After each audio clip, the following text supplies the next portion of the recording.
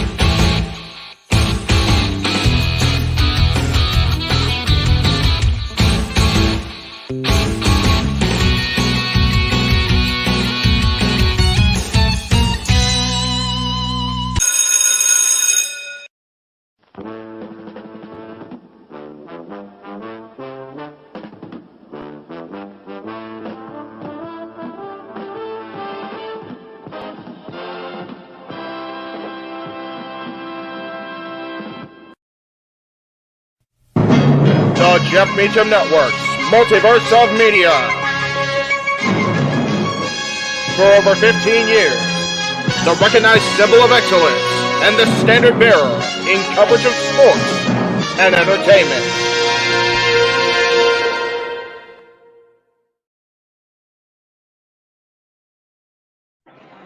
Oh, okay. I wasn't trying to be on screen right now, but sure. Hi, everybody. Welcome to our coverage of All Out. I purposely had myself off screen, but I don't know why I got put back on. I guess JD was trying to make a haha with me. That's cool. I am, as it says on my little hut, outside of Toad Hall in Fantasyland, Disneyland, USA. I'm going to go ahead and bring in the crew right now. JJ, if you're a producer, go and bring yourself in because these buttons are there. Hi, there. Did you put me back in and not show me? I did. I thought it would be hilarious to have you welcome everybody to the watch along since you're the man whose name is on the marquee. You are the Meacham. I am the man on the marquee. That's true. And I am outside. Oh, they're my buddies in line for Mr. Toad's Wild Ride. Yeah, it's definitely a different day than yesterday, to say the very least. But I am happy. It's been a wonderful day. Little on the warm side, more than we expected. But looking forward to how things go and how AEW moves forward tonight. And yes, everybody, for love of God, read the ticker. That is the warning. Yeah. So. Well, you brought me in. Why don't you introduce your commentator extraordinaire? I'm going to. I was trying to make sure I listened to what you said. I didn't want to step on toes because I can't hear with the spit over here in this land of fantasy. So, joining us as well in the stream, of course, calling the action as only his spectacular voice can do, despite being a simple man. He is our favorite man of simplicity, Noah Foster. Noah, hello, my friend. It is, as always, it's always wonderful to see you, but being surrounded by, as JJ so eloquently dubbed it many years ago, my Wusa place, it's an even better way to get a smile out of me on any given day. But today, with the day we're facing, gentlemen, it's going to be a fun call. I have a feeling based on the card they've laid out, and I get to enjoy the surroundings of the happiest place on earth, the most magical kingdom of the happiest place on earth at that. So there you go. Noah, good to see you, my friend. Good to be seen, as JJ would say. And it's always good to lend my talents and my passion and my overall fandom, of course, the JMN Multiverse of Media. So with that being said, I'm looking very forward to tonight's festivities, and it certainly should be an interesting pay-per-view tonight. Absolutely. I'm looking forward to this, but with the results and everything that have occurred the last couple of days, I think I'm looking forward to it for all the wrong reasons. Yeah. So I'm not really sure exactly how that's going to play into effect, but we will definitely see how things go and things develop over the next probably 4.5 hours, knowing Tony Khan. 3 hours, 58 minutes, and 30 seconds, of course. And we are right now 56 minutes and 38 seconds going live on pay-per-view from the United Center in Chicago, Illinois. It's the All Out 0 hour. Continues to ensue with our wrestle-ons. Of course, Renee Paquette and RJ City that are currently talking about the card. And Ryan, I got 4 hours of sleep, so I'll be fine. I don't work tomorrow. It's Labor Day, so I'll be sleeping in once the festivities end tonight, I assure you. Matt, thank you for that. Always good to be here. Always good to see you. And it looks like, speaking of being seen, yeah, I can imagine what the American Dragon thinks of what the assault was to Rick of the Dragon Steamboat. Yeah. Jay, you'll understand this, obviously, more being a parkour more than Noah by a lot. There are so many guests in this park. There have been characters roaming around all day just to pass time for people to take pictures in between these long lines. I don't doubt it. Very quickly, we want to give a thank you to Daniel, who super chatted before we even came on the air. Says, after AEW All Out, I am literally going to make some changes to Facebook fan page that I run. Plus, I will be posting a live stream at 9 o'clock. So there you go. Go check Daniel out at 9 o'clock. I believe that would be midnight Eastern. You know, he's a big supporter of the channel. He's been giving $5 super chats prior to us going on the air a lot here lately. So thank you, Daniel. It has not gone unnoticed. We definitely appreciate it. Yeah, I don't know how long I'm able to stay on because it's only going to get louder. And the fact the internet's this good right now is good. It's been very spotty all day, so I will pop off real quick here. I did promise Multiverse Media that if I could pop in the beginning, I would, and I have fulfilled my promise. I can't thank the Multiverse Media enough. Yesterday was a struggle. Last night's show was challenging, but again, I appreciate the efforts of this man for all the hard work he did in the research on that show. So I can't thank you enough, Jay. Noah, you and Jay together had a masterful call yesterday, so thank you both again for that. We're gonna move forward with this, and hopefully this is the beginning of the road to recovery for AEW, not its final march along its green mile with any luck. So thank you both again. Whoever comes into the chat room tonight, much appreciated. Send those super chats JJ's and my way, for the love of God, please. And I'll try to catch you guys after the show, because at 8 o'clock it should be a little less, if it goes Tony time, 9 o'clock if we're being real. Hopefully we'll be able to catch you guys at the end of the show. If not, I'll be on Meech's Musings tomorrow afternoon. Love you guys. Thank you. Yep. Take it easy, boss man. Have fun, Jeff. As right now they talk about, of course, the over the budget battle royale, where the winner will get $50,000 to give to their charity. As Prince Nana says, the charity of the Mogul Embassy will be what fries tonight and profits after the Mogul Embassy wins the Casino Battle Royale. And again, we have no idea what the Prince Front list is, but you got Brian Cage, you got the Gates of Agony, Toa Leona, and Bishop Khan. That already gives Prince Nana 3 bodies to rely on. And there you go. It's all about the odds. The odds in battle royals are extremely important. Looks like we see the best friends, Trent and Chuck, coming out. Looks like that's what we're going to start out with, is this battle royal, because I know they're not announced for a match on the 0 hour. No. Hello, Datella. We see you in the chat room. I like Smash Mouth a little bit. Right. They've got a few songs that I like, mostly the songs they've done for the movies, All Star, their cover of the Beatles, Getting Better from Cat in the Hat, Can't Get Enough of You Baby from Can't Hardly Wait. Of course, they had Till the Morning Comes also. Got a few I liked. I personally like Walking in the Sun, but will the best friends be walking in the sunshine with $50,000 towards a noble cause? As I just got the best friends coming down to the ring, and you see the bodies along ringside. We got the former Jiggle Preach Society, Dying Castle. Oh, Jesus. Lord. Oh, no. Apparently he's entered hospice care and it's not looking good. That's why she's asking. Apparently the lead singer of Smash Mouth is fading fast. Oh, dear. Yesterday, Jimmy Buffett, and now we could have the lead singer from Smash Mouth 2 today. Well, they say they go in 3s. That's 2. God help us. Who's the 3rd going to be?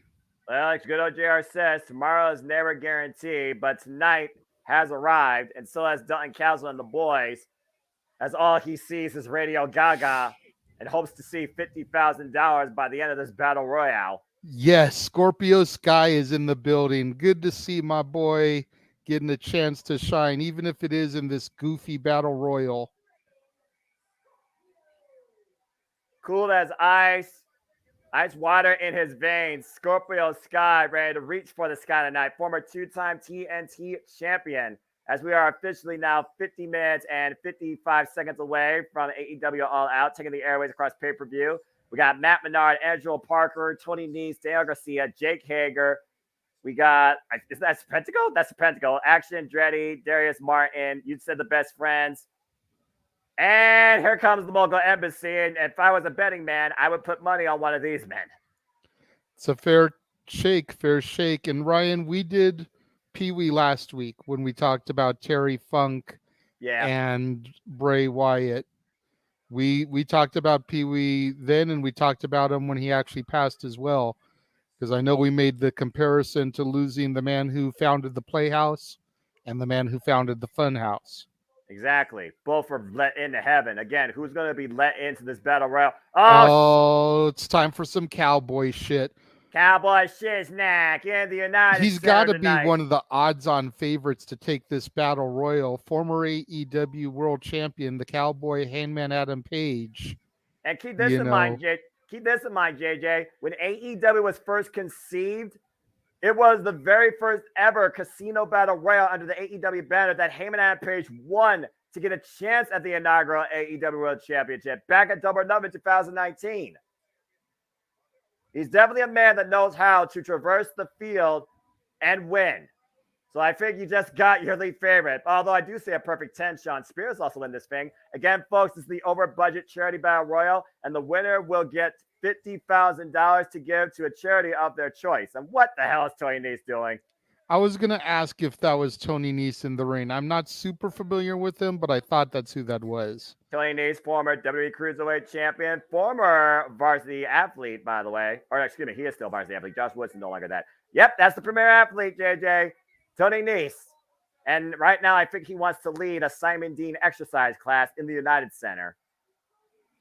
Give me a break. You really expect the city known for deep dish pizza and Chicago dogs to work out alongside you? Tony Nese seems to be challenging everyone to get in the ring so we can start this battle royal rolling. There's 20 men in this battle royale. Is everybody not there yet? Is that why we're not getting in? I think Tony Nese is just trying to make everybody believe in his exercise gimmick. Clock at 48 minutes and 15 seconds on my screen, by the way, JJ. I think you're slightly ahead. So where are you at? I'm at 47:50, but it's also just That's the fine. pre-show. So Yeah, I know. We're good. We'll talk more about it later. I just want yeah, I was going to say, as long as everyone is in sync for the main thing, and there goes Tony Nese, real quick and in a hurry. And I'm going to see that here shortly as Tony Nese looks to give us a push-up example. 1, 2. I mean, if everybody can believe in Bo Dallas, if everyone can believe in Joe Hendry, why can't we believe in Tony Nese? I'm just saying. Because Tony Nese just got eliminated via crowd surfing and fell on the lawyer. And that leaves 19. Well, so much for Smart Mark Sterling getting a $50,000 profit to his firm. Never trust a lawyer to donate to charity. I'm just saying. No. Again, $50,000, JJ. I gotta ask you, brother. We are across the JMN Multiverse of Media are very cherishable towards our entire multiverse and the fans that support us and the viewers that watch us all over YouTube. If we had $50,000 to donate to a charity or to a noble cause, what would you donate it to? That's a good question. Well, I would probably donate half of it to some type of epilepsy charity. As a guy that has had epilepsy all his life since I was about 10 months old. God bless you. The rest of it, I'd probably donate to, like the Owen Hart Foundation or something like that to help, wrestler charities that have been set up in their names. I'm not sure if there's one for Brody Lee or something like that. Spread it out, to the sport that's given me so much entertainment these last 25 years. Okay, I'm going to pause at 46 on my clock. Let me know when you get to 46. You got it, brother. Oh, by Sir Pensico. Let's hear it for the hardest working man in AEW history with a record of 0 and 101. 4, 3, 2, 1. 46 mark. All right, there we go. Perfect. I really appreciate that comment, JJ. I think for me, because I know my mom's love of animals and all of Earth's creatures, I probably would donate. Oh, any neck breaker over the knee. I probably would donate that money to the Humane Society because I know how passionate she is about, especially dogs and cats and animals. And then I think I would probably give half of it back to the wrestling industry because at the end of the day, the people, the hardworking men and women, they don't get enough respect. They don't get enough support for the test of their mental and physical well-being. I don't necessarily there's just one straight up fun I would give to, but that would probably be a couple of initial ideas that I would do if I had that sort of money for charity. And I do mean that for charity, period. Yeah, I would definitely spread it out if there's more than one, but Owen Hart is the first one that came to mind. And then, like I said, I'm not sure if something was set up for Brody Lee or, Eddie Guerrero or anything like that. But if there are those type of things, Jesus, we've got to dance off with Daniel Garcia. Cape Rayer says he'd give it to Red Cross or Make-A-Wish. That's also noble causes as well. I do think Amanda Hubert a while back did set up something for aspiring pro wrestlers in the name of Brody Lee. That still goes on today. Part of, I think, AEW out there. What the fuck? And then Daniel says he'd donate the money to autism awareness and the other half would go to JoJo and her kids.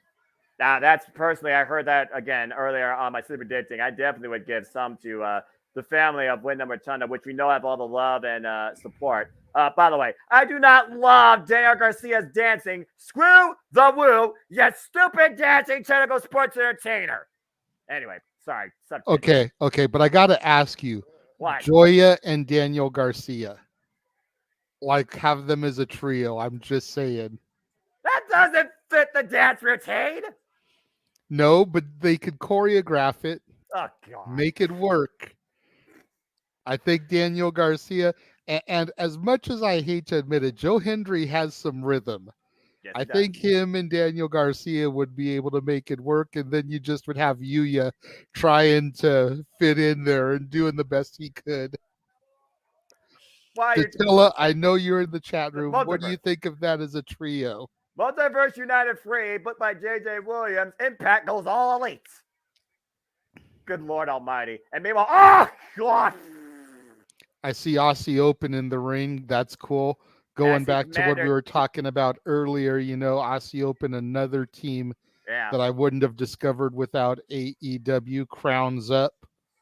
United Empire represents the former Ring of Honor Tag Team Champions, and of course, those titles will be on the line tonight as they are defended by Adam Cole and MJF, baby, against Dark Orders, Alex Reynolds, and John Silver, while Don Castle was saved by his boys from elimination, and Cool Angelo Parker kept leaving. Oh, God, what a right!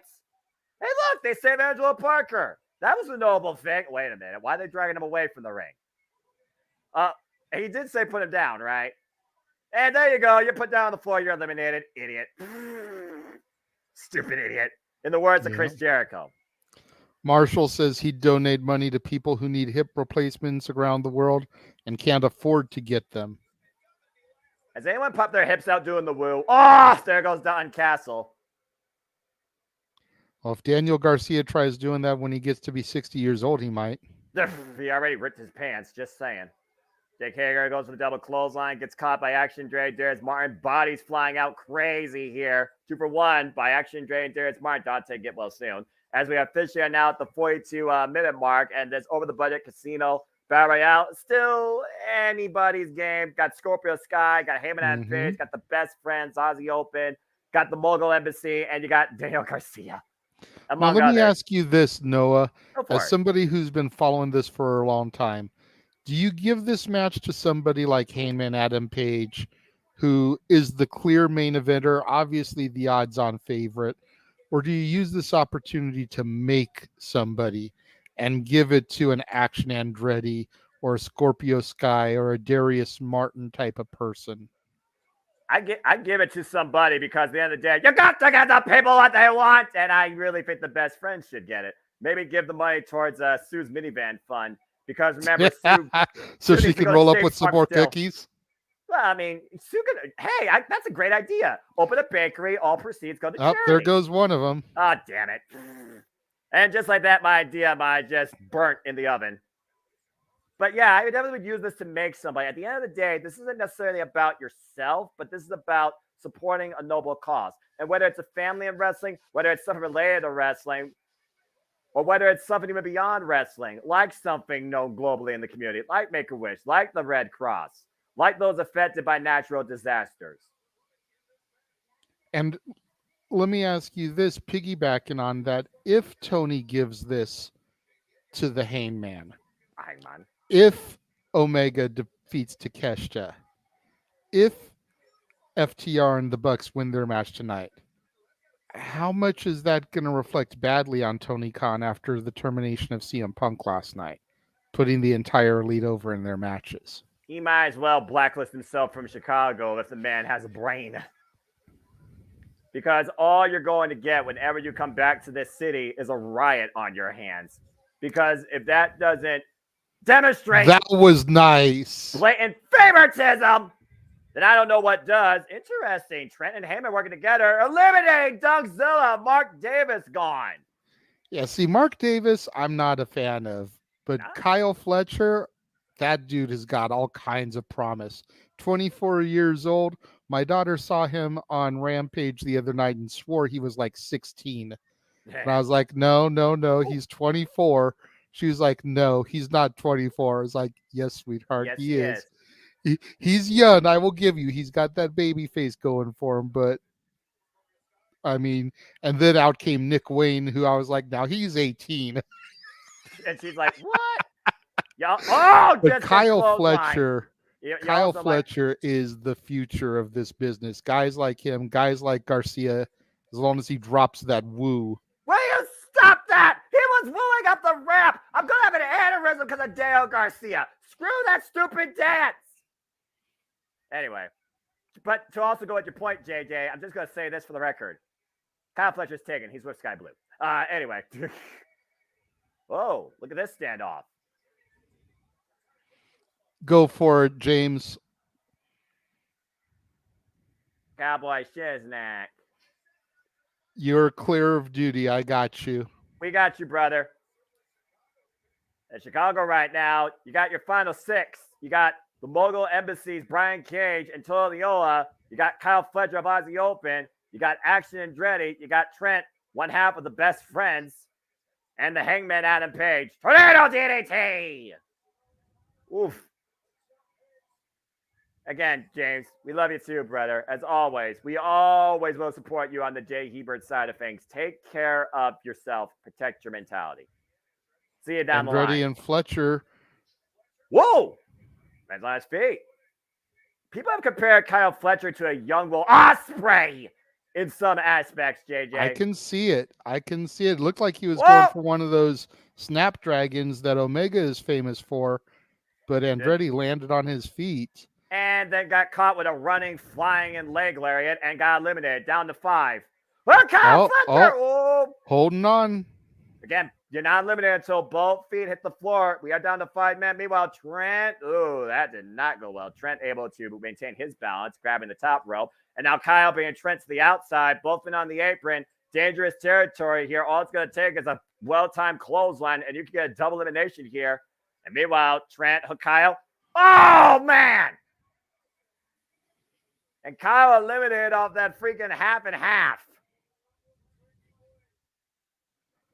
Trent Beretta now trapped between 2/3 of the Mogul Embassy.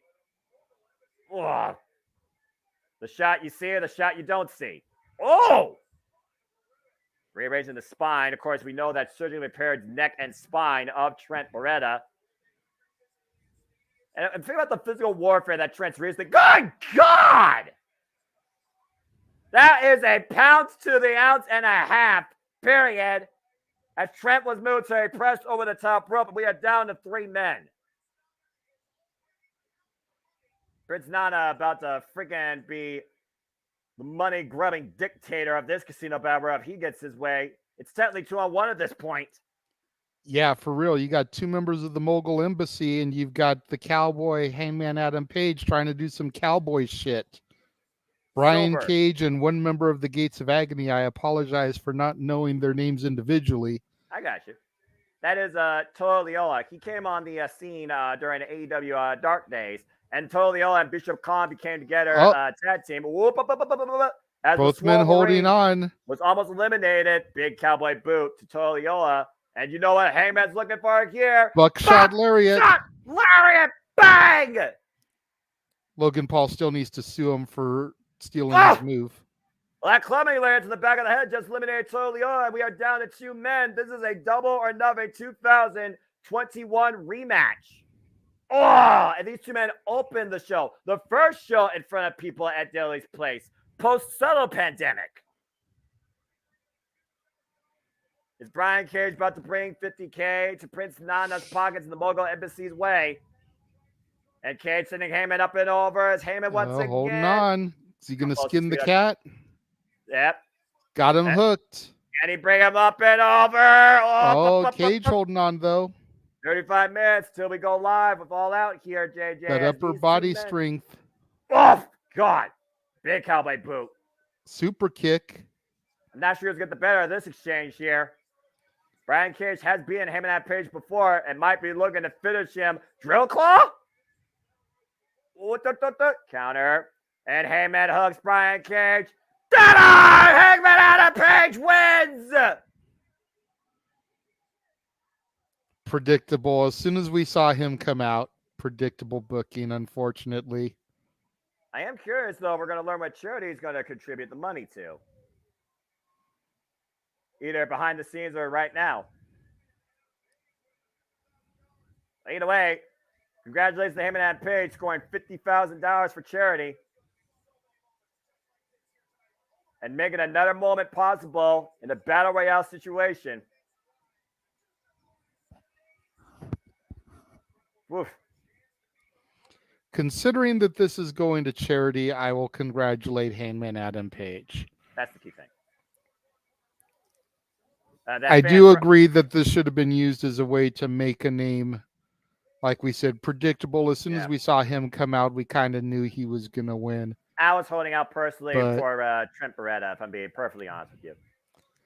Well, I mean, as it started to dwindle down, somebody like Kyle Fletcher would have been a huge coup for, True, you former figure he challenge. survived to like the final 5 or 6 there. Yeah, and he had a good strong show, and of course Kyle Fletcher, our previous challenger for Orange Cassidy's AEW International Championship, which will main event tonight's pay-per-view, and will be Orange Cassidy's 32nd defense against Jon Moxley. And that's so awesome for him. Orange Cassidy definitely deserves it. He's been a fighting champion. Him and Jade Cargill have been like two of the best champions I have seen in AEW. It's a fair point. You think about the star quality power of Jade Cargill. You think about the work ethic and the passion of the AEW International Champion. I would dare say Orange Cassidy's been the best champion this company has had. Well, that was quite a fun start. Nice to see some familiar faces. Scorpio Sky, I'm sure we'll see him soon enough again on Collisions. We're 32:30 away from leaving the 0 hour and going to pay-per-view. That was a fun way to kick off the show, and I think that girl in the orange hair definitely agrees with JJ Simmons. But again, it was about charity, so it is what it is. Congratulations to whoever cause the Heyman and Page chooses. And that's who truly is the winner there. And while Renee Paquette and RJ City talk here for a moment, I do want to take this opportunity and wish a happy birthday to one of Noah's favorite All Elite talents, as it is the Bunny's birthday today. Yay, Allie. Very happy for the Bunny. I hope that she has a wonderful, spectacular day. Keep stepping, keep hopping. Of course, the 16-year veteran of the game, former Knockouts World Champion, former Shimmer Tag Team Champion, and of course, previously involved in AEW, one of the best AEW tag team matches ever in that crazy-ass street fight at New Year's Smash against Anna Jay and Ty Conti at the time, with her running mate Penelope Ford. Go back and rewatch that match, folks. Speaking of matches, again, JJ, it's a stacked card tonight. TNT Championship, Luchasaurus and Christian Cage. Luchasaurus defends the gold against Darby Allin. TBS Championship on the last. Chris Stanton looks to finally beat Ruby Soho one-on-one. It's been unable to at this point. And of course, we have Kenny Omega going one-on-one against Konosuke Takeshita for the first time ever in AEW, as Don Callis looks to try and terminate Kenny Omega once and for all. And so much more still to come here tonight on this pay-per-view, as we're still counting down the minutes and the seconds here on the 0 hour. Anyway, let's go ahead and get back down to the ring as we prepare for some women's trios actions that I think could have serious Ring of Honor Women's World Championship implications. I couldn't agree more. Let's go ahead and get things going, as we welcome in first the former two-time AEW Women's World Champion. You know who she is. She's the Shining Samurai, Hikaru Shida. As Bobby Cruz with introductions, as Honor is real.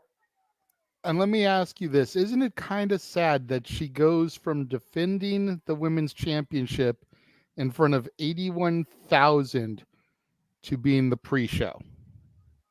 It is an unfortunate state of affairs, if I'm being perfectly honest with you. I mean, she had the moment, but she didn't get the run that she deserved. But talk about run. What sort of run has Willow Nightingale been on this year, JJ? The first very strong women's champion and a match of the year contender against Athena for the Ring of Honor Women's World Championship. Dude, Willow Nightingale went from being, in my personal opinion, and I'm not trying to disrespect, Please, AEW's resident women's jobber to being on the cusp of greatness. And all it took was her defeating Mercedes Moné in Long Beach. And that I also want one victory changed her entire trajectory as far as AEW went. Well, again, momentum has favored Willow Nightingale strong this year, and also has favored Sky Blue this year, of course. Sky Blue and Willow Nightingale, by the way, are undefeated as a tag team. But it's nice to see Shida alongside here against this trio of, let's just say, bad blood against particularly Sky Blue and Willow Nightingale. Yeah, it's nice to see Shida along for the ride, but I feel like Tony maybe felt a little bit guilty. Like, I think so too. I feel like he needed to do something with her, so she just kind of got thrown in here. honestly, I'd kind of like to see Red Velvet, Sky Blue, and Layla Gray as a trio team. Yeah, I wouldn't And mind yes, that I'm too. totally just working off of the color scheme here, but Red Velvet and Sky Blue and Gray, like, Yeah. it just sounds like it would be some kind of easy marketing scheme. How's this for a marketing scheme? Say hello to Athena and her minion, Billy Starks. Athena, of course, the self-proclaimed forever Ring of Honor Women's World Champion. I like the matching gear, by the way, by Diamante and Mercedes Martinez. As the Diamante and Mercedes Martinez, of course, won their tag team debut on AEW Collision. What's funny about this trio, JJ? Athena took the Ring of Honor Women's World Championship from Mercedes Martinez last year at Final Battle. And Athena's last defense was against Diamante, where not only she won, she told Diamante, you need to do something different. It doesn't matter whether it's AEW, Independence, Joshi Pro, whatever name you want to throw. No one's been able to defeat the Fallen Goddess for that title. Oh, tick tock, time is running up for Athena, the former Ember Moon, and I think the woman who is eventually going to dethrone her is wearing blue, silver with red stars on her gear. You see at the bottom of your screen, of course, you want to be part of the conversation. Again, hashtag AW all out, and you still have time to buy this pay-per-view or try and Google it, whatever you want to. And Athena just throws Diamante into the fire. Go figure. And to your point, JJ, Athena has beaten both Little Nightingale and Sky Blue while defending the Ring of Honor Women's World Championship. She actually handed Sky Blue her first loss in Ring of Honor back in February. And meanwhile, Sky Blue ascended the Chicago skyline, looking to fly. Whoa. Good cross body. Takes out all three women at once. Again, the hometown pump, the hometown hype for one Sky Blue. Yeah, and again, like I mentioned on Simply Predicting, I feel they have to give her the big moment here. With the termination, untimely as it was, of CM Punk yesterday, if they are going to satiate this Chicago crowd, Sky Blue needs to come up huge here. And I would have Sky Blue pin Athena to potentially set up something either on ROH TV, or if they want to slow build it to Final Battle and just started with her pinfall here. But I would pull that trigger tonight.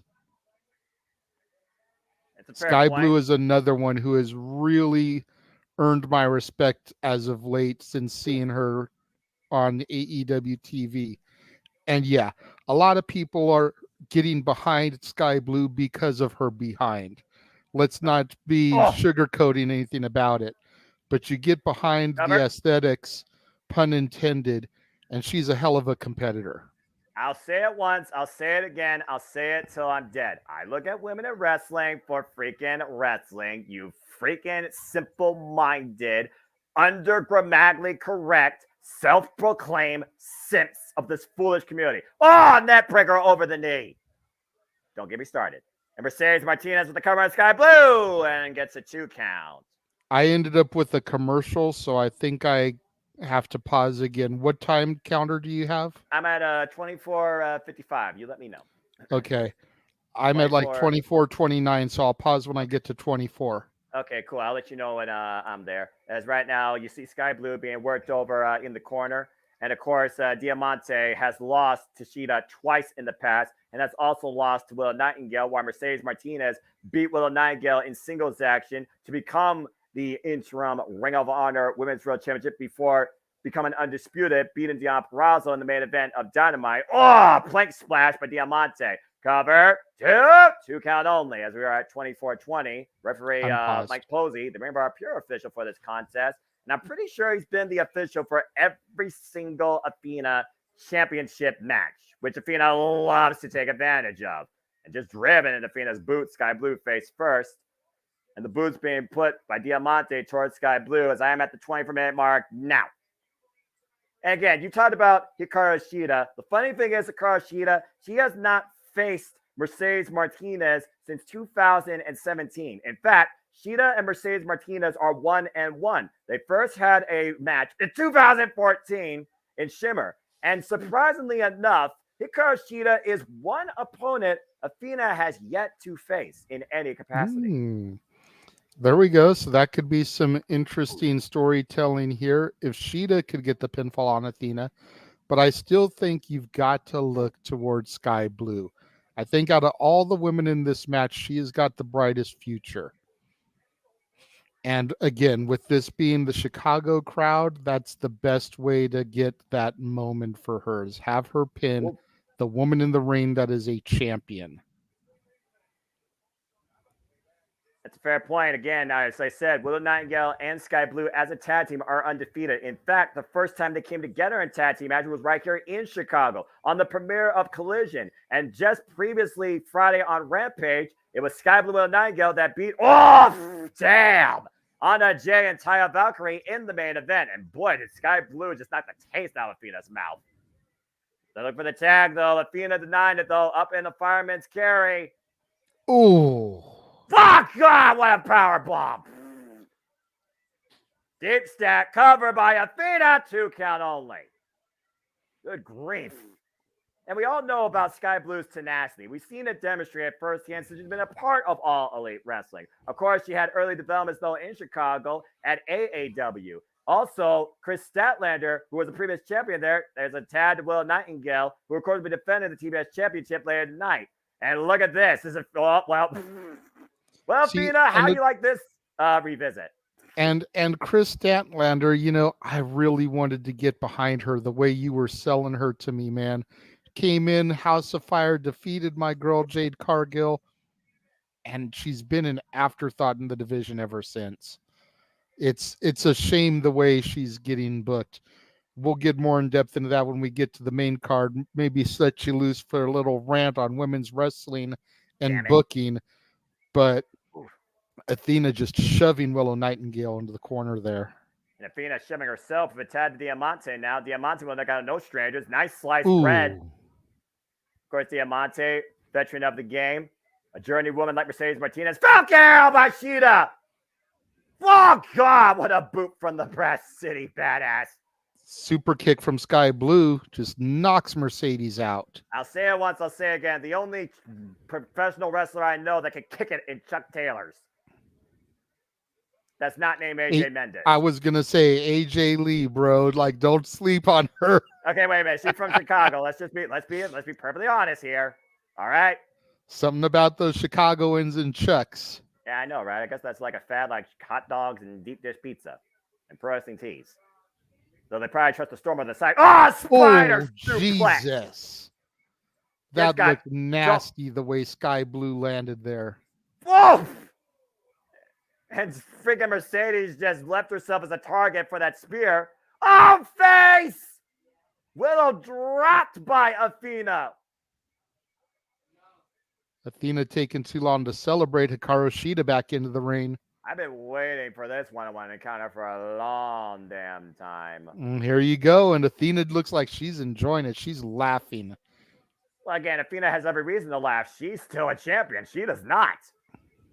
But also, Shida was part of the biggest event in wrestling history. Athena wasn't. So what does that say to the caliber of athlete and star power that Shida possesses over Athena?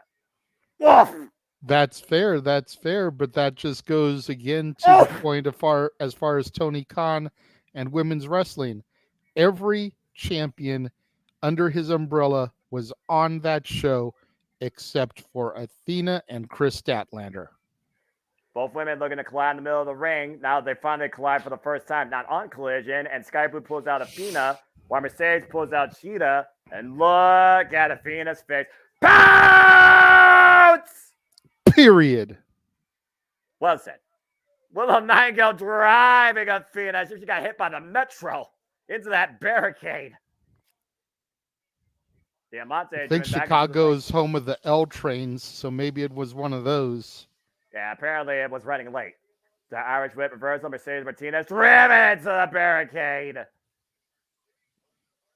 And now Diamante wearing down Willow Nightingale. Diamante and Willow are the two competitors in this match for those that are keeping track. And But notice, sir, who's the only person on the rain apron? Just got the tag, Sky Blue. The super kick, Death by Driver combo. Sky Blue is legal. To your point, JJ. Looking to hook Diamante up off the ropes. Might be looking for the Code Blue cover 2. It's Sky Blue at the win. Little bit of a sloppy Code Blue, not going to lie, but Sky Blue got the moment in Chicago, just like I said that she should. Congratulations to the young woman and the rest of her team. Sky Blue with a 9-gun hit Karoshita, their first time outing as a trio, wins tonight during the 0 hour AEW All Out. And Athena right now a bit apoplectic as her minion gives her back her Ring of Honor Women's World Championship. All I'm going to say is, Athena, watch out, because Sky Blue is not done with you. Congratulations to the homecomer once again. Sky Blue wins in Chicago. Yes, and to Cape Rayer's question, Jade is not injured. She's just kind of doing her thing. She took her loss to Chris Statlander, and she's just kind of, at the end of the day, she makes enough money in side endeavors that she never has to wrestle for AEW again. So if she comes back, it's because she wants to. I follow her on Instagram. She is there tonight. Will she make a return? We'll see. Speaking of But making a return, she is there at least as a spectator tonight in Chicago. You want to talk about return, JJ? How about the return of one of the most intense, violent individuals that has re-signed to AEW and is trying to bring Los Fascinables back to the main event, back to glory? Roosh is trying to re-establish Preston Vance and Dralistical's violent mentality. Oh boy. This is awesome to see. I like Roosh. This is what Legado del Fantasma needs to do to Rey Mysterio. What you're seeing from Roosh on this screen is what Santos needs to become. No pasa nada, perros. As Los Fascinables looks to take over AEW, and you hope the same for Santos Escobar for WWE, we'll see what happens first. I'll tell you one thing, there will be no tranquilo. I tell you, whenever you see Roos, you are facing a competitor of a whole nother level, period. Agreed.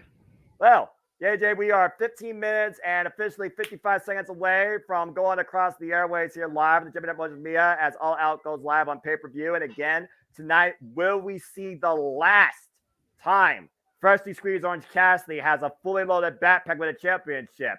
And will a paradigm shift occur at the hands of Jon Moxley? And with 15 minutes left, once this Orange Cassidy video package is over, you know what it's time for, sir. It is time for the match that you have most been looking forward to tonight. As the chosen one. JEFF, JARRETT. I heard you do his name on Simply Predicting. Steps in the ring alongside Jay Lethal and Satnam Singh to challenge the Acclaimed and Daddy Ass for the Trios titles. With Dennis Rodman in the Acclaimed corner and that freaking witch in Jarrett Company corner. Please let Aubrey Edwards be the official. Oh, hell no. Yes! That's how you carry out justice. Here's my issue with this match. Okay, go for it. Why isn't this on the main card? Why are you going to put Rodman on the 0 hour? I don't know. You are bringing out the NBA's biggest bad boy, the Worm, a man who won multiple championships with the Chicago Bulls, that ran with Jordan and Pippen. He is coming home. He is coming back to wrestling. Member of the new world order, just like Jeff Jarrett was. But I'm not going there. And you're having him on the 0 hour. It's a weird dilemma. I mean, let's be real. Rodman is going to pop a rating, but he's not going to make people spend $50 to buy the show. And neither is Making a Slam Dunk going to do that either. You know, it's like if you're bringing him on the 0 hour because you think it's going to get people to buy the pay-per-view, you fail because that's not going to work. Oh shit. He's wearing a Detroit Pistons jersey. What the hell is going on with Sanjay Dutt? I don't know. I think Sanjay's lost his mind ever since the Guru gimmick in TNA, if I'm perfectly honest with you. Of course, former NBA player Satnam Singh doesn't even need to get off his vertical base. Just deflated the ball. The sheer power of Satnam Singh. Imagine that being your head that he just crushed. Eat your heart out, Great Khali. Jay Lethal now making his way out center stage. I know who's the away team versus the home team in this match. Oh, yeah, definitely. You will never find me commentate a basketball game. I guarantee you that. I might as well, though. I'm just waiting for the buzzer beater. And who's going to get Scissor Me Timbers? Please be caring. And here comes... Oh, bleh. Could we see Jeff Jarrett finally obtain gold in AEW and become a trios champion as their first shot, this trio, going after the AEW World Trios titles? Well, botch. He is already a champion. He is the holder of the Texas Chainsaw Massacre Championship. That doesn't freaking... Does the FTW title count? Damn it. Thank you, Noah. But I digress. Buy the t-shirt. We all know I did. I hate that. You're right. But I also love this trio. As do I. I love the Acclaimed. They are so good. And it's so great to see Daddy Ass with tag team gold once again. Let's hear this mic pink that JJ. Straps are awesome. Agree. There.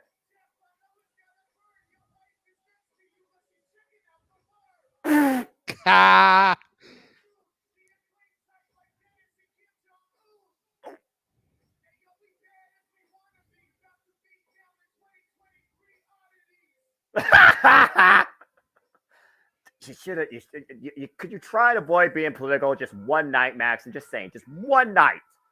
So my question is, will Rodzilla scissor them? I don't know. As Daddy Ass just got weird with the new custom belts that actually scissor. I cannot believe I just said that. What the hell is my life? Are you going to buy one of those replica belts, Noah? No, I'm too frugal. Oh, crap. Daddy Ass has a mic. Wait. What's the problem? Daddy Ass is his own referee? What? Mike Posey ain't it? Who's the ref? Hey, Happy Efforts! Uh-oh. Boo! Shenanigans. Let's hear it for Aubrey, who is 1-0 and will damn sure take care of the witch and keep her in her place. Shenanigans. The most integral referee in the AEW Ref Corps. Shenanigans. There's no shenanigans. There's pure fairness. Bell rings were underway. You gotta watch out for that witch, that conniving evil bitch trying to put a spell on this match, and you want to have a fair outcome. You put Aubrey Edwards in the mix, and that's no insult. That's just a fact of life. Call that a mic drop if you want. And Bowens right now sizzle right. Got Anthony Bowens and Jay Lethal. We got Max Caster and Jeff Jarrett. Got Satnam Singh and Daddy Ass. We got Karen Jarrett standing there looking pretty. Got Rodzilla looking clueless, and you got Aubrey Edwards doing nothing. This sounds like a bad joke, but I think I know who's about to get Scissor Me Timbers. Good God. Uh-oh. Well, Anthony Bowens looking to hit the mark. Scissor Me Timbers, Jeff Jarrett. Yeah, get him out, Aubrey. Hey, too many men in the ring. Get him out. Count. They got a 10 count. Even Aubrey's aware of that. Oh, and the Acclaim with their own stroke. She's not doing much to get him out. She would have thrown Jarrett out of the ring by now. No, she wouldn't have. She would have Yes, she would chastised the have. man for freaking trying to get up in her face. Oh, man, big right by Max Caster to Jay Lethal. And Satnam Singh with a cheap shot. Again, you Telling can't him call to what you sit can't your see. ass down. You can't call what you can't see, all right? And right now we're at the 8-minute and 20-second mark. Aubrey, turn around! The wretched witch! She's getting involved! Burn her at the stake! Hey, You Jeff just Jarrett, said she can't call what she can't see. Well, she needs VAR, and I know we're not in England, but damn it! That's not great. She's watching Jarrett with better moves than Daniel Garcia. That's for damn sure. How dare you? Even I will say Daniel Garcia's got better hips than Jeff Jarrett. Swinging net breaker by Jay Lethal. I knew this match was going to bring out the worst in me. At least you get it out before the show really starts. Fair enough. Dadgummit. And Jay Lethal taking control of Max Caster in the corner. Funny enough, this is Jeff Jarrett, Jay Lethal's. Oh my gosh. The funny thing is, this is the third time we're seeing this trio actually in action with Satnam Singh. They previously beat the Best Friends, and they beat Anthony Bowens and Billy Gunn in a tag team match at Holiday Bash 2022. But this is Jeff Jarrett and Jay Lethal, particularly 5th chance at gold in AEW as a tag team. Oh! Center of the ring, Jeff Jarrett takes control, takes Daddy Ass off the apron. Oy vey. There's a lot of combustible elements here, just like the combustible contract sign we saw with Miro Powers Hobbs. And Max Caster might be looking for a sleeper. And Jeff Jarrett, oof! Up and over with that side belly to back suplex. Bad drop driver, bad drop suplex, whatever the hell you want to call it. I call it effective. And we have a stalemate currency going on. And someone put that sign away. House of Ass. Oh my God. And look at Karen Jarrett. Doesn't she just look like the epitome of elegance out there at ringside? Yeah, she looks like she wrapped herself up in tinfoil. Anthony Bowens right now with the short-range clotheslines and a kick right to the knee. Takes Satnam Singh off the apron, still lands on his feet. 1 in a billion, still with a vertical base. And Anthony Bowens just throwing fists. Oh, Jay Lethal, standing switch. Jay Lethal, former Ring of Honor tag team, Ring of Honor television, Ring of Honor world champion. Oh, man. Well, you know, in the land of Oz, the Tin Man had no heart. And when you're running with Jarrett and co., you got to be heartless, too. Fair point. Maybe that's the reason they've been together. And again, Karen gets involved on the behalf of her husband. Focus, but Aubrey Bowens. Doesn't call it because she can't see it. Well, someone get instant replay. The NBA has that. What's a worm doing at freaking ringside? Tad to Daddy Ass. I'm surprised that Dennis Rodman has not gotten involved in any capacity here. And oh boy. Billy Gunn and Satnam Singh trading back from Holiday Bash. Oh, God, look at that big boot. Barely had to lift his leg up to connect with it. And that was a choke slam as high as the Chicago skyline. For real, you want to talk about south of heaven? Yeah, talk about choke slam coming from the top of the Sears Tower. Hey, wait a minute. What the hell is she doing? Standing by her man. Busted! Oh, crap. Busted! Karen's hand caught in the cookie jar. Eject her! Eject her!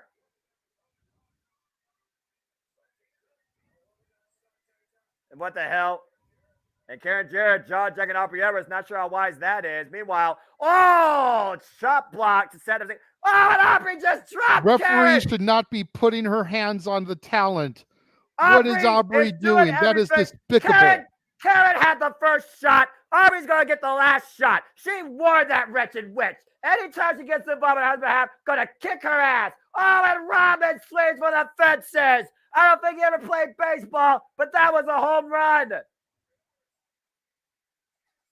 Ari Evans didn't see it. I mean, you just see the destructive property. He is holding the broken guitar in his hand. What does she need to see? And for all you know, Jay Lethal gave it to him. The lethal injection denied. Meanwhile, Daddy Ads kicked to the midsection, and the predecessor connects. Again, you can't call what you can't see. I do see this. There's the arrival by Anthony Bowens and Max Caster looking to deliver the final verse. There's the tag. It's legal. And that's a mic drop. Here's the cover. Till the Acclaim retain. Jesus, Thank you, you want to Aubrey. talk about talent phoning shit in? Dennis Rodman, what a waste of fucking money. Hey, he still got paid for it. I can already hear Karen Jarrett right now just screaming. Someone silence the banshee. Aubrey Edwards equals shenanigans. We need a just and fair official for a Jarrett match. God damn it. Okay, let's get on Hebner. I'm sure he'll be impartial. Be better than Aubrey Edwards. I mean, he does have seniority. He also got tenure. And there's your answer as the worm just scissored the Acclaim. Oh, God. Dennis Rodman and the Acclaim stand tall at the 3-minute mark here in the final quarter of the AEW All Out 0 Hour. Congratulations to Daddy Ass, 70 Bullets, and Matt Caster, still scissoring with the AEW Trios Championships. And everyone loves it. Oh, God. And again, folks, we will be going live across the airways here and across pay-per-view worldwide in 2 minutes and 35 seconds. AEW All Out as everybody gets their pre-show scissoring in order. This match not brought to you by Office Max with a dumb graphic or mascot. Oh, my gosh. That just goes to show you don't need everything branded.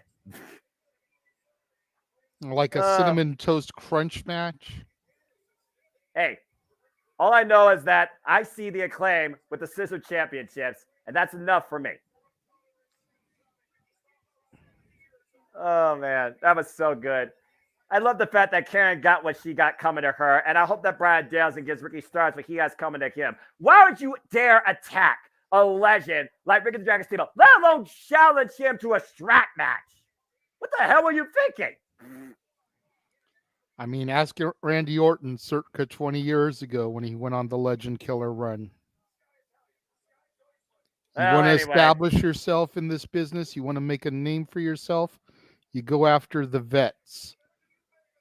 Fair enough. It's all about who you've beaten. You know? Ooh, I'm Joe Blow from Kokomo, and I wrestled and defeated a guy that works at a mini mall during the day. Or I'm absolute Ricky fucking Starks and I just beat Ricky the Dragon Steamboat. Who are you going to take more seriously? Absolutely, Ricky Starks. But also, speaking of taking things seriously, how serious can we actually believe in the friendship, in the chemistry that has developed between MJF and Adam Cole, baby, culminated with a double clothesline and closing the biggest event in wrestling history. Why Alex Reynolds and John Silver calls that absolute BS and calls it a charade. And John Silver and Alex Reynolds has yet to be tag team champions in AEW or Ring of Honor. They say that they are true best friends. And to be fair, Dark Order has been tag team champions, particularly these two, in 3 previous promotions, including ZCW. Again, what will win this match? Will it be friendship? Will it be chemistry? Or will it truly be the better team in wrestling? Or will it be outside shenanigans that costs a match, allowing the other side to prevail? Because you got to think about Roddy Strong and the Kingdom and where they are in all of this. Exactly. That Kingdom Come as I got the FBI warning because JJ, you know It we're is about time. to do. Yes, time for me to switch over to the Bleacher Report. Yep. And you keep me posted as I bring everybody in because now, after the biggest event in wrestling history, when all in Wembley, we witness the aftermath from Chicago at All Out. It's Sunday. You know what that means. AEW takes the airways once again on pay-per-view, back-to-back weekends too, as we come to you from the United States, Chicago, Illinois. This is AEW All Out. Welcome to the show. Hello, everybody. Welcome once again to another JMN Multiverse of Media live watch event. You know what this is, for I'm the man of the brand and the voice of the JMN. And my name is Noah Foster. With me, of course, tonight is the renegade of wrestling, the founder, the leader, the creator of Cosmetic Studios, one of the dads not always on wrestling, Jeff Jarrett's biggest fan. He is JJ Williams. JJ, ready to go tonight? And it looks like we are starting off with the tag team titles, sir. The Ring of Honor tag team titles. And yes, I do have my card, as I did at one point officially join the Dark Order. And shout out to everybody that's watching us across the entire Multiverse of Media. Thank you for tuning in to another Jeff Nerd Live Watch event. Please like, subscribe, comment, and tell a friend. We are here for you the entire duration of this show. And prayer goes off without a hitch. Alex Reynolds, John Silver, winners of the Rampage Tag Team Battle Royal, eliminating the best friends in the end. Bringing out a newfound aggression brought out by the Righteous at the hands of Stu Grayson, Vincent, and Dutch at that fight without honor at Death Before Dishonor. Evil Uno leading the way for his troops to the ring. And of course, the Dark Order that was heavily influenced by the late, great Brody Lee have yet to hold gold in All Elite Wrestling. And now they have a chance at the Ring of Honor Tag Team Championships. We saw what happened when MJF and Adam Cole came together for the first time ever in a tag team title match.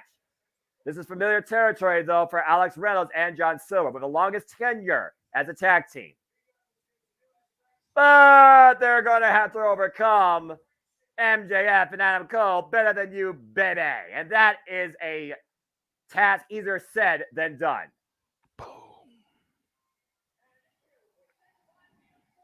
Look at that. I'm going to be honest, JJ. I never thought in my life I would see MJF and Adam Cole standing side by side as the Ring of Honor World Tag Team Champions, let alone MJF is still the AEW World Championship as he bears both belts around his waist. Yeah, I agree. This definitely was not on my 2023 professional wrestling bingo card.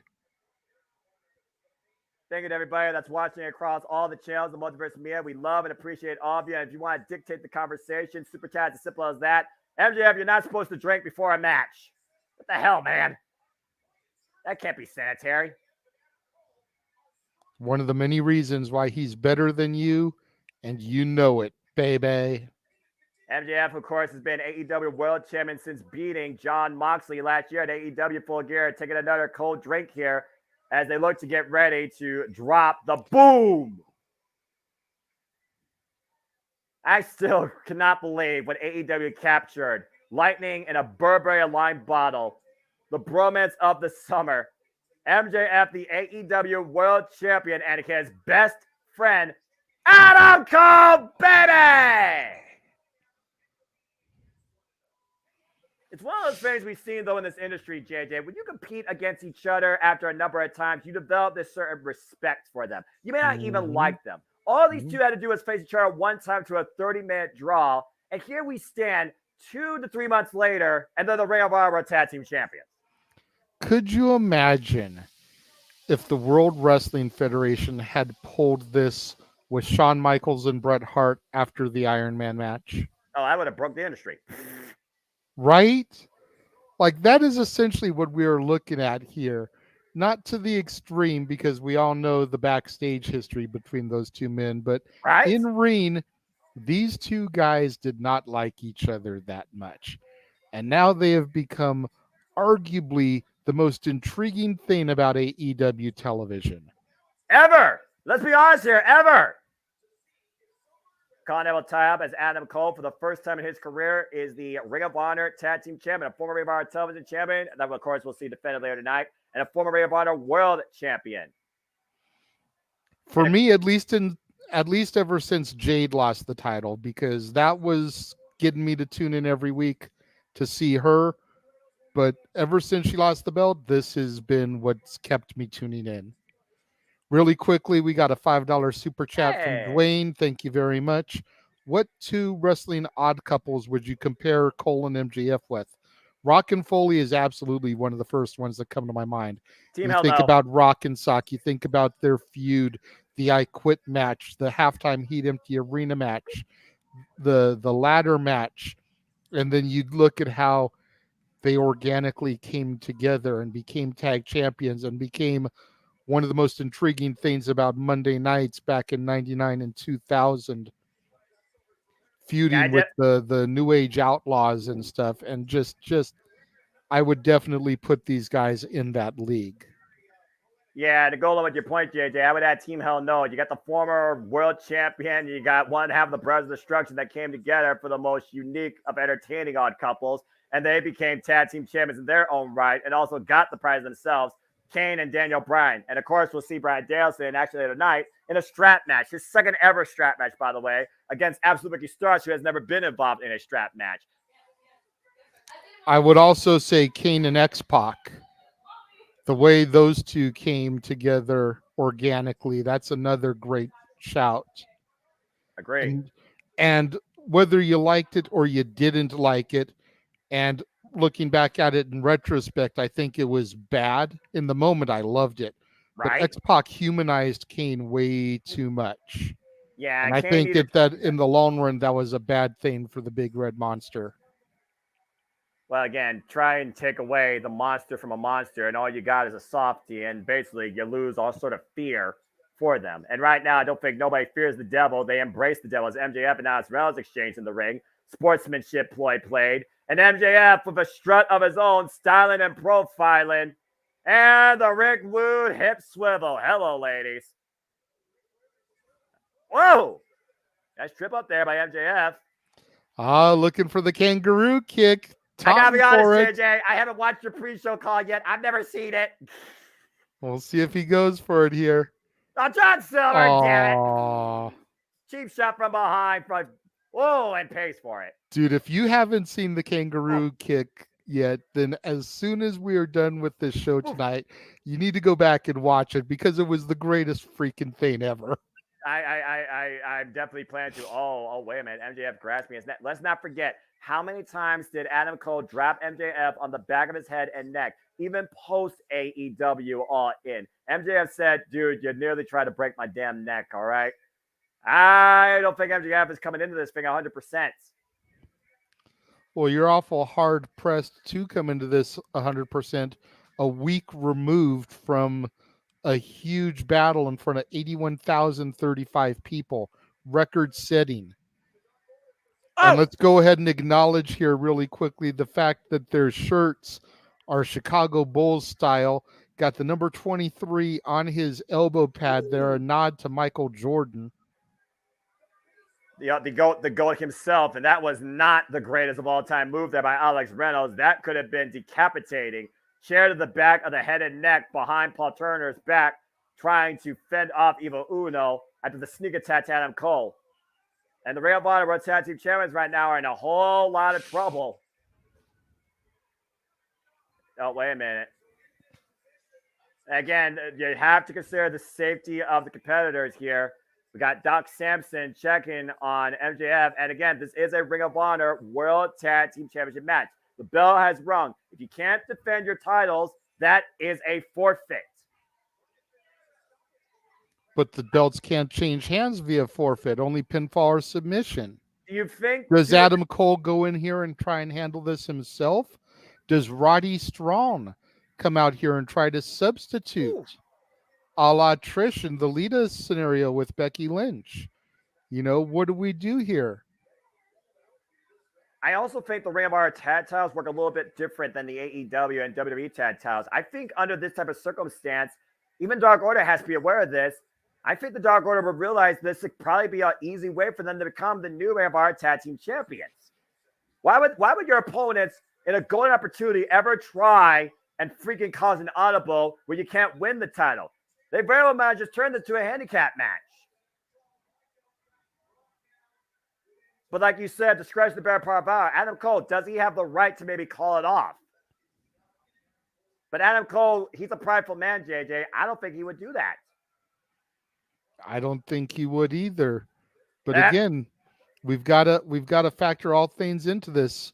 I know one half of Bobby Fish and Kyle O'Reilly was done with AEW. Is the other one still around on the injured list or something? Could we potentially see him returning here to come assist his Undisputed Era brethren? That's a very good point to think about because Kyle O'Reilly, he's been also a great friend of Adam Cole, and he's been out on injury. Kyle O'Reilly was with Adam Cole during his rehabilitation when Adam Cole wasn't sure he was ever going to wrestle again. But meanwhile, we got to look at the factors that stand in front of us, and that's Adam Cole fighting solo, covered by John Silver. in a 1 count only. And right now, this has become a handicap match officially. And the titles are still on the line. You got to figure with no major debuts or returns that occurred at All In, do they have something in store for us here at All Out? You know, I'm almost a little bit shocked that they pulled the Danielson card last night when instead they could have made that a segment at the beginning of the show and pulled him out as a return on this card. Right? Honestly, I think that was an attempt at a get out of jail free card with everything that went on last night. But I digress. We're not here to discuss that. We're here to focus on the action of the competitors that are performing for us this evening.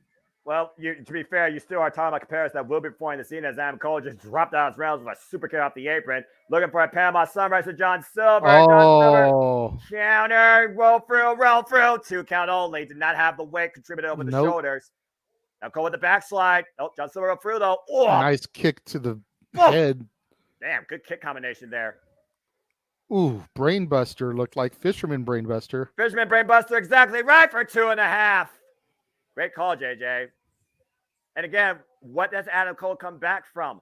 Concussions, impacts on the back of the head and neck. There's a lot of factors that play here against the champions. Why people might have counted out the Dark Order to begin with here. And the Dark Order is fully exploiting them. Beautiful Fisherman's Brainbuster, like you alluded to. All the way compressed down to the top of Adam Cole's head and the back of his neck. As Adam Cole right now is a one-army man against the Dark Order, defending the Ring of Honor Tag Team Championships. But I add, the first ever time Adam Cole has been Ring of Honor World Tag Team Champion. And this is the first defense. He knows how much pride Ring of Honor is to him. Covered by Alex Reynolds. 2 count only. Hook of the far leg. If I can, going back really quickly to the discussion about odd couples that have become tag teams, I saw somebody, Ken Terminated by DQ, mentioning Santino and Beth Phoenix, and while they didn't hold tag straps, it made me think about Eric Young and ODB. Yeah, literally took the words out of my mouth as soon as you said Beth Phoenix and Santino Marella. And might I add, technically speaking, they are still the longest reigning Knockouts Tag Team Champions of all time. That still puts a disgusting taste in my mouth. At the end of the day, if you're not a knockout, you don't deserve a Knockouts Tag Team Champion. You don't deserve a Knockouts Championship of any sort, period. Well, I mean, to piggyback off that, Santina Marella, the Divas Battle Royal winner at WrestleMania 25, just saying. Don't get me started, JJ. Ushikaroshi on John Silver. There have been some really dumb mistakes and some mistranslated identities in the wrestling industry. That's all I'm going to say. Fair enough. And Adam Cole struggling to get to the corner, but remembering that he doesn't have a partner to tag into. And Evil Uno over there kind of throwing it in his face. And now you're trying to raise the ire of Adam Cole, trying to explain his emotions. There's the Enziguri. Oh, here we go. Discus forearm, step of Enziguri, the stunner, the suplex, the jackknife, the float over, the cover for new tag champions. Oh! Great combination offense there by the Dark Order. They have won many of matches with that sequence, but they did not win the Ring of Honor Tag Team Champions. And I think the only thing that saved Adam Cole was that float over was not clean. No, not at all. This is the most important match probably in the Dark Order's existence since the passing of Brody Lee. This is the most important I've seen them as far as storylines in a very long time. And looking to exploit the best storyline this summer, looking for the double clothesline, seal with a kiss, and they hit it! Are you kidding me? John Silver with the cover, Oh, Adam Cole saying, "You're not going to beat me with our move." Can you imagine the statement the Dark Order would have sent if they beat MJF and Adam Cole with a double clothesline? And now desperation might be setting in. Evil Uno distracting Paul Turner. Alex Reynolds for Ring of Honor World Tag Team title. Single leg kick prevents the construct. And that super kick hit. John Silver dropped. Evil Uno trying to wheel his man back into this fight as Adam Cole once again. Wait a minute. People are calling for MJF. Will he beckon to the people? Will the worshipers see the devil once again rise? And it looks like they just might. It's the second coming. Very reminiscent of that match with Kurt Angle where he got injured early on, went to the back and still came back out to end up winning the match. Adam Cole crawling over to get that hot tag to his partner, and he does. Here comes MJF. And MJF fighting back, taking on John Cena and Alex Reynolds, still clutching the back of his head and neck, hitting them both right now with a single elbow strike. Nice scoop send there to Silver. Alex Reynolds now goes for the ride. MJF on fire. Adrenaline makes a man do crazy things. And MJF, double thumb to the eye. I think he's going to go for it here. Noggin knocker. The meeting of the He minds. might be getting ready to set up for that kangaroo kick. Can he pull it off, though, JJ? Can he pull it off here? Meanwhile, looking to delete John Silver. Shades of Matt Hardy. 10 shots to John Silver's cranium. And Alex Reynolds now. 10 shots to Reynolds' cranium. And thank you, by the way, Centino from Argentina for tuning in. Oh, my! Literally trying to take a bite out of the competition. The devil showing his ugly face here tonight at AEW All Out, much to the pleasing of the audience at hand at the United Center. And wait a minute, Alex Reynolds might lose his battle. Wait. Hey, he maintained it. I don't think that's the type of contact that the Dark Order had planned for tonight. Both men down. MJF's got the hands up. He's calling for it. Can he actually pull it off here? We're not in Australia. We are in Chicago, the United Center. Kangaroo kick! And MJF kicks up like nothing. A perfectly executed drop kick. Single leg to both. And MJF is feeling it. I don't believe it. Shaking the ropes, Warrior / Batista style. Even Adam Cole can't believe it. And there's only one thing left to do, JJ, and you know as well as I do what that one move is. Yep, it's on the back of their brand new shirts. Their fingers are up. Wait, even Uno. Trying to buy some time. Oh, and a super kid drops Evil Uno off the apron. Double clothesline! Tag to Adam Cole. Will they do it? They called for it in stereo. Alfred's legal man bounced off the ropes. Double clothesline connects. Cole with the pinfall. Cover 1, 2. MJF is better than you, baby. And you know it.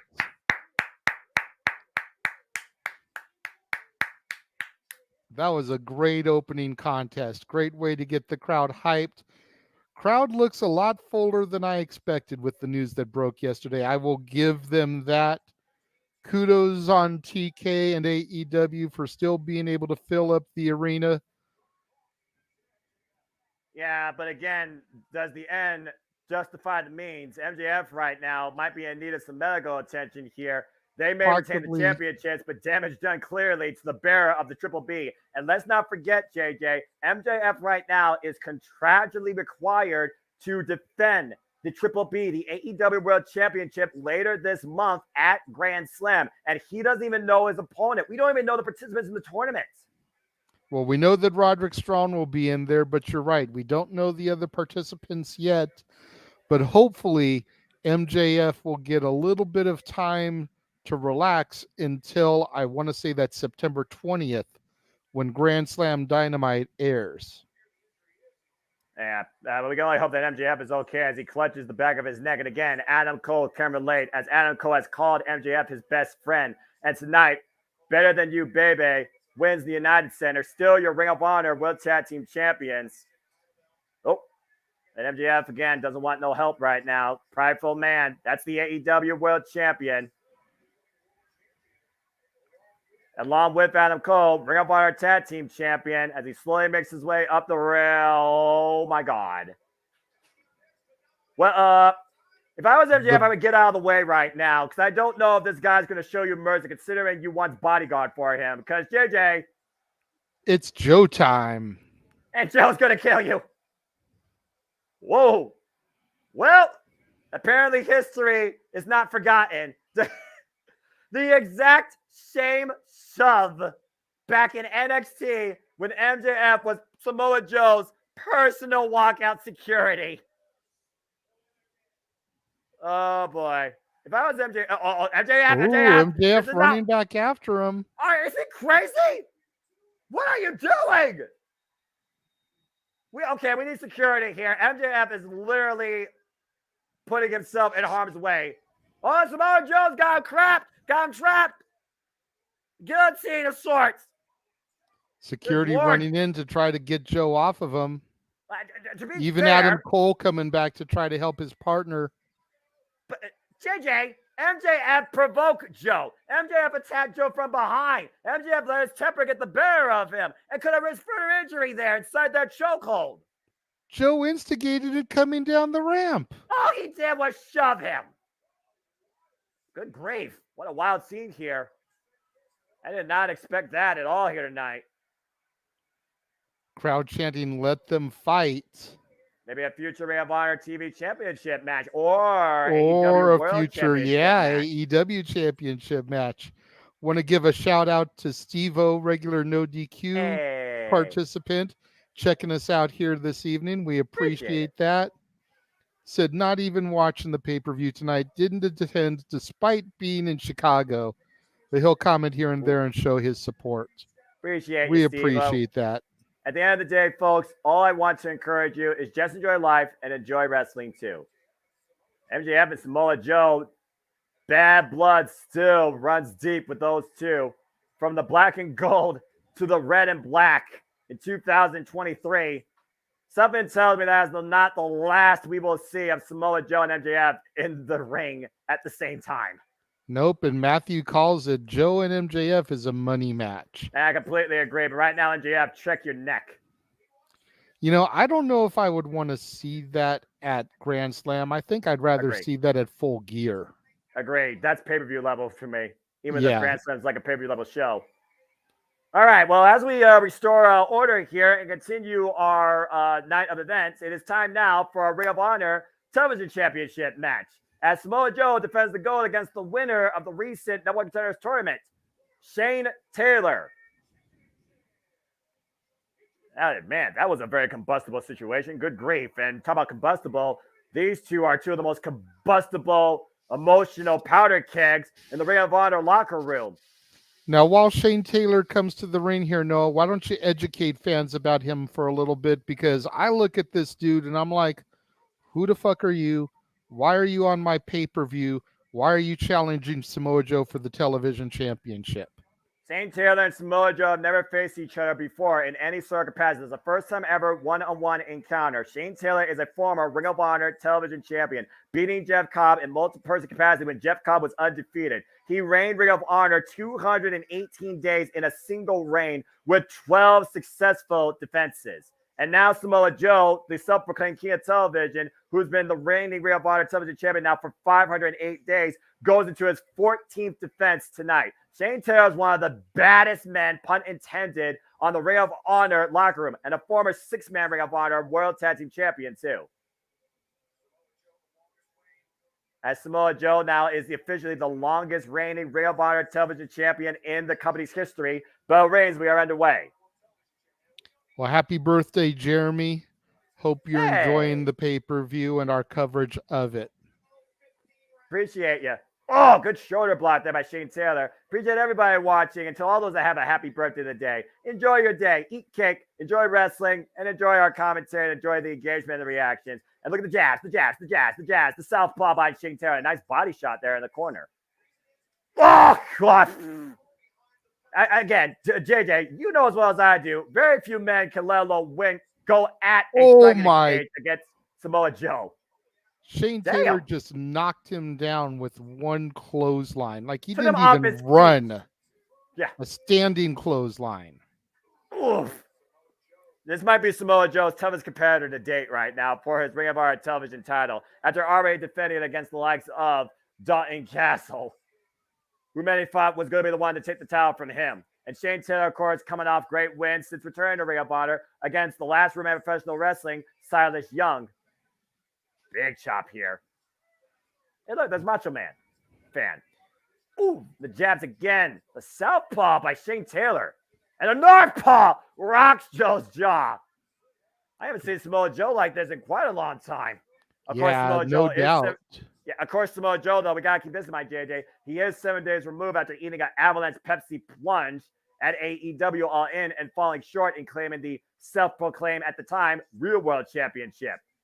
Oh, and a headbutt to the heart. And meanwhile, whoa! Nice Big Uranagi. Shane Taylor looking to follow up off the ropes. A big splash! Cover to again. Only a 1 count.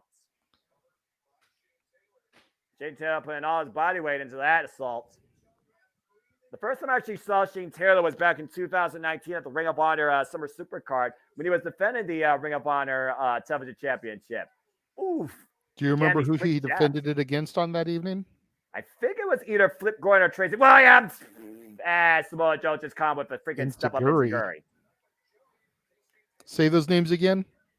Trick Williams or Flip Gordon as the Tope Suicida makes contact with Shane Taylor on the outside. Samoa Joe back in control. It's a hot take, Jeremy, but it very well could be possible if he ends up entering that tournament. But I wouldn't, like we said, I wouldn't give that match away on TV. I would save that for pay-per-view. Exactly. Again, how can we just talk a little bit about how Samoa Joe is still scarily agile for being over 20 years in the game? Oh, no question. No question. Joe has always impressed me with his agility. I remember watching UPW TV on KDOC 56 out here in California and seeing him against the likes of the fallen angel Christopher Daniels when Daniels still had hair.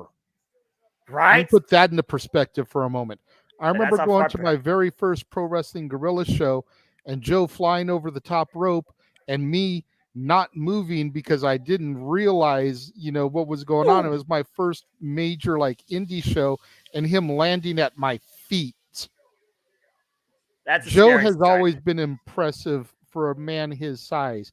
You look at a Samoan that size and you think he's going to be a powerhouse, but he's not going to have the moves of a cruiserweight.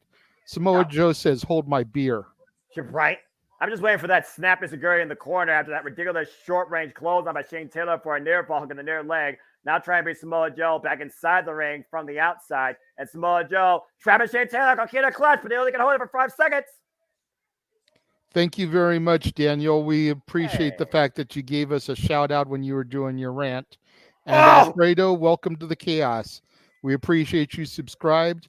Not sure which channel you subscribe to, but we are live on 5 different channels right now. Show them all a little bit of love. The Jeff Meacham Network, the Greg Cherry brand, the Casa D18 Studios, the Simple Man brand, and the J. Hubert Studios. All of us have great wrestling and non-wrestling content on a daily and weekly basis you're going to want to keep up on. And I can't believe Samoa Joe was able to keep his show up before the 3 after that ridiculous splash after the hanging net breaker from the top rope. Look at this, JJ. All of that weight crash on Samoa Joe. 2.5. Crazy. This match continues. Alfredo says this is the first AEW pay-per-view that he hasn't ordered. Thanks for going live. And we appreciate that. He subscribed to your channel, apparently, Noah. Well, thank you, good sir. And again, we're happy to engage you and connect with you in all things wrestling. Whoa, man! I mean, Taylor just crumbled, but Samoa Joe went down to one knee. So that just goes to show how exhausted Samoa Joe is right now. I was going to say, Taylor may have crumbled, but so did Joe. That clothesline took a lot out of him. Right? Shane Taylor's track record as Ring of Honor Television Champion includes successful defenses against Chase Owens, Tracy Williams, Bandito, Joe Hendry, Donovan Danhausen, a.k.a. Danhausen. And of course, his reign ended when Dragon Lee beat him back in 2019. There you go. Some stellar competition. Even Joe Hendry. And just Samoa Joe, though, to his run, this single run, second time ever, as we're able to clocked him with that freaking shot. And again, going back to the southpaw, the quick jabs, and the body shots. Samoa Joe trying to protect himself, trying to cover up here. And this is unlike Joe. Oh! Caught. And now driving the knees and the side of the head and big section of Shane Taylor. Samoa Joe's now defending his title against Christopher Daniels, Mark Briscoe, Cheeseburger, Juice Robinson, Brian Cage, Josh Woods, Jay Lee. There he is. Matt Got him Sydal, locked in. Kakita clutch, and he's got him in the middle of the ring. Will Shane Taylor pass our tap? I got no He choice. taps. You got to tap out.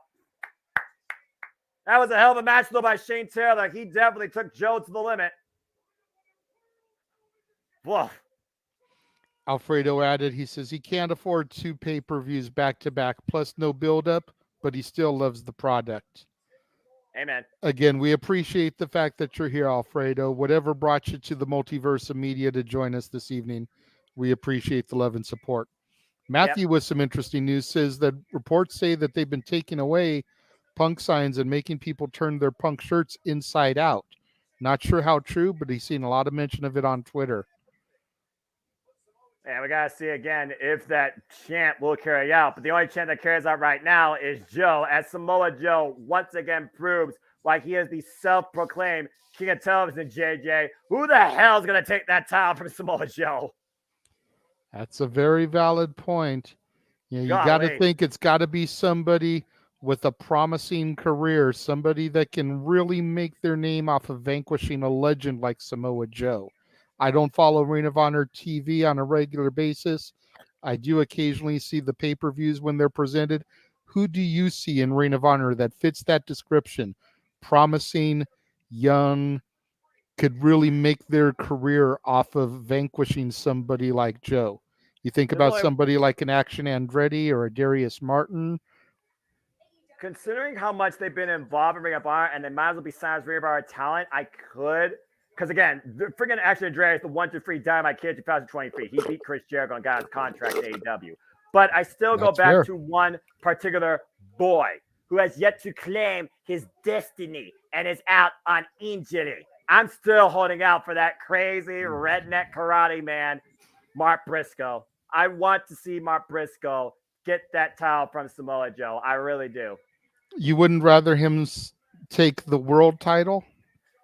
It's one of those things where I feel like at this point, what is a more realistic destiny for him to pursue? And what is more important to him? Yes, he tried for the Ring of Honor Television Championship once. He was supposed to go after the Ring of Honor World Championship. And Claudio Castagnoli even challenged his merit to fight, not only on behalf of his family name, but fight for himself. I would love to personally see Mark Briscoe as a singles champion in Ring of Honor.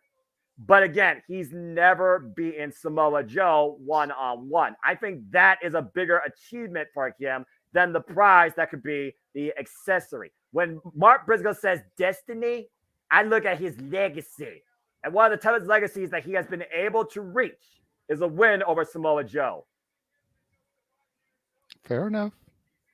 Speaking of destiny and legacy and speaking of championships, folks, get ready to count down from 10-0 and back up again as the self-proclaimed TNT champion, Christian Cage and his Rand Destruction, Luchasaurus, the actual TNT champion, defend the gold against the guy that wants to bring back the prestige, the order, the value of the title, Darby Allin. It is time for our TNT championship match, where we will see once and for all if Christian Cage has truly worked everyone and can prevent Darby Allin once again becoming the face of TNT and stay that way now and forever.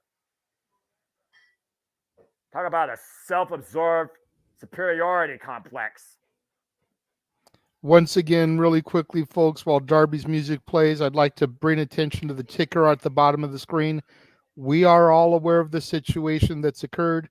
Any negative comments made in the chat room towards either side will result in a timeout for the first offense and a ban for the second offense. I just had to time somebody out for a comment. We are not playing here tonight. There is a lot of positivity still in this company. There are still a lot of individuals that are going out there and trying to make the best of the situation where they know they're walking into a hostile crowd. Let's give people the credit they deserve here this evening as Darby Allin makes his way to the ring with his friend Nick Wayne in his corner. May I point out, JJ, the heavily bandaged ribs and lower back of Darby Allin going in here tonight against a guy that could raise his right hand as high as the Chicago skyline and plant him into the earth. Fair enough. Hey, JR's in commentary. That makes me happy. The voice of professional wrestling. God bless that. Boomer Sooner. Darby Allin, of course, who first won the TNT Championship against Cody Rhodes, had 8 successful defenses before losing it to Miro. In his second run, he beat Samoa Joe and went across 5 defenses before losing for Samoa Joe again in a Falls Count Anywhere bout. Referee Rick Knox for this contest, as Dasha will be here for the introductions. Meanwhile, the countdown has begun, and that means someone's about to come out and work everyone. Here comes the self-proclaimed face of TNT, Christian Cage, bearing the title that Luchasaurus, I have to add, has yet to hold, and Luchasaurus is the damn champion. Am I the only one that sees something wrong here? Uh-oh. No, because Christian is awesome. I love watching him. You and Renee Paquette are so fickle. I have been a Christian fan since 1998. I'm just saying. And again, what Christian Cage has done this year, as Luchasaurus and him have a 78-day reign, winning the title against Warlord on the premiere of Collision, June 17th. And to be fair, ever since Christian Cage has gotten a stranglehold on this title, it has been anything but a hot potato. Christian Cage and Luchasaurus, who have defended this title now against Brock Anderson and the Perfect 10, the chairman, Sean Spears. And Christian Cage coming in here, a bit of a hurt man with a bruised ego. Not only did Darby Allin beat him a couple weeks ago, main event in Collision, but Christian Cage and Swerve lost the tag team coffin match, and Christian Cage almost literally ended up being buried again. Really quickly, Steve-O checked with one of his friends that's there, says that they've heard about the Punk confiscations, but he can't confirm, trying to find out from someone who's actually on site. If that is the case, then that's pretty low by AEW management. I'm just saying. That's especially if people bought Punk shirts from their website for this. Like, that is still money that you made. Exactly. Got the lockup, and here we go here. The bell is sounded. TNT Championship matches, of course, have a 30-minute time limit on pay-per-view, as Luchasaurus might literally be just one chokeslam away from beating Darby Allin. But we all know about Darby Allin's tenacity, his reckless abandonment, his heart, and how much passion he holds for the TNT Championship. He's held this title to a higher regard than the AEW World Championship, JJ, as Luchasaurus just caught Darby Allin running in, and oh my God! Darby Allin reminds me in a lot of ways of Spike Dudley. You know, the guy with all the heart, all the fight, does not care, will sacrifice his body for the entertainment of the fans. And if he happens to win the match and claim a championship too, great. But he's all about going out there and just laying everything on the line every time he enters the ring. And you got to commend a guy like that, especially when going, in the ring with a guy like Luchasaurus, who can just cripple you at any given point. With the influence of one Christian Cage, who has no doubt been re-educating this multiple million-year fossil with a master's degree, Luchasaurus, as he just pedaled and swung Darby Allin into the steel ring steps. And Nick Wayne knows all about Luchasaurus' power and aggression. Let's not forget he headbutted the man to submission and took him to the back in AEW all in London. Oh, God, and again, side head first into the steel ring steps. The amount of adversity that Darby Allin has to overcome his career in and out of AEW goes to that testament you were talking about. You think about, the connection with Nick Wayne. Kicking his head first in the steel stairs. Yeah, sorry, didn't mean to step on you there. No, you're good. I mean, again, that was a brutal spot, and I'm pretty sure Darby Allin might be bleeding. I wouldn't surprise me if he cut him open. Okay, we talk about the connection with Nick Wayne, with AR Fox, with Swerve, how personal this has gotten, and how much Christian Cage has tried to manipulate him, saying that you will never be cheated. Oh, my word. Darby Allin got cut up, bros. And up on the shoulder again as Luchasaurus demonstrates his power. Oh God! Jesus. Face and chest first onto those steel stairs that are turned on their side. That's even worse than the front. Agreed. Oh, God. Oh, no.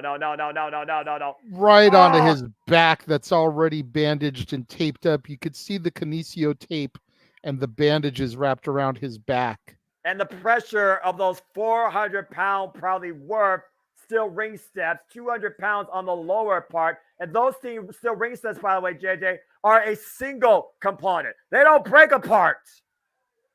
And the added weight of Luchasaurus stepping up on them, crushing the spine of Darby Allin. Luchasaurus might be looking for a 10 count here. Ouch indeed, Ryan Dempsey, as Nick Wayne's trying to get Darby Allin out from underneath there. Again, not getting physically involved here, but keeping Christian Cage at bay. It was Darby Allin that asked Nick Wayne, it would be an honor for you to be, it would be an honor for me, to be in my corner. Here's the difference with the complexity of the mentality of Darby Allin and Christian Cage. Christian Cage has literally said, I, me.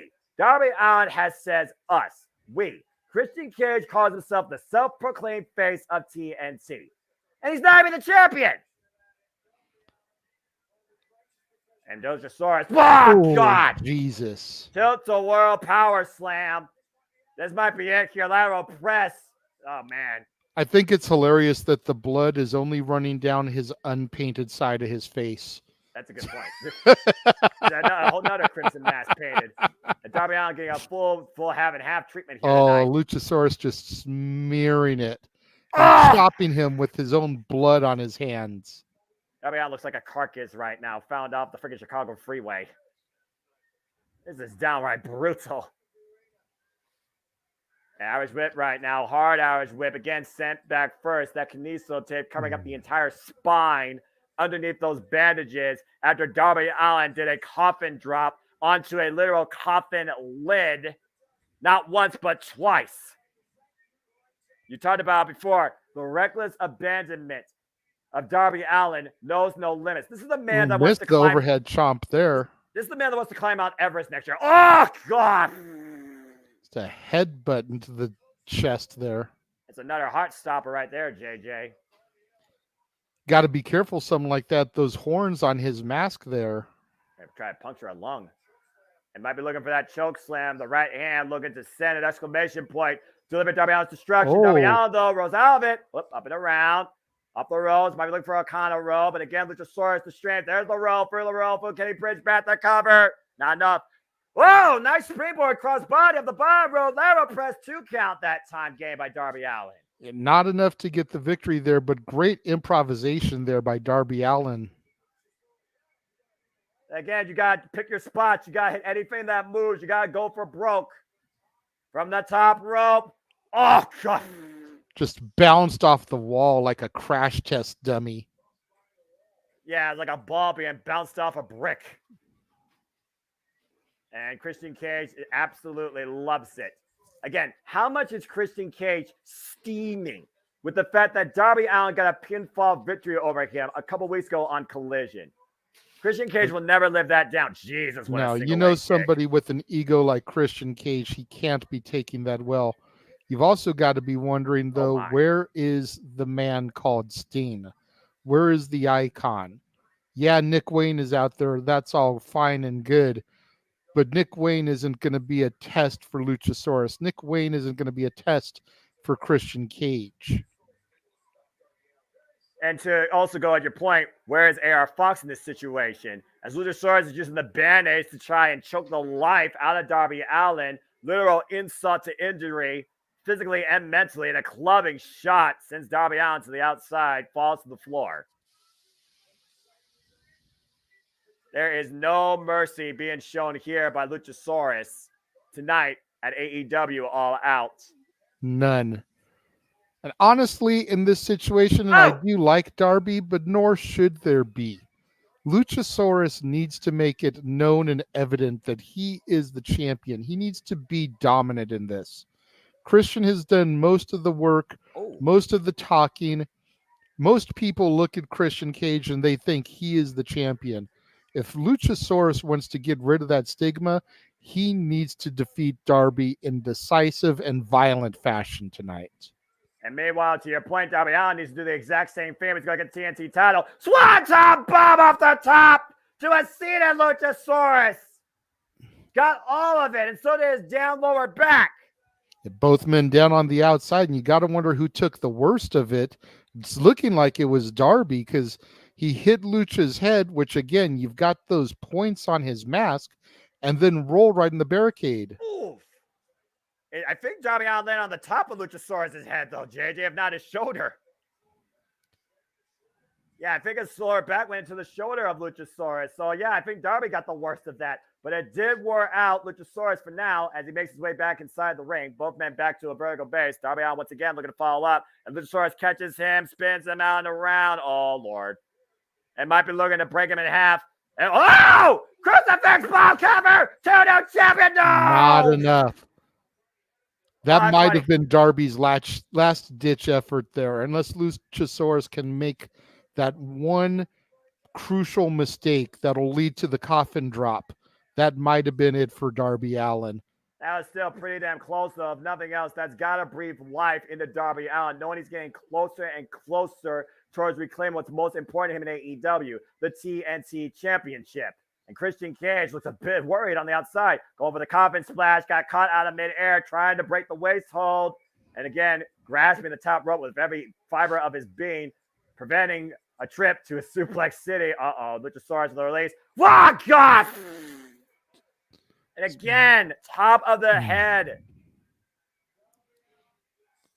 Christian calling for him to break his back. That's Powerhouse Hobbs' job. He breaks bodies and backs. But take a look at the replay here, JJ. Look at the way Darby Allin I don't want to. that was nasty. I don't want to, Noah. I know. He tried to get his hands up, and he couldn't. He landed on the top of his head. That was uncomfortable to watch. And Luchasaurus once again up on the shoulders. Darby Allin like a dead carcass. Argentine backbreaker of sorts. Torture rack almost. Yeah, it might be going for a submission. Look at Christian Cage teasing Nick Wayne to throw in the towel. This is what Christian Cage warned Nick Wayne about last night on Collision.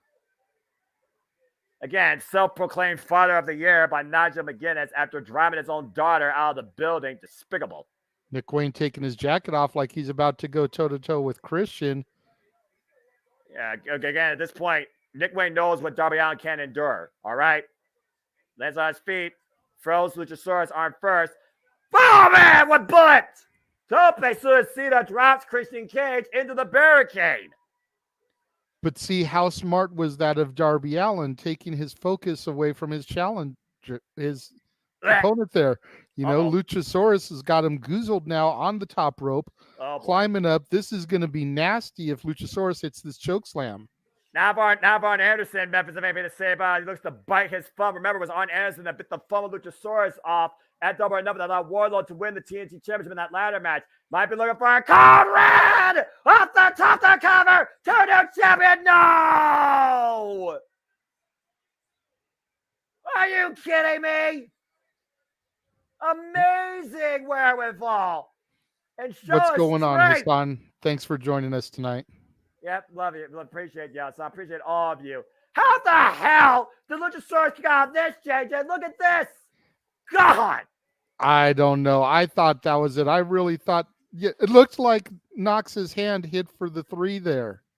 2 9/10. That giant man crashing down code red from the top rope. Still not enough for Darby Allin to reclaim the TNT Championship. Now looking to go for chair to the spine of Nick Wayne, courtesy of Christian Cage, and might be looking to deliver a final note, a concerto. Darby Allin right now with a choice: Luchasaurus or Christian Cage. Save Nick Wayne or pursue the TNT title. What is more important to this young man? And Luchasaurus takes advantage. It was just enough to distract Darby so that Luchasaurus could set him up.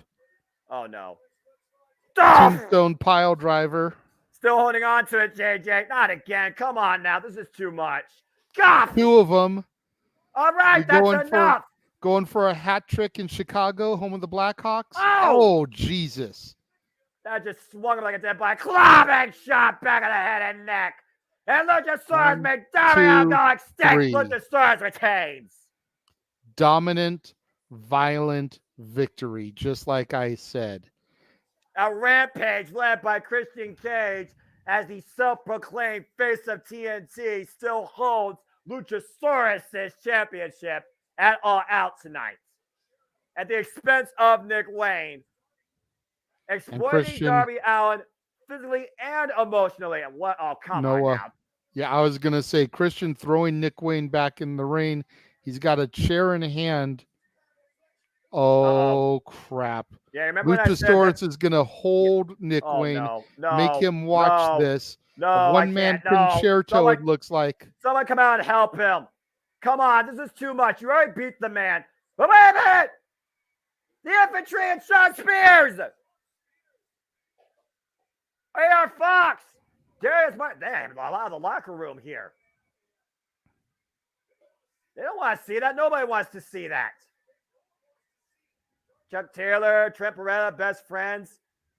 Christian Cage has made his fair share of enemies, tiring this young locker room of promising talent. But at the end of the day, the only thing Christian Cage cares about is what still is in his hand, and that is Luchasaurus's TNT Championship. It's a hell of a fight, though, hell of a war, and Darby Allin has nothing to regret. But again, Christian Cage was prepared. He worked everybody once again, and is still the self-proclaimed TNT champion. Damn. Marshall, thank you for the compliment there. Says he loves our commentary more than AEW's commentary. Happy to give you a different take. I mean, seriously though, JJ, Darby Allin looks like he needs some serious medical help. Oh, no doubt, no doubt. I expect Darby to be out of action for a while here. Golly. Worry about his back. How about his damn neck? He got pile drivered on his head 2 times, and then that clubbing shot, debilitating shot to the back of Darby Allin's head. He didn't see it coming, but he sure as hell felt that whiplash effect. No man, whether he's 150%, could have kicked out of that. That was ridiculous. I agree, Matthew. From what I've seen, that was one of Luchasaurus's best matches. Well, while Darby Allin fails to redeem the TNT title to former glory, the Book of Hobbs looks to finish the chapter of redemption and wants to write the final draft tonight at the expense of the Godless Redeemer. For the first time ever, it is Powerhouse Hobbs versus Miro at AEW All Out. Golly, that was ridiculous. Jesus, I know Darby Allin's the ragdoll guy, but that was overkill to say the least. Just a little bit, I will give you that. Well, no, while they show this hype video for this, I'm going to excuse myself, run to the bathroom real quick. I should be back in time for the actual match to begin, though. Absolutely, brother. That's perfectly fine. And again, folks, we thank you for tuning in once again to a Jet Beach and Network Multiverse of Media live watching event as we cover all the biggest shows here in all the biggest things, professional wrestling. WWE, NXT, AEW, Ring of Honor, Impact Wrestling, and some NJPW too. And again, we hope that you enjoy our takes, our commentary, reactions, and our coverage. Please like, share, subscribe, comment, tell a friend, super chat at Cas80 Studios. And if you want to dictate the conversation, bring up a question or a topic for extended discussion, super chat. It's as simple as that. But I pose this to you, chat across the multiverse. Do you believe that the Redeemer will be redeemed? Or will he be humbled? And the Book of Hobbs will finish the chapter of redemption. It's a first time ever one-on-one encounter with 2 super heavyweights of the AEW heavyweight division as Powerhouse Hobbs and Miro clash in the United Center. And Marshall will definitely talk more about that. We do watch-along events for special episodes of Dynamite, Raw, SmackDown, and Impact Wrestling. We will be doing a watch-along event for Impact 1000 when it airs. And we also will be doing watch-along events for AEW Dynamite Grand Slam and Rampage Grand Slam. Stay tuned for more on that. Powerhouse Hobbs making his way to the ring, a semifinalist in this year's Owen, a former TNT champion. And a lot of people believe that he only got to that glory courtesy of QTV and QT Marshall and company. It's still the verdict's out there if Powerhouse Hobbs wants to rely on QTV, says he doesn't need them. But each opportunity they've had, QT Marshall and company has been working to the advantage of Powerhouse Hobbs. And QT Marshall has promised Powerhouse Hobbs his biggest victory yet at AEW All Out. But to beat somebody who is godless, who has turned his back on his God, on his hot wife, on everything that ever mattered to him, the Redeemer, Miro, steps forward towards a huge battle, stepping into the light, ready to fight. Game on tonight. I'm looking forward to this. I love the Titantron, by the way. Like, Miro just came out of the gates of freaking Asgard. Look at that. That's awesome. Look at that. That is pretty cool. That's badass. That's like God of War. Marshall, we have actually done watch-alongs for episodes of Dynamite, As I Rampage, said, and Collision. We just usually wait for them to be special episodes. We'll be doing one for Grand Slam. You know, we did one for the premiere of Collision. You think about things like Fighter Fest, Winter is Coming. Those are the type of Dynamites and stuff that we do watch-alongs for as far as AEW.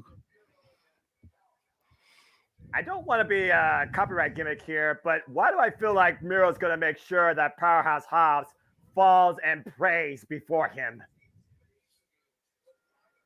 Oh, wow, here we go. Here we go. No time wasted. Well, of course, I mean, JJ, you and I both know there is no intimidation with either of these men. This is a heavyweight slugfest, and it's the first time ever singles contest. These are two men out to win nothing more but pride. Yeah, this is one of those big, meaty men slapping meat moments. And you've got referee Aubrey Edwards again in the ring to cause her typical shenanigans. Okay, seriously. First off, what shenanigans do you think Aubrey Edwards could cause here between these two heavyweights, JJ? Let's put it out there. Karen Jarrett's nowhere to be found in the building, all right? I mean, you really want me to answer? She is a woman. She could cause a distraction.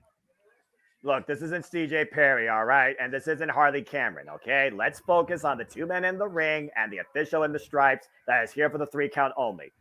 Oh, man. Look how jacked Miro is. I have never seen this intensity on Miro's face since he's been a part of AEW. That's fair. Jeremy, I don't remember the exact date, but you know what? As soon as this match is over, I will run our 40-second watch-along trailer. The graphic for that is in there, and it'll have the date on there for you. So just make sure you're still tuned. Stay tuned, folks. And meanwhile, right now, Powerhouse Hobbs is looking for maybe a reprieve, and Miro not giving him none of it. Irish whip, counter, into the corner. Whoa, just collides, and Hobbs, who barely budges. Strong, powerful, stern, fearless gladiators in combat. And right now, Miro getting the better. Fuck off! Ooh.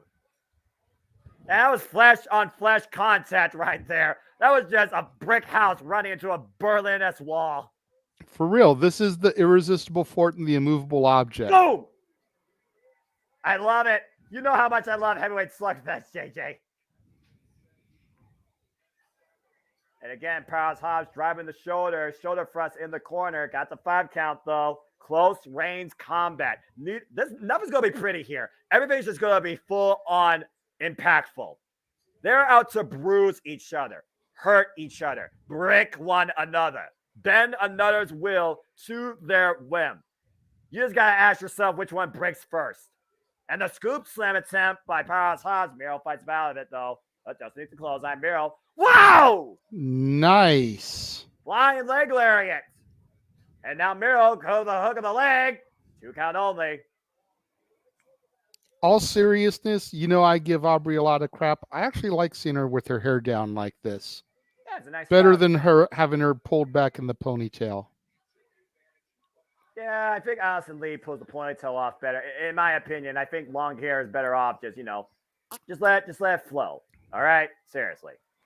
And right now, Powerhouse Hobbs is letting Miro right now recover after being hung up on the top rope. Drop kick by Miro. That's in his glory. Oh, wait, that's Keith Lee. My bad. I wish Keith Lee was on this card. Anyway, we'll talk more about that later. Yeah. Winner faces Keith Lee. But look, Powerhouse Hobbs had a banger with Keith Lee on freaking Rampage. I'm just saying. But has Miro yet? No, he hasn't. There you go. Just saying. Again, big man experience here that fly like cruiserweights. The agility of Miro on full display. And Powerhouse Hobbs, big bad about overhead toss. God. I mean, again, how do you prepare for that? Let alone the landing. Yeah, for real. Good Lord. It's a big man just being thrown in the air. Look at this, JJ. That's ridiculous. God. Looked like he struggled a little bit to get him up and over. Miro was lucky to get that rotation at the last second there. And Marshall, that is why we are here, because we just love professional wrestling in general, period. It doesn't matter if it's New Japan, AAA, it doesn't matter if it's WWE, Impact, AEW, or any of the other million wrestling federations in between. We are here for professional wrestling. Damn it. Simple as that. And Powerhouse Hobbs making right now his power look quite simple, just throwing Miro around like a giant weight bag, and Miro fighting from underneath. Big shots and a knee strike drops Miro off his knees. And I just want to put this in perspective here. Powerhouse Hobbs is 32 years old, 14 years in the game. He weighs 266 pounds and stands at 6'1".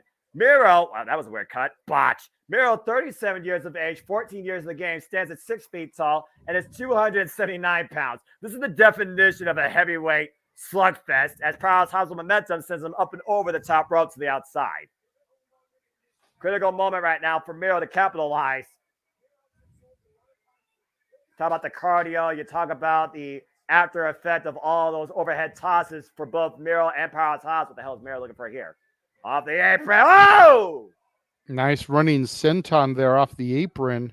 Running rolling senton and got all of it wiped out. Powerhouse Hobbs rolled over him like a boulder off a freaking jungle run or pitfall.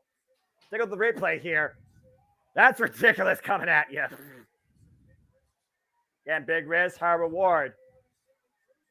It's going to take a Herculean effort for one of these two men to bend the other to their will, let alone keep him down for a 3 count. The Hobbs really calling Miro to bring more of it. I don't know if that's just pride or just trying to lure your opponent to false security. Oh! Now lower back, driven into the apron. Where steel meets wood, spine never wins, and now driven into the barricade. Watch out, fans at ringside. Oh! Precipitation might fly in your face, and so might a fist if you're not careful. Again, the fans have had the disclaimer prior to these shows. They know what they get into when they sit on those front rows. I should know. I've been there. There you go. I've never been front row of an AEW show, but I was at the Fabulous Forum earlier this year. Oh! And Powerhouse Hobbs throws himself in the Miro, hook of the leg. 2 count again only. I will say this. It wasn't AEW. It was an indie show, and Trimigo almost took a suicida into my face. Okay. Yeah, I've been front row of wrestling shows, numerous pro wrestling guerrilla shows.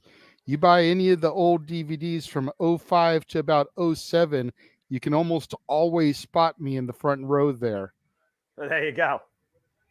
And right now, Powerhouse Hobbs wearing down Miro, the side headlock, keeping him down on the mat. This might be a smart strategy. This might be a great way. I mean, Miro literally said, my neck of sand does not keep me down. It straight fits me. Let's not forget, Miro's coming back from a debilitating neck injury. We haven't seen Miro prior to Collision since the last time he was involved against Brian Danielson, I believe, at AEW Full Gear in that AEW World Title Eliminator Tournament.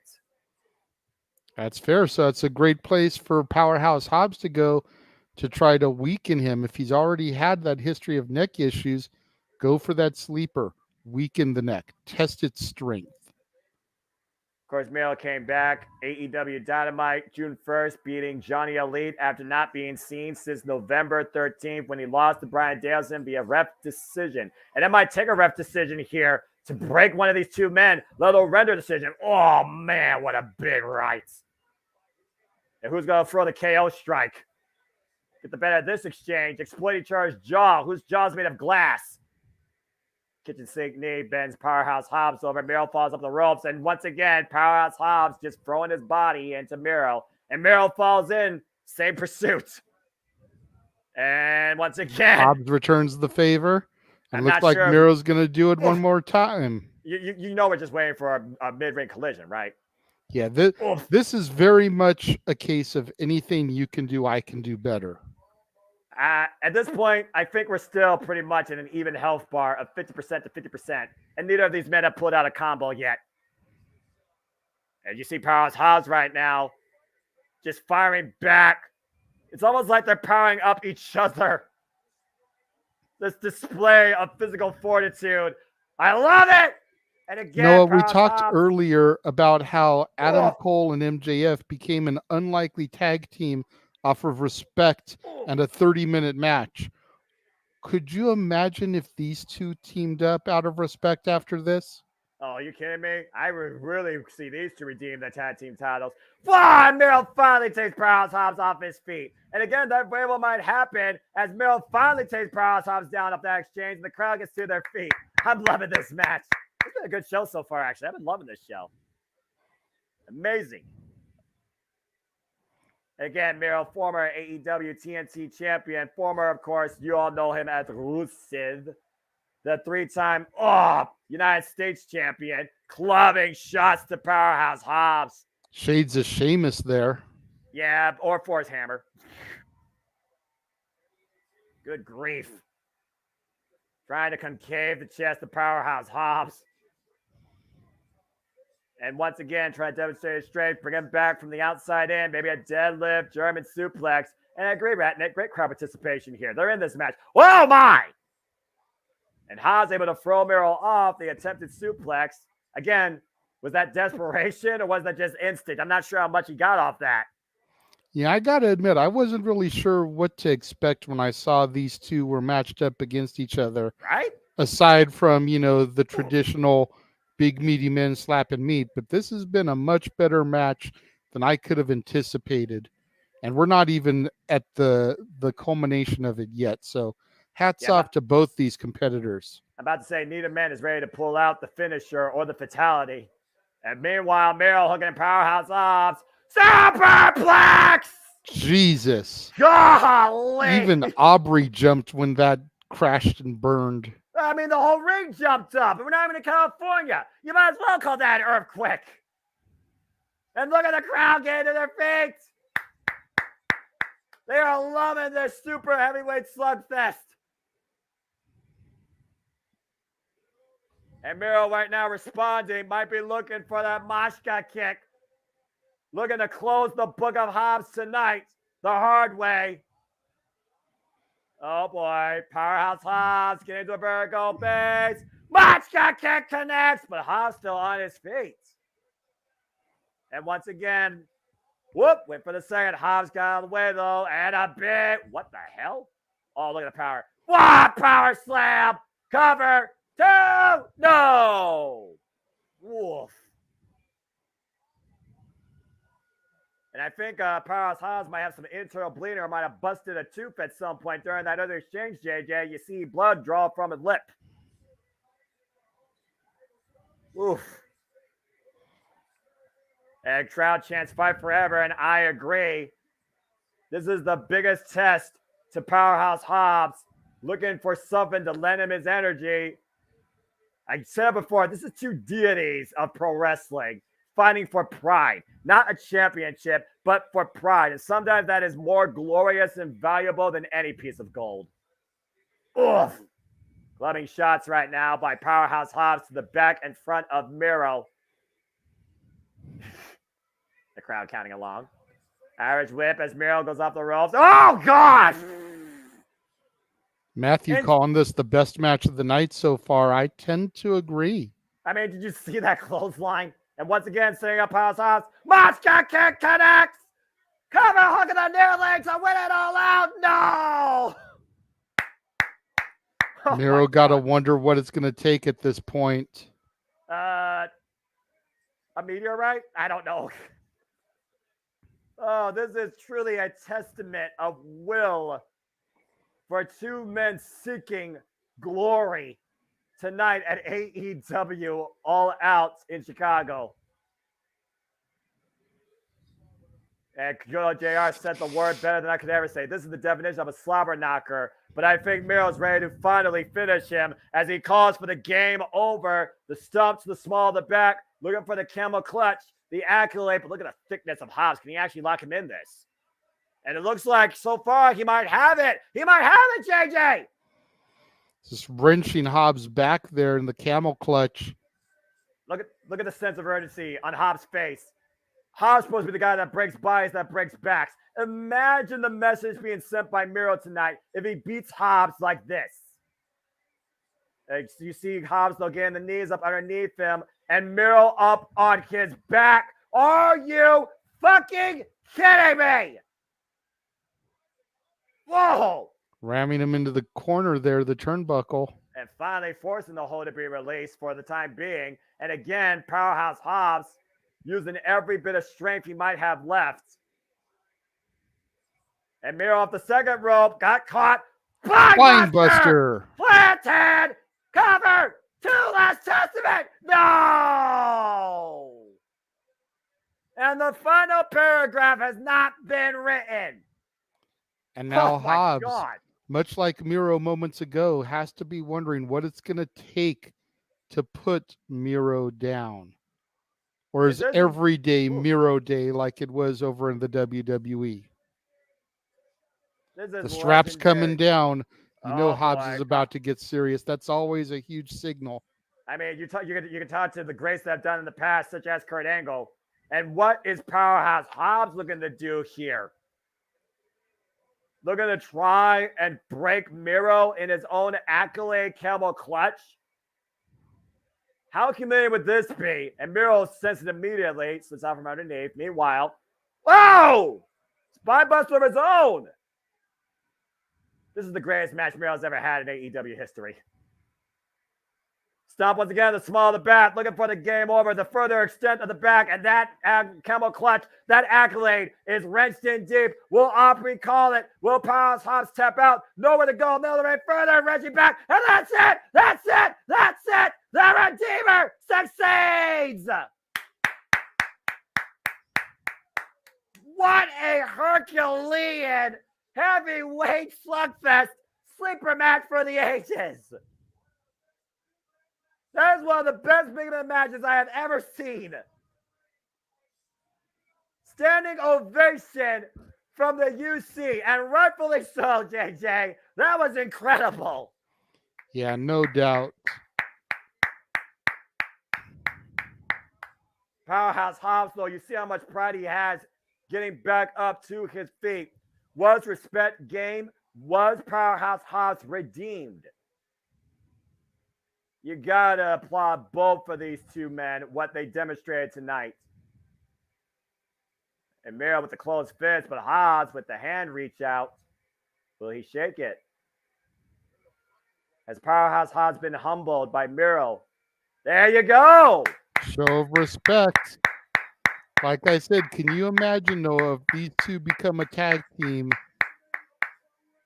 come after the AEW tag team titles? I mean, all I know is give me more of these two in the ring at the same time. Oh, come on! You can almost sense it with Powerhouse Hobbs' latest demeanor. He said this was his chapter around the book of Hobbs, his chapter of redemption. Instead, he ate defeat. But now he's going to make sure Miro eats humiliation. Sore loser mentality after Miro demonstrated sportsmanship. Absolutely pathetic. Good shot of the ring there. Somebody going to come out and help here? I don't think. Do you want to get in the way of these two right now, JJ, with Powerhouse Hobbs' mood? Wait, what? I hear music. Hot? What the hell? Hot and flexible. What the hell? That's CJ Perry! That's CJ Perry! That's Miro's wife! What the fuck? Kicks her shoes off and runs to the ring. That's Miro's wife. That's chair CJ in Perry. hand. The former Lana. Oh, the ravishing. Andrew Powerhouse Hobbs smiles. CJ Perry is one tough bitch, but I don't know if this is wise. Oh. Uh-oh. And Powerhouse Hobbs grabs the chair. Oh, my gosh. What are you not wearing, CJ? And Powerhouse Hobbs. The chair thrown right to Miro. Yeah, but look at CJ Perry stand her ground. Oh, God! And Miro, wham! Overhead shot takes Powerhouse Hobbs off his feet. A new player has arrived in All Elite Wrestling. Miro's wife! And Miro might be a little bit starstruck here. Look at this exchange. Hello, red hot lips.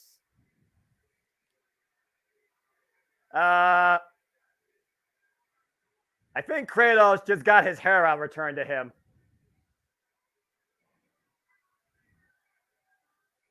Again, he said he's godless.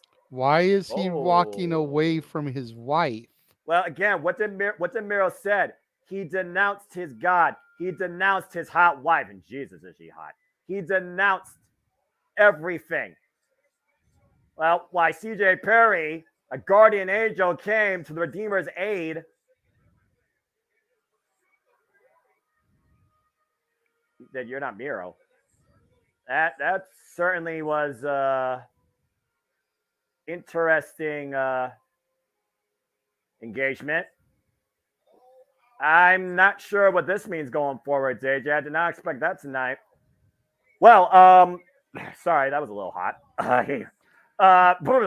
As we wonder what's next for the Redeemer, Ruby Soho looks to finally redeem her past opportunities for a championship, as the TBS championship will now be on the line, as Chris Statlander looks for her first ever win against Ruby Soho. And while AEW shows their video, here is a little 40-second trailer of all the watch-alongs coming up on the Multiverse of Media as promised.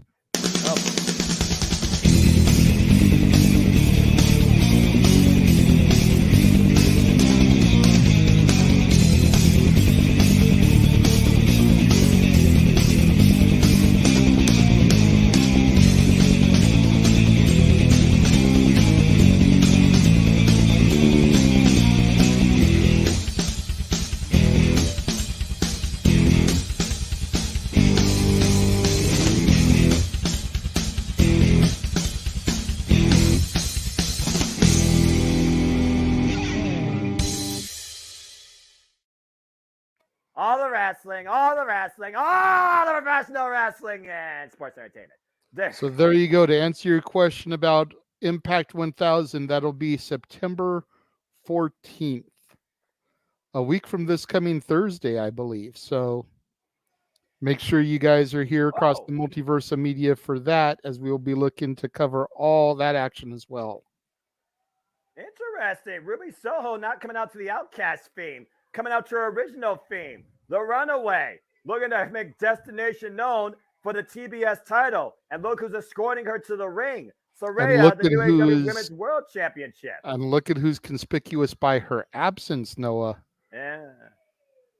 JJ, last night on Collision, the Outcast as a trio got the better of Hikaru Shida, Dr. Bigger, DMD, and Chris Statlander. With Ruby Soho, pinning Britt after spraying her in the eyes with that spray paint and hitting Destination Unknown. The thing about this match, though, as far as the Outcasts go, they are not on solid ground. And Toni Storm continues to descend into madness. There was a post-match combustible confrontation with Toni Storm and Saraya, as you said, conspicuous by her absence. And last night, while Mommy took center stage, Mama's home tonight at the United Center, our current TBS champion. And you said Mama is home tonight. Let's not forget what I mentioned earlier, and supposedly, according to social medias, that bitch is in the house as well. Could that bitch be looking to possibly seek a little bit of revenge on Chris Statlander? As one of those fans, you gotta wonder what Chris Statlander's mind's at right now. Chris Statlander has never beat Ruby Soho in one-on-one action.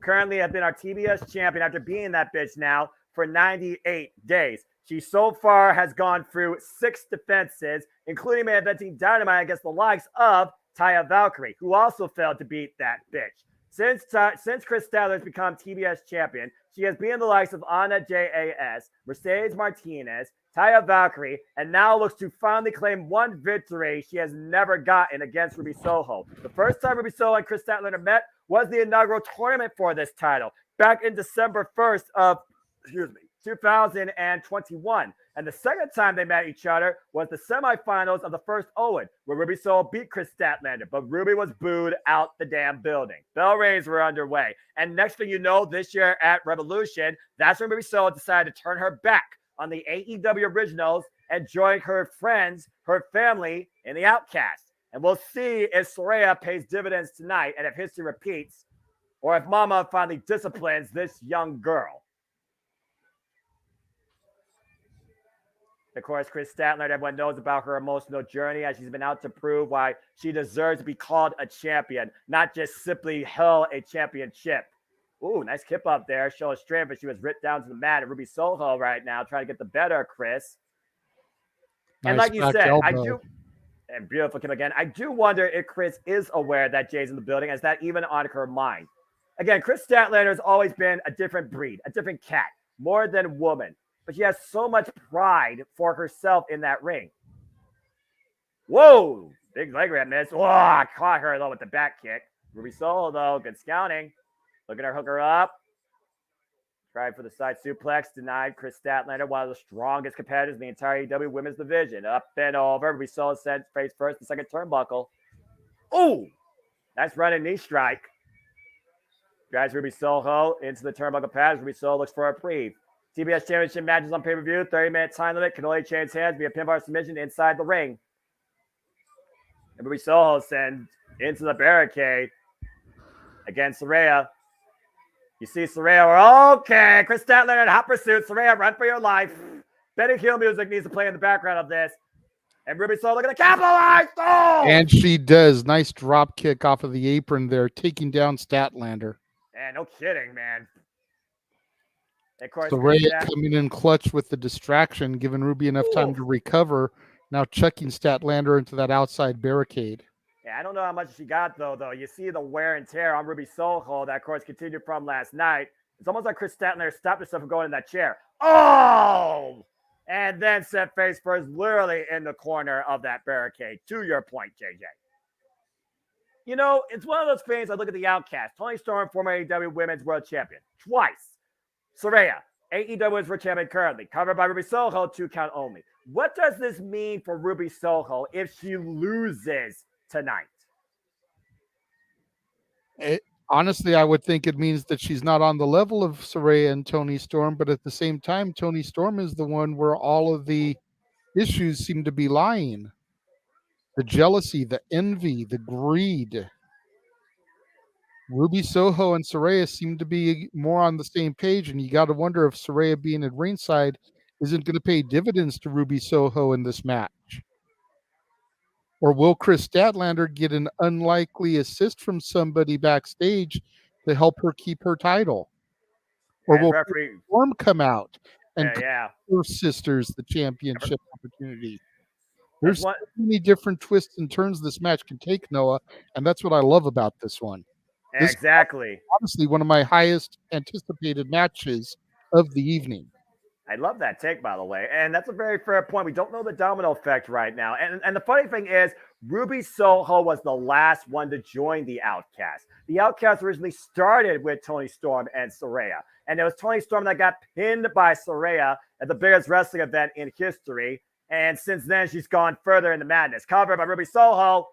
And even at Ruby Soho right now, I sense desperation, not just in her outcast mentality, but just her place in All Elite Wrestling. If she doesn't win this title after falling short in the Owen, twice, which is why I said twice, after falling short for the AEW Women's World Championship earlier this year in a triple threat. Again, how much more defeat can you take? Can you actually accept the fact that you might just be number 2 to Saraya in this case? I mean, there's some instances where number 2 isn't that bad. I mean, you think about championships. In some ways, the Intercontinental Championship is more coveted than the WWE Championship, and that's the number 2 title. So, you know, being second best to the champ isn't always a bad thing. Being in the champion's shadow isn't always a bad thing because, number 1, you're under the learning tree. And by being under the learning tree, you're constantly learning the champion's weaknesses. So when it is the perfect opportunity to strike, you know exactly how, where, and when to do it so that you can finally take that last step from being number 2 to being number 1. Very fair point right now. Powerbomb, big high kick, Ross Ruby Soho. Block the single leg kick, rising knee strike by Ruby Soho. Oh, overhead Pele, drop Ruby Soho, both women down for now. A good exchange here. Again, how far is Ruby Soho willing to push herself to finally claim her first championship, her first real moment in AEW? And how far is Chris Statlander willing to go with all the work she put in, not only to come back, but prove why she deserves to be called a champion, not just simply because she owns the belt. Again, Ruby Soho, 32 years of age, 12 years in the game. Chris Statlander still very young in the game at 6 years, 28 years of age, and she's already gone through, as you see, double knee surgery, which is why she wears those braces. It was literally last year in August when she blew out her ACL with a single leg kick, trying to adapt on her offense. And right now, uppercut, Chris Statlander again, the better of the exchange here, rocking Ruby Soho in the corner. And Chris Statlander also has to keep her emotions in check. If Ruby Soho exploits that to her advantage with Saray on the outside, there very well could be a new TBS champion. Valid point, valid point. Marshall with a hot take here saying Dolph Ziggler is a perfect example of a number 2 guy. But he also reached the top spot. Nice scoop slam there by Chris Statlander. Cover, hook on the far leg. 2 count only. Again, Ruby Soho, Ruby Riott didn't even reach the precipice of NXT. Again, Chris Statlander, she was involved in this spot before as challenger against Nyla Rose. Oh, big Saito. For the AEW Women's World Championship at AEW Revolution 2020. And she wasn't even going into that match 100%. And right now, Ruby Soho, caught by Chris, sent around orbit, tilt over a backbreaker. Nice backbreaker. And look at her hook her up. Oh, look at this. Whoa! Fisherman Michinoku driver too. Oh! Spin out Fisherman Michinoku driver. And yes, Marshall, the TBS title is basically the Women's Intercontinental title. I would say television title, but yes. Man, look at the full rotation off that sit out Michinoku driver spin out. And right now might be looking for a gory special here. Just bending her backwards. Jeez. Now, how long can Chris Statlander hold this position? I mean, she was literally doing deadlifts with Renee Paquette on her shoulders. That's not only how long can Chris hold it, but how long can Ruby tolerate being in it? Well, trying to go for the kick to your point. And Ruby Soho going to capitalize the roll up. And we've seen how effective a roll up can be. Ooh, took the knee out. Oh, look at that. Mighty Straw Cradle, Mighty Straw Cradle. 2 count only.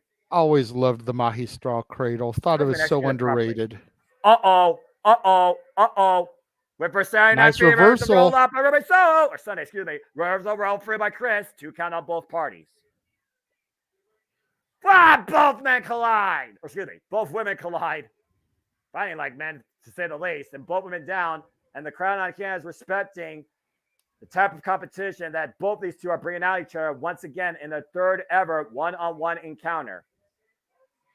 Elizabeth just joining late. Hey. Good to see you, Liz. Good to see you. Matthews says that he feels bad for Chris because when Jade was champion, she was on TV every week, even if she didn't have a match. Chris has been champion for a couple of matches, had a couple of defenses, and been on losing tag teams. That's a fair point. Me and you have talked both on camera and off camera about how Chris Statlander has kind of been an afterthought in the whole thing, whereas Jade Cargill was made to be a star. Would Jade Cargill have been left off of the Wembley Stadium card? No. Ugh. Again, it's one of those type of alternate realities, and Chris Statlander's not even into science fiction, despite the fact she was once called Galaxy's greatest alien! Oh, Jesus. What a power slam from the top rope! No! Not enough. Good Lord. That was very impressive. Will withal. Power demonstrated by Chris Statlander. But incredible resilience demonstrated by the challenger, getting her shoulder up before the 3 count. Again, Chris Statlander, she's beaten Nyla Rose, Anna Jay as Taya Valkyrie, Lady Frost, Maria Shafir, and Mercedes Martinez in her short run as TBS champion. But in between there, to your point, she has lost a couple of tag and trios matches. I don't understand if that affects her as a champion, but it might affect her as a competitor. Poison Rana! Good God, spiked her. And meanwhile, Ruby Soho sits off the top rope. Might be looking for that DDT. What a set of offense. In the driver's seat. Oh! The leg Hurricane Rana. The cover. New champion. No! Not quite. Ruby is beside herself now. She's got to wonder what it's going to take. Even Saraya thought that was it. Incredible offensive exchange being demonstrated by both here. Both put out all the stops and then some. The only thing they haven't thrown each other yet is the kitchen sink. That was a great combination by Ruby there with the Poison Rana into the springboard DDT, into that short head scissors. Good God almighty, you've got to admire these women. This is women's professional wrestling, damn it. And Chris Statlander hooking her up. Blue Thunder Bomb cover. That's not going to do it. I know, JJ. I know. We're just calling them. I know. One of these days it will do it. Mark my words. It will win a match in the wrestling industry. Mark my words. And anyway. I will pop so hard, jumping off of my couch, probably knocking my computer off of my TV tray to the floor because the goddamn Blue Thunder Bomb finally put away a match. No future off the top rope of the distraction. Destination known. Statlander planted the color Ruby Solo. No! Oh my God. Ruby calls it Destination Unknown, but that was definitely a Sister Abigail as well. Shout out to Bray Wyatt. How did she not get the victory with that move, Noah? I don't know. I'm shocked because Chris Statlander, that's the first time she kicked out of that. But look who's conveniently on the ring apron. A can of green spray paint as Ruby Safran Smith is distracted by Saraya. It's Chris that. Wait a minute. Tony Storm under the ring. What the hell? Tony Storm emerging from underneath the ring. What's she doing? She just took the spray away from Ruby. Ruby just is she trying to like miss her face? What the hell? Anyway, Chris Statlander hooking Ruby Soul up. Sunday Night Fever cover. Chris Statlander has done it. That's a hell of a match. I was going to say, by the way, for the only women's competition on the main card and women's championship match, these two prove why they deserve this spot and how far they grow as competitors. And Chris Statlander proves once again why Stat is where it's at. But again, what have we been seeing? The unraveling of Tony Storm and the Outcasts. What the hell was that about? Well, congratulations to Chris Statlander as JJ stands quiet and dumbfounded. Chris Statlander is still our TBS champion, and Ruby Soho denied a moment and a championship once again. Because I'm trying to figure out how much of that was intentional on Saraya's part. As soon as Saraya got the spray can and Tony ran off, she got off of the ring apron, allowing the referee to get back there in time for the Sunday Night Fever. I don't even know what to make of. Look, JJ, you're a movie guy, right?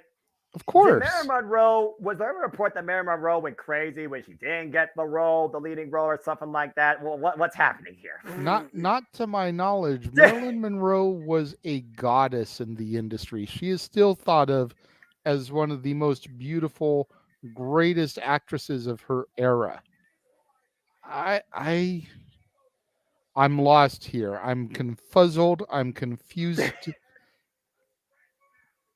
It's very interesting. I'm curious to see where things go. And yeah, Matthew, I agree. Chris needed that win, but I did not think it was coming. I thought it was because of how long. Again, the hat trick. Third time's the charm, and Chris Statlander is out to prove her value, not only as somebody to lead the women's division, but to hold the TBS championship. There's a reason why Chris Statlander did not get a custom-made championship, JJ. She didn't want that. She wanted to raise the title itself in its form that she got it to a higher level set by that bitch. And whether or not her run might be a little bit under the sheets, if you're looking at that satin dress that freaking Tony Storm was wearing, Sam Rowe, whatever, I think Chris Statlander is continuing to prove her worth as a champion. That was an incredible match.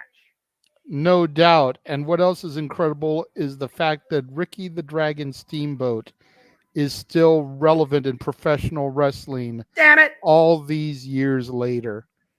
And you think about his history in Chi-Town. The Chi-Town Rumble, one of the 3-match series against Ric Flair. Yes. And he never took a shortcut, JJ. He is one of the most honorable men in this business. Yep. And One of the respected few- for it. Absolutely. One of the few men to never turn heel.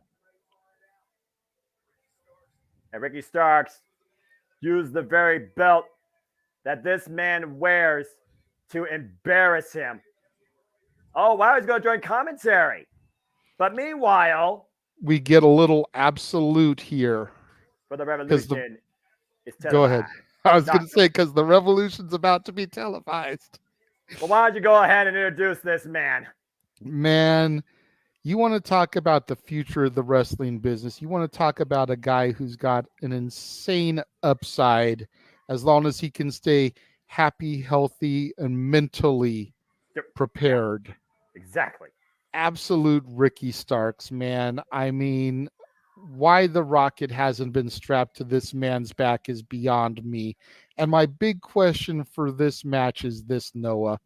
We all know that it was rumored that this was supposed to be Punk instead of the Dragon. Yes. You can almost figure that Punk was going to job to Ricky and really put him over. Do you still go the same way with Bryan Danielson?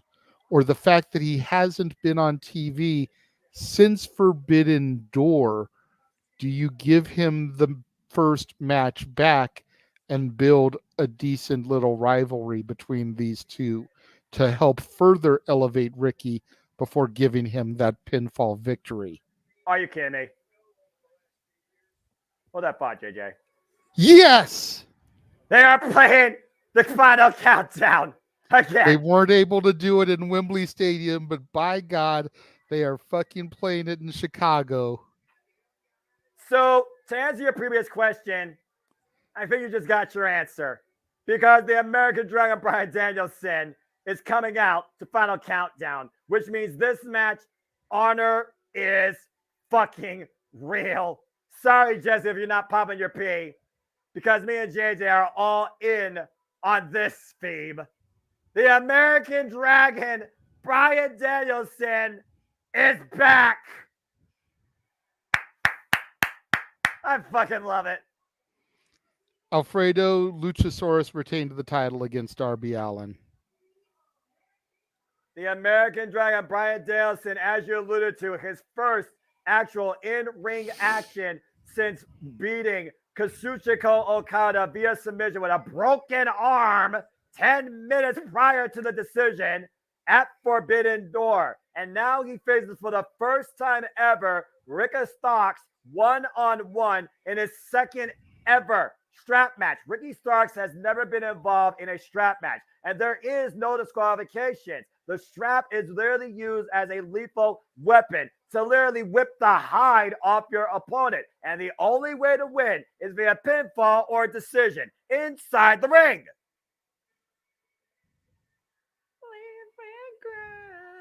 I love this song.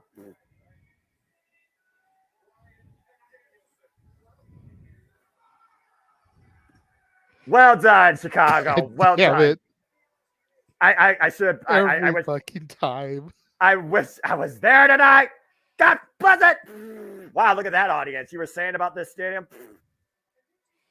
I wonder if Steve-O regrets being there now with the final countdown playing for 16,000 people, or how many are there. Damn it.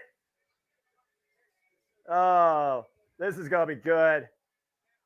Now, Ricky Starks, of course, has won 4 of his previous 5 matches, and Ricky Starks has also been suspended for the last 28 days from any sort of in-ring action after his assault on Ricky the Dragon Steamboat. And he was going to face the Dragon tonight, quote unquote. He just didn't know it was going to be the American Dragon, one of the greatest of all time, Bryan Danielson. Oh, Ricky Starks immediately going to the outside of the ring. Aubrey at this Edwards, point, the you gotta official consider Ricky again Starks for feels like this he got- match.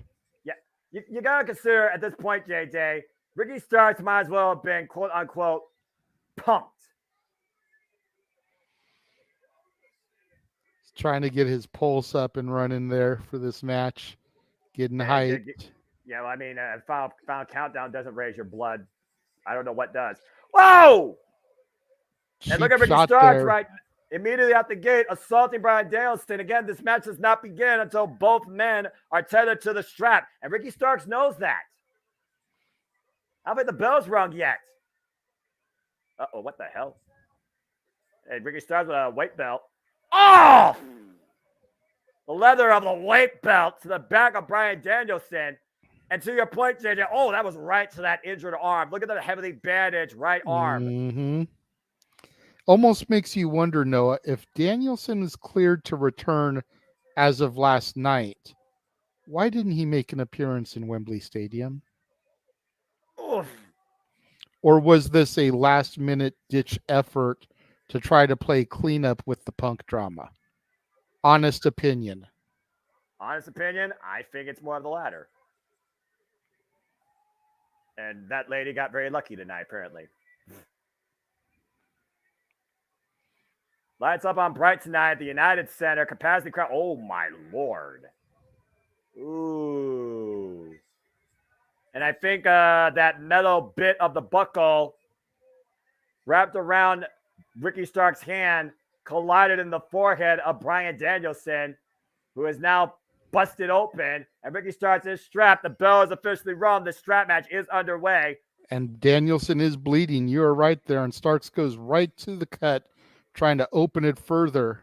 I mean, that's what you do when you smell blood in the water. You see an open wound, you exploit it. Of course. Ricky Starks You would again, be stupid not to. especially when the rules don't matter. Again, this is a strap match. There is no disqualification. Ricky Starks could be as violent as he wants. And talk about violence, we're talking about Bryan Danielson here. This guy feeds off violence like it's a fetish. And especially when you're in the ring with one of the best in the world. Quote unquote, pun intended. We're talking about the freaking former WWE Heavyweight Champion, two-time Heavyweight Champion, four-time WWE Champion, Intercontinental Champion, SmackDown Tag Team Champion, Ring of Honor World Champion, for might I add, 462 damn days. PWG right now, champion as well. Exactly. PWG World Champion, two-time. Shout out to the guy in the crowd wearing the Dumb and Dumber suit. That's awesome. Oh my gosh, look at the blood that is on that strap, courtesy of Ricky Starks at the expense of Bryan Danielson. And that's a fair take. I don't know if Danielson is even 100%. I think he's just trying to play cleanup. I mean, again, Bryan Danielson, cover, hook of the near leg. And how fitting Audie Edwards is the official of this match when she was the crying girl during what we thought was Daniel Bryan's retirement. In Seattle, nonetheless.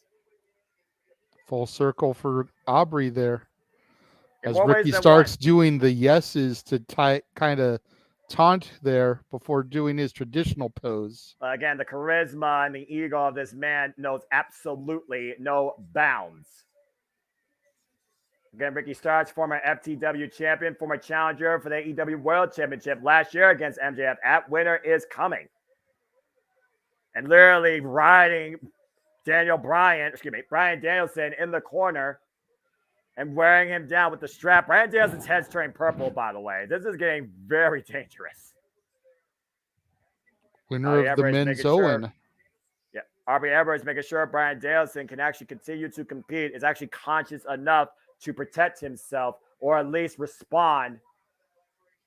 And once again, like you said, pinpoint accuracy, those shots to the forehead. I also want to put this note in here. Do you realize who is also on commentary for this match? The man that's been calling Bryan Danielson a clam digger since being part of this company, Nigel McGuinness. Oof. And the history there between Nigel and Danielson as well. Goes all the way back to Ring of Honor. Oh, God. Bryan Danielson, of course, some may not know this. I know you do, Noah. The man who was penciled to win the NWA World Heavyweight Championship in that tournament once removing themselves from NWA TNA. Unfortunately, the orbital socket dislocation prevented that, ended up going to the man who is now in charge of WWE, Adam Pearce. Scrap Daddy himself. Bryan Danielson picking up momentum here, though, JJ. Whoa! Hung up on the apron, though. But you can actually Google and find photos that was taken of Danielson with the title belt because he was supposed to win the tournament. Well, I don't know if Bryan Danielson is supposed to win this match right now. I think people have Bryan Danielson as an easy winner here. He looks anything but a winner, especially to getting whipped in the side of the head with that strap and being hung up to dry on the apron. You got to wonder, though, if this is all just a ploy to help make Ricky look good. And then at the same time, what are his BCC brethren going to say if he loses to absolute Ricky Starks? Exactly. I still feel like Bryan Danielson is the proverbial leader God, of look the at that Blackpool blood. Complex. Yeah, that is a crimson mask if I've ever seen one. I still claim Bryan Danielson the real proverbial leader of the Blackpool Combat Club. In Rigo's words, the perfect professional wrestler. And it's hard to argue with the caliber of competitor that Bryan Danielson has been, especially in AEW. Oh, and takes the base out from Ricky Starks. And again, Ricky Starks, he said on Collision, he has now ushered in war on all of AEW. To the point now he's a manager for Big Bill. And funny enough, Big Bill is currently not in Ricky Starks' corner. That's fair. And Bryan Danielson now, red in the eyes. Oh, Jesus. Did I you felt hear that? Woo! Paybacks are a bitch. Pun intended. Absolute exclamation points. Ricky got tangled up there. Danielson's got to use this moment to his advantage. Look at him. With the strap around the throat of Ricky Starks, while Ricky Starks is hung up in the tree of woe, a reversal of a proverbial noose. Starks in serious trouble. It's another thing when Bryan Danielson smells blood, let alone sees his own. You don't realize the danger you're in when the American Dragon comes out like this. Oh God. Across the chest, across the arms. Oh my God, in the jaw. I'm not sure where you don't want to get hit. Oh. Ooh, and a nice basement drop kick, sliding drop kick. And again, straight in the face of Ricky Starks. Look at the welts developing on the side of Ricky Starks' body, JJ. Jesus. I still can't take my eyes off of the blood running down Danielson's face, Noah. Did I mention I like violence? You're a sad, strange little man. I am what I am. Simple as that. But and we love you for it, Noah. And the Yes chants raining out the United Center when Bryan Danielson wants to announce the Yes movement as dead with a baseball slide to Ricky Starks. And we saw the Yes movement come back to life at the Forbidden Door when Bryan Danielson was literally a one-armed man. And right now, one arm trapped in a strap, the other one still damaged. Bryan Danielson in control, looking to follow up. And Ricky Starks. Oh! Using the strap to his advantage, pulling Bryan Danielson in like he's getting the bear of a tug of war and whipping the freaking face off him. And you see right now trying to instigate the American Dragon, Ricky the Dragon Steamboat, and Bryan Danielson and Ricky Starks on opposite sides of the ring. Oh! Drawing the slack of the strap, Ricky Starks sent shoulder first, head first into the steel ring post. That's a square ring post. Those corners have no give whatsoever. That cuts into your skin. And again, just wailing away. Definition of headbanger with no give. And of course, we know Bryan Danielson softens the head and neck up for that label lock, JJ.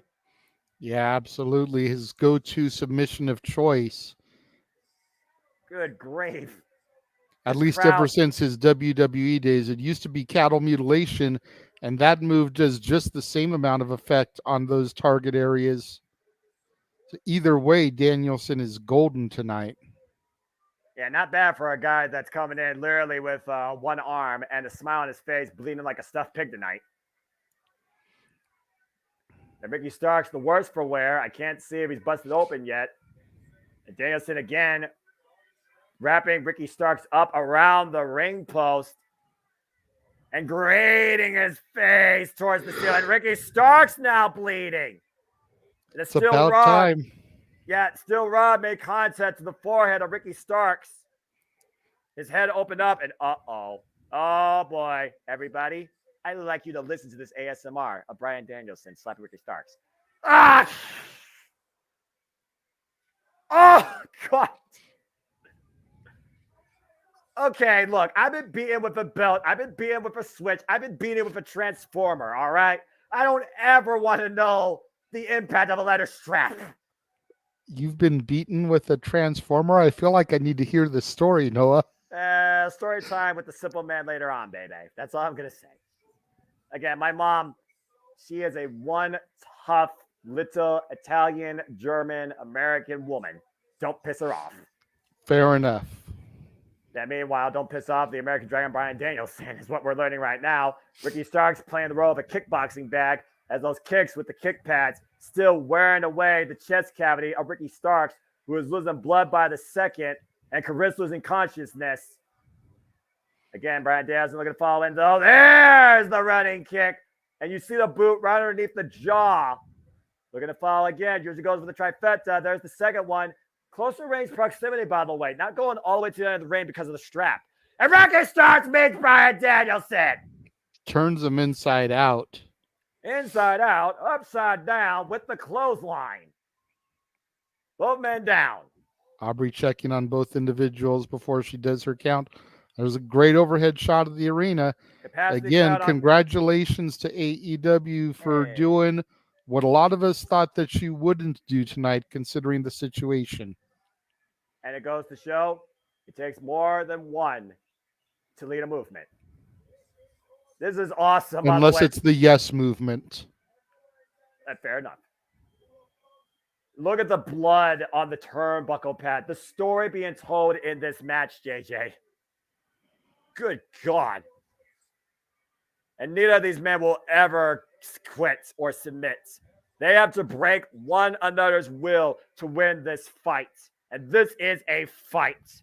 And thank you again to everybody across the JMN Multiverse for tuning in to our watch-along coverage and reactions of tonight's AEW All Out pay-per-view. We appreciate all you. Please subscribe, comment, tell a friend. Super sticker and super chat. JJ Williams and Cast 18 Steels in the ditch of the conversation. Super chat is as simple as that. As Bryan Danielson and Ricky Starks are forehead to forehead. Oh, God. And again, the side overhead shot with the strap. God.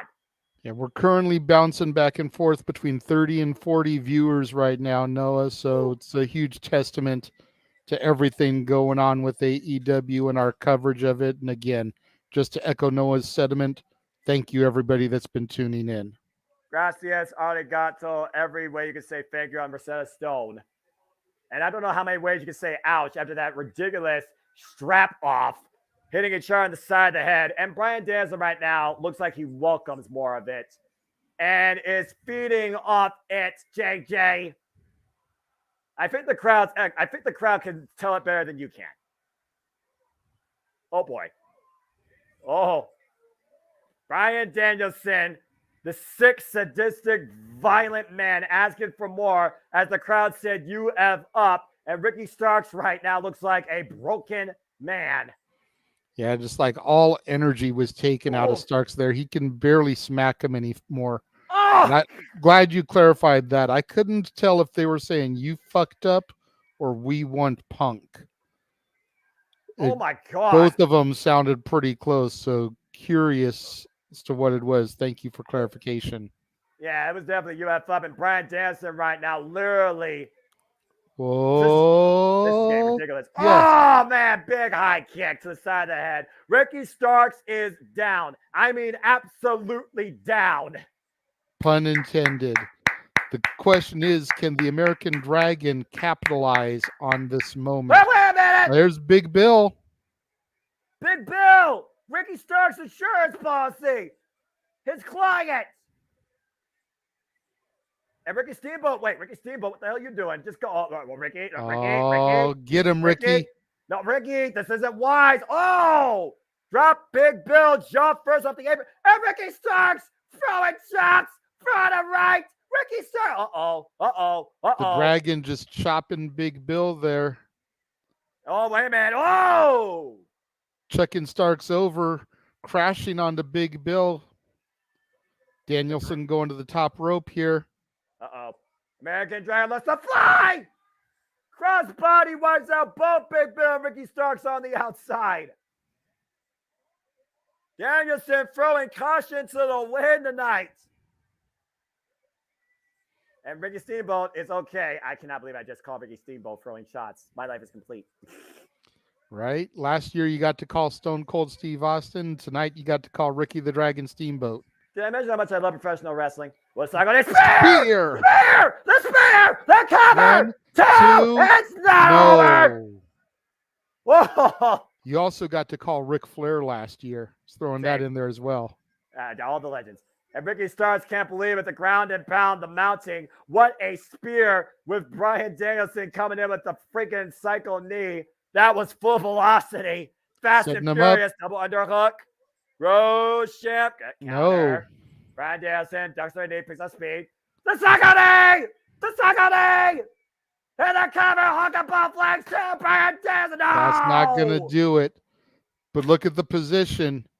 Danielson could very easily slide into the yes lock here, the LaBelle lock. How much blood have both men lost? Would he be able to hold that grip, JJ?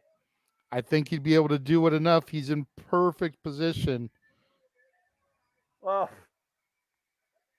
this is fucking awesome. Did I mention right now this preview is working on 100% all cylinders? Again, Ricky the Dragon Steamboat saying, let these two men fight it out. As Bryan Danielson just claimed, I'm about to kick his fucking head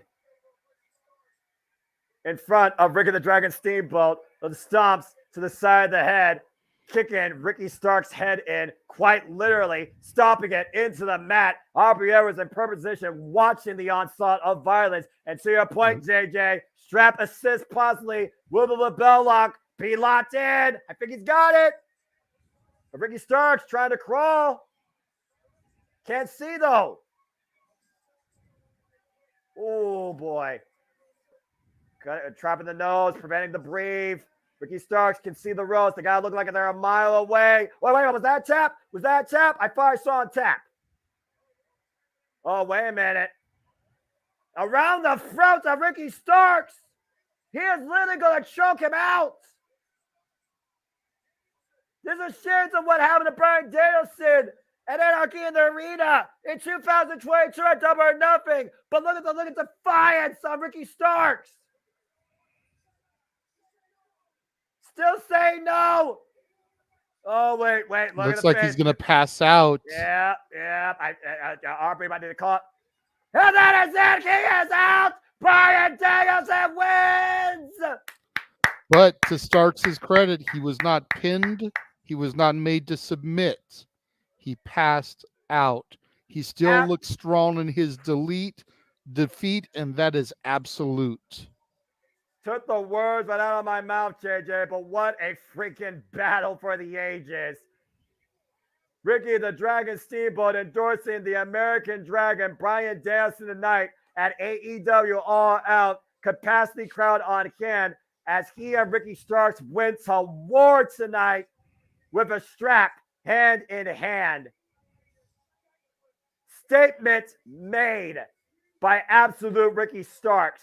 Receipts sent, courtesy of the American Dragon, Bryan Danielson. What a freaking war. And to your point, JJ, he never said I quit. I said it myself when this match started. To break one of these two is to break another man's will. And he did that tonight. And folks, stay tuned as we will bring you coverage of Wrestle Dream live on pay-per-view Sunday, October 1st, an honoring of Antonio Inoki, brought to you by NJPW and AEW, available exclusively on pay-per-view. That is Sunday, October 1st, 8 p.m. Eastern Standard Time, 5 p.m. Pacific. And we will cover that here across the JMN Multiverse of Media, along with so much more. But I would say tonight was a dream encounter. We honor the 70-year-old legend, Ricky the Dragon Steamboat, as the American Dragon stands triumphant tonight in the United Center. The final countdown hits 0 for Ricky Starks. But what a freaking statement of a match. What a match.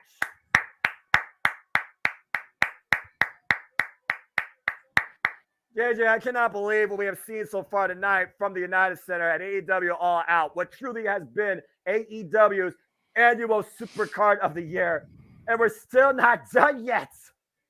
See, that's why I've always called this their WrestleMania. You guys have always corrected me and said double or nothing. And now, if they're going to continue to do these all-ins, you can make an argument for all-in. But considering that the company was born off of the original all-in, when it was just a independent supercard, calling all in, then coming to do a show called All Out, you would automatically assume that it's that connotation. And they're definitely trying to prove it here tonight, man. They are going all out, pun intended, putting on the best show that they can. Ooh. Well, as we got Nigel McGuinness with a microphone in hand, about to make an announcement. We're going to find out what charity Hangman Adam Page is donating to. I think they're waiting to see if the ring's cleaned up for Nigel to get in. There we go. This is professional wrestling. There are. Over budget battle royal. Yeah. Right. Hangman Page. Official. Adam Page. Donate $50,000 to charity of, what is it? Oh, the Chicago Public Education Fund, powering progress in Chicago's public schools. That's very awesome. If there's one thing that doesn't get enough credit, respect, or payment, it is the educators that lead the future generation of scholars, talents in and out of wrestling. That's a very noble cause. The Chicago Public Education Fund will receive $50,000 courtesy of Hangman Adam Page and AEW. Again, a very noble choice by the Hangman. Congratulations. All right.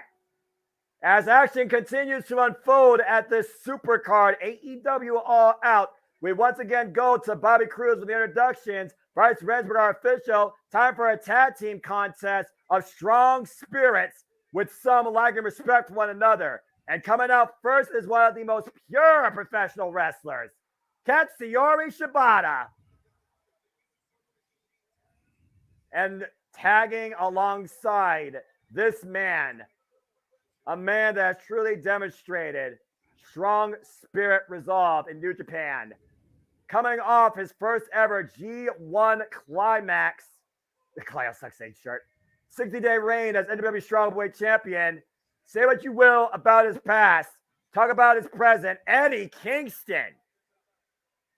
JJ, what this really comes down to on paper is respect. Eddie Kingston has nothing but respect to the traditions held by Japanese pro wrestling. He met Kawada and he's tagging along Katsuyori Shibata, but there still is no respect shown between him and Claudio Castagnoli, and their bad blood still carries all the way back from Chikara in the early 2000s. Now, see, what this really comes down on paper for me, Noah, is a blatant failure of an opportunity. Why is this not Claudio Castagnoli versus Eddie Kingston title for title? Why is this not Shibata versus Wheeler Yuta for the pure title? To go at your point, that's what I think this match is trying to set up in a way. Again, I talked about it before. This is not a Ring of Honor pay-per-view, but we know Ring of Honor has their marquee pay-per-view of the year that is supposed to be about resolution and conclusion, and that is Ring of Honor Final Battle. You and I both know that's going to happen in December. Yes, Claudio That's Castagnoli 3 months away, though, bro. I'm just saying, dude, Ring of Honor, I'm just saying, you'd be surprised what they can do when they focus on wrestling. And again, Eddie Kingston did challenge Claudio Castagnoli for the first time ever for the Ring of Honor World Championship during WrestleMania week at Supercard of Honor. Came up short, came this close to winning it. Katsuyori Shibata schooled Wheeler Yuta, took him to school at Death Before Dishonor just in July and took the Ring of Honor Pure Championship. Wheeler Yuta has yet to get that one-on-one rematch. So based on if the Blackpool Combat Club once again gets the better of this duo, you might be setting up a Ring of Honor Pure title match. And on the opposite side of things, you might finally get your Ring of Honor World Championship match, where Claudio Castagnoli has come out and said, this is not about a passion. This is not about a dream. This is strictly business. And I'm just the best, damn it, at it. So until somebody can work harder, better, wrestle stronger than me, I will always hold the Ring of Honor Championship, because that is simply put my job. The raids are underway. Katsuyori Shibata, by the way, like I said, one of the most purest professional wrestlers in the game. Thought he was out forever after the debilitating injury to his brain at the hands of Kazuchika Okada, using his own head in the match at Sakura Genesis 2017. And we saw earlier last year, year before, he came back, had an exhibition with Zack Sabre Jr., and then he brought himself into a actual match against the strong style Ren Narita at Wrestle Kingdom.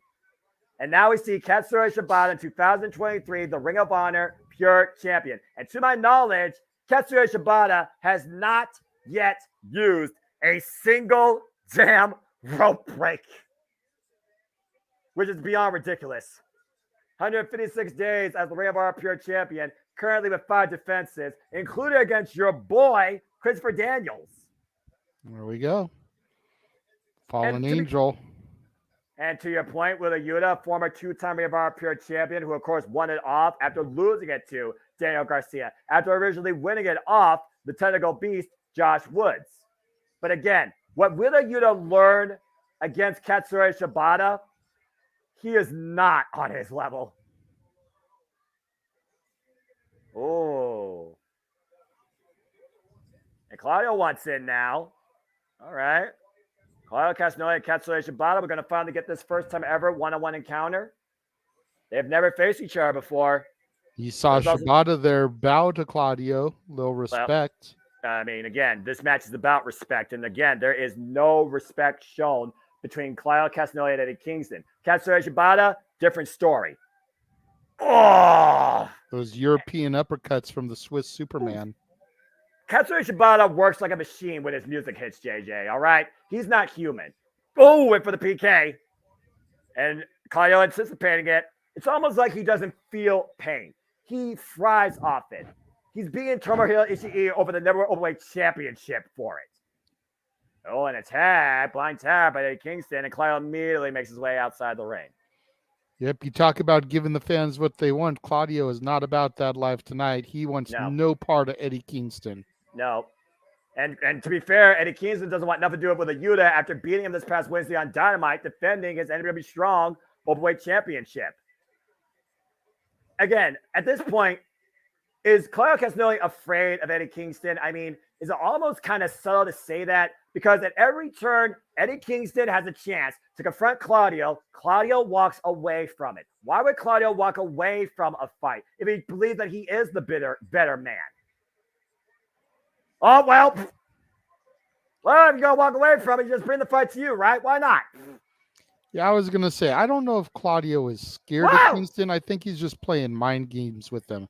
He's making Kingston wait as long as humanly possible to get the confrontation that Kingston wants. Fuck! And then as soon as he gets his arms on him, making him regret the decision to want to fight him. And we all know the damage to Eddie Kingston's lower back. And let's not forget, this man's also coming back from a hernia surgery.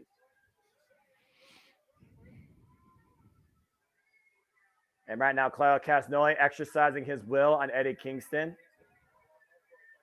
Being brought upright and being sent back into the ring after punishment was endured. And Wheeler Yuta with the cover, hooking the leg, gets a 1 count only. I mean, at this point, JJ, you talked about earlier, what would you want to be set up cover by Wheeler Yuta? The face wash. What would you want to be set up out of this? Tag to Claudio. Well, like I said, I want to see Claudio versus Kingston one-on-one. I'm tired of these multi-man experiences where they get a little bit of action up against each other, but you don't really get that full delivery. It's an appetizer. It's not the entree. Agreed. You know, You're barely getting your appetite wet. And it's good, it's entertaining. The men have great chemistry going all the way back to original Ring of Honor. But this isn't what we want to see.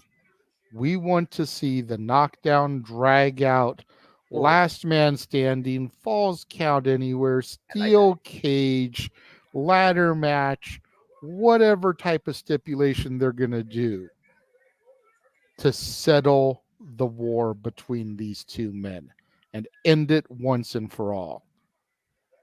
Well, again, proverbially put, Final Battle would be the perfect stage for such an encounter. And again, we got to wonder what's going to happen here. Oh, nice butterfly suplex. Double underhook to Wheeler Yuta tag to Claudio Castagnoli. And the only time Claudio gets involved here, is when he can exercise his will on Eddie Kingston his own way. To your point, stopping the air out of freaking Eddie Kingston there. See, and I feel like waiting till Final Battle is making us wait too long. Even if that's going to be the blow-off match, that's fine, but we need to get more one-on-one confrontations leading up to them. You've got Grand Slam and Wrestle Dream coming up within the next month. There's match 1. You've got Full Gear in November.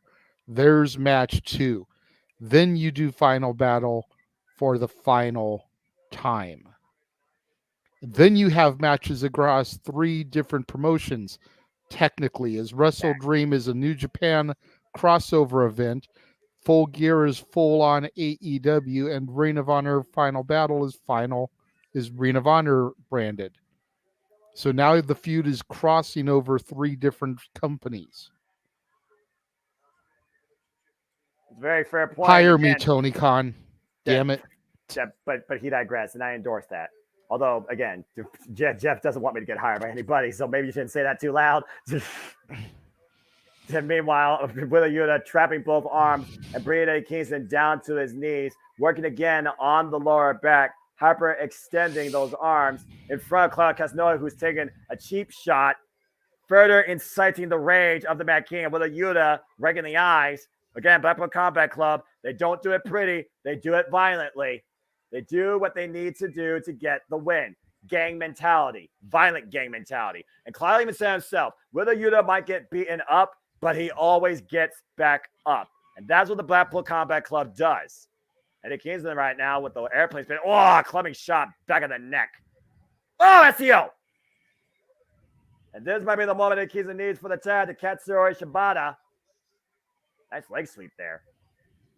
After the war we just saw with Bryan Danielson, I'm not going to lie, I kind of am glad we got this, honestly, cool down. Tag to Shibata, tag to Claudio. I don't know about you, but I think Wrestle Dream should be Katsuyori Shibata versus Claudio Castagnoli. But go ahead and do double jeopardy. Ring of Honor, pure Ring of Honor World Titles. Just put both on the line in the same match. Because I like this right now. Whoa! Did you see the speed behind that running European uppercut? Claudio is a freak. And Shibata giving it right back to him. Nice run in with a single leg drop kick. And Shibata whirling away on the Swiss Superman with those forearms. Once again, creating distance. Might be looking for that hesitation drop kick. On target. Shibata, one of the smartest wrestlers ever. Period. Multiple students of the LA Dojo with the butterfly suplex, the float over the crossbody cover, and a 2 count only. And immediately transition Fujiwara armbar. Claudio attempting to block the hyperextension. And look at Shibata transition to a triangle.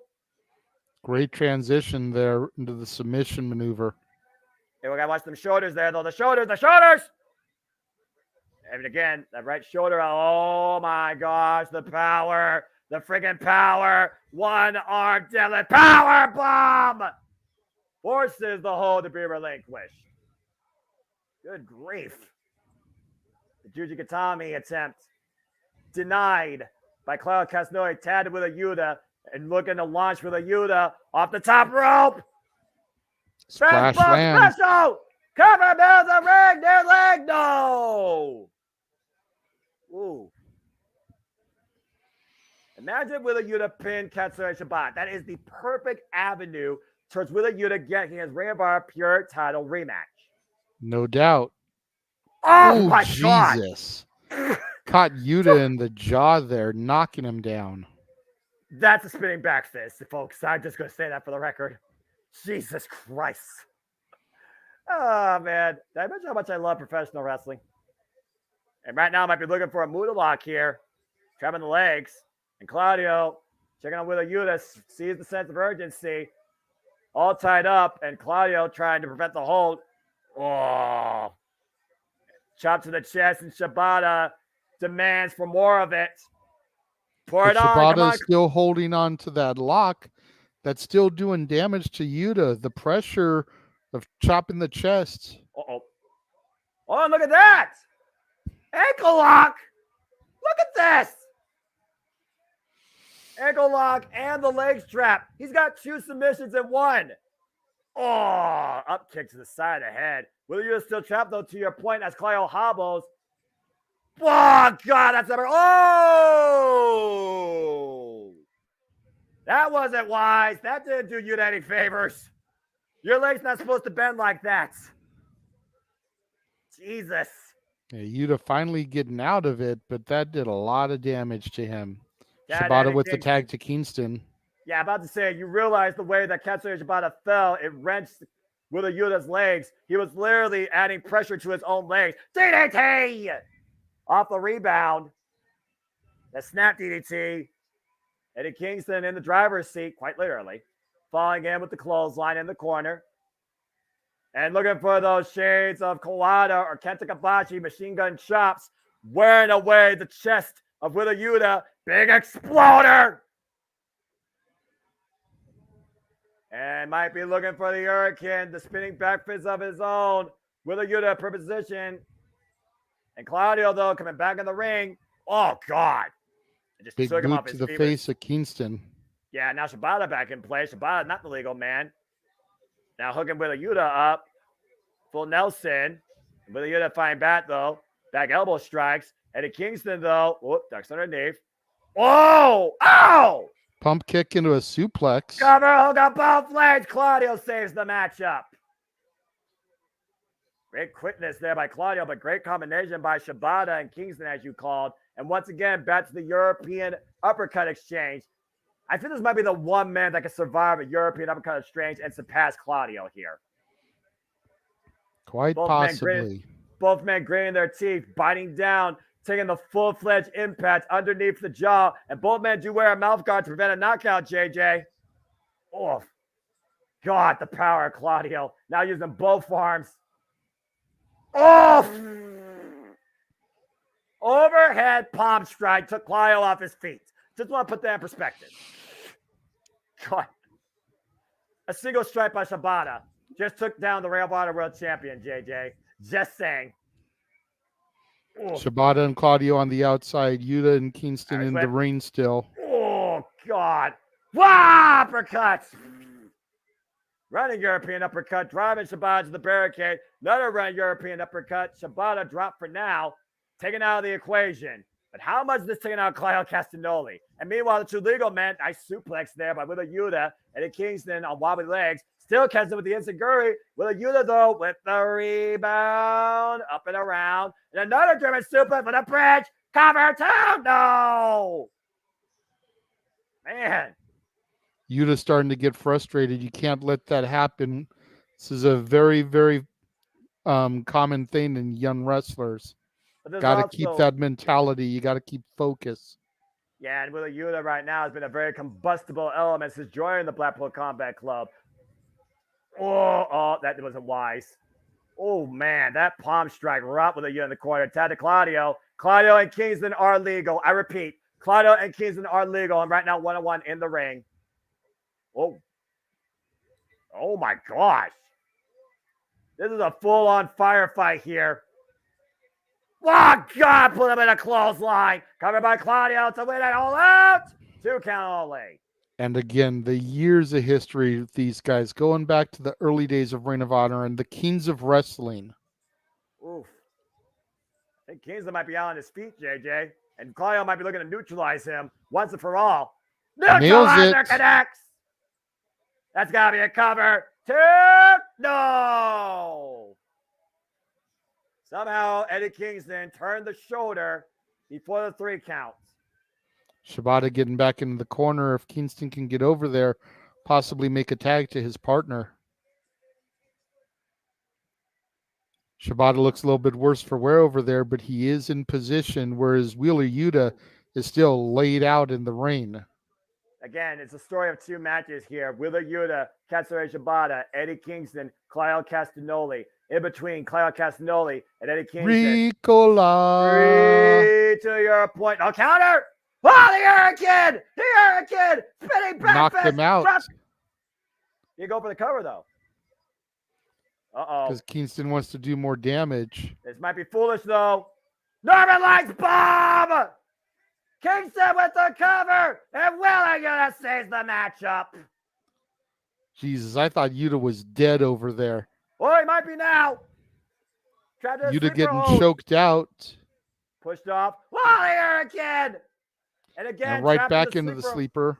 Again, trapped in the sleeper hold. Katsuyori Shibata fending with a Yuta off. Meanwhile, Claudio has Eddie Kingston. Block! European God, he got uppercut. robbed with an uppercut. Cover. 2. And Claudio gets the win. Wow. Shibata was so focused on putting Yuta to sleep, he wasn't able to get over there and save his partner. Is that going to cause problems with Shibata and Kingston going forward? As far as the respect, I don't think so. But, I mean, I'm just going to say this for the record. Claudio Castagnoli won this match with a sudden knockout European uppercut, JJ. That doesn't happen. That's crazy. That was a hell of a war. And speaking of wars. Oh, here we go. Oh, you want to talk about story? You want to talk about chaos theory? You want to talk about history? You want to talk about testing your mentality? Ladies and gentlemen, it is time for another grudge battle. Probably the biggest grudge battle tonight on this card. Kenny Omega goes one-on-one for the first time in AEW against Don Callis' quote-unquote new son, Konosuke Takeshita. Yeah, you've seen the story. You've seen what Mel, shout out to Mel Cohen on X, by the way, incredible theatric art pieces of magnificence to tell the story.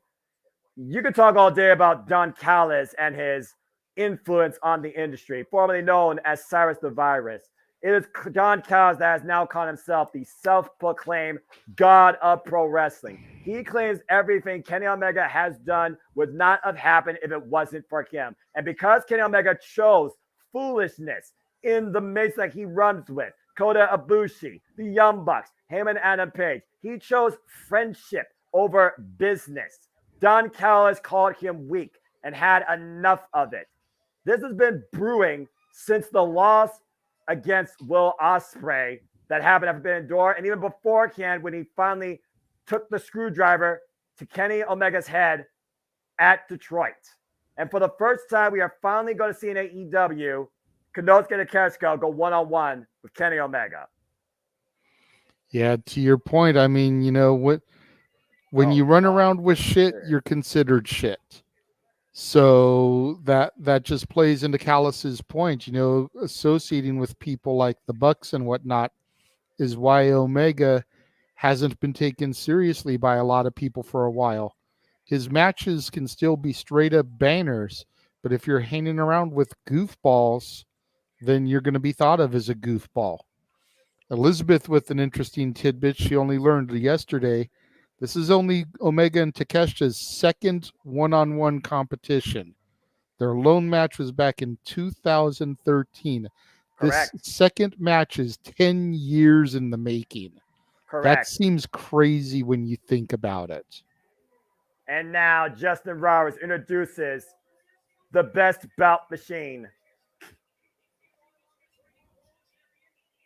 Longest reigning world champion in AEW history. Only AEW's only Triple Crown champion. Best bout machine.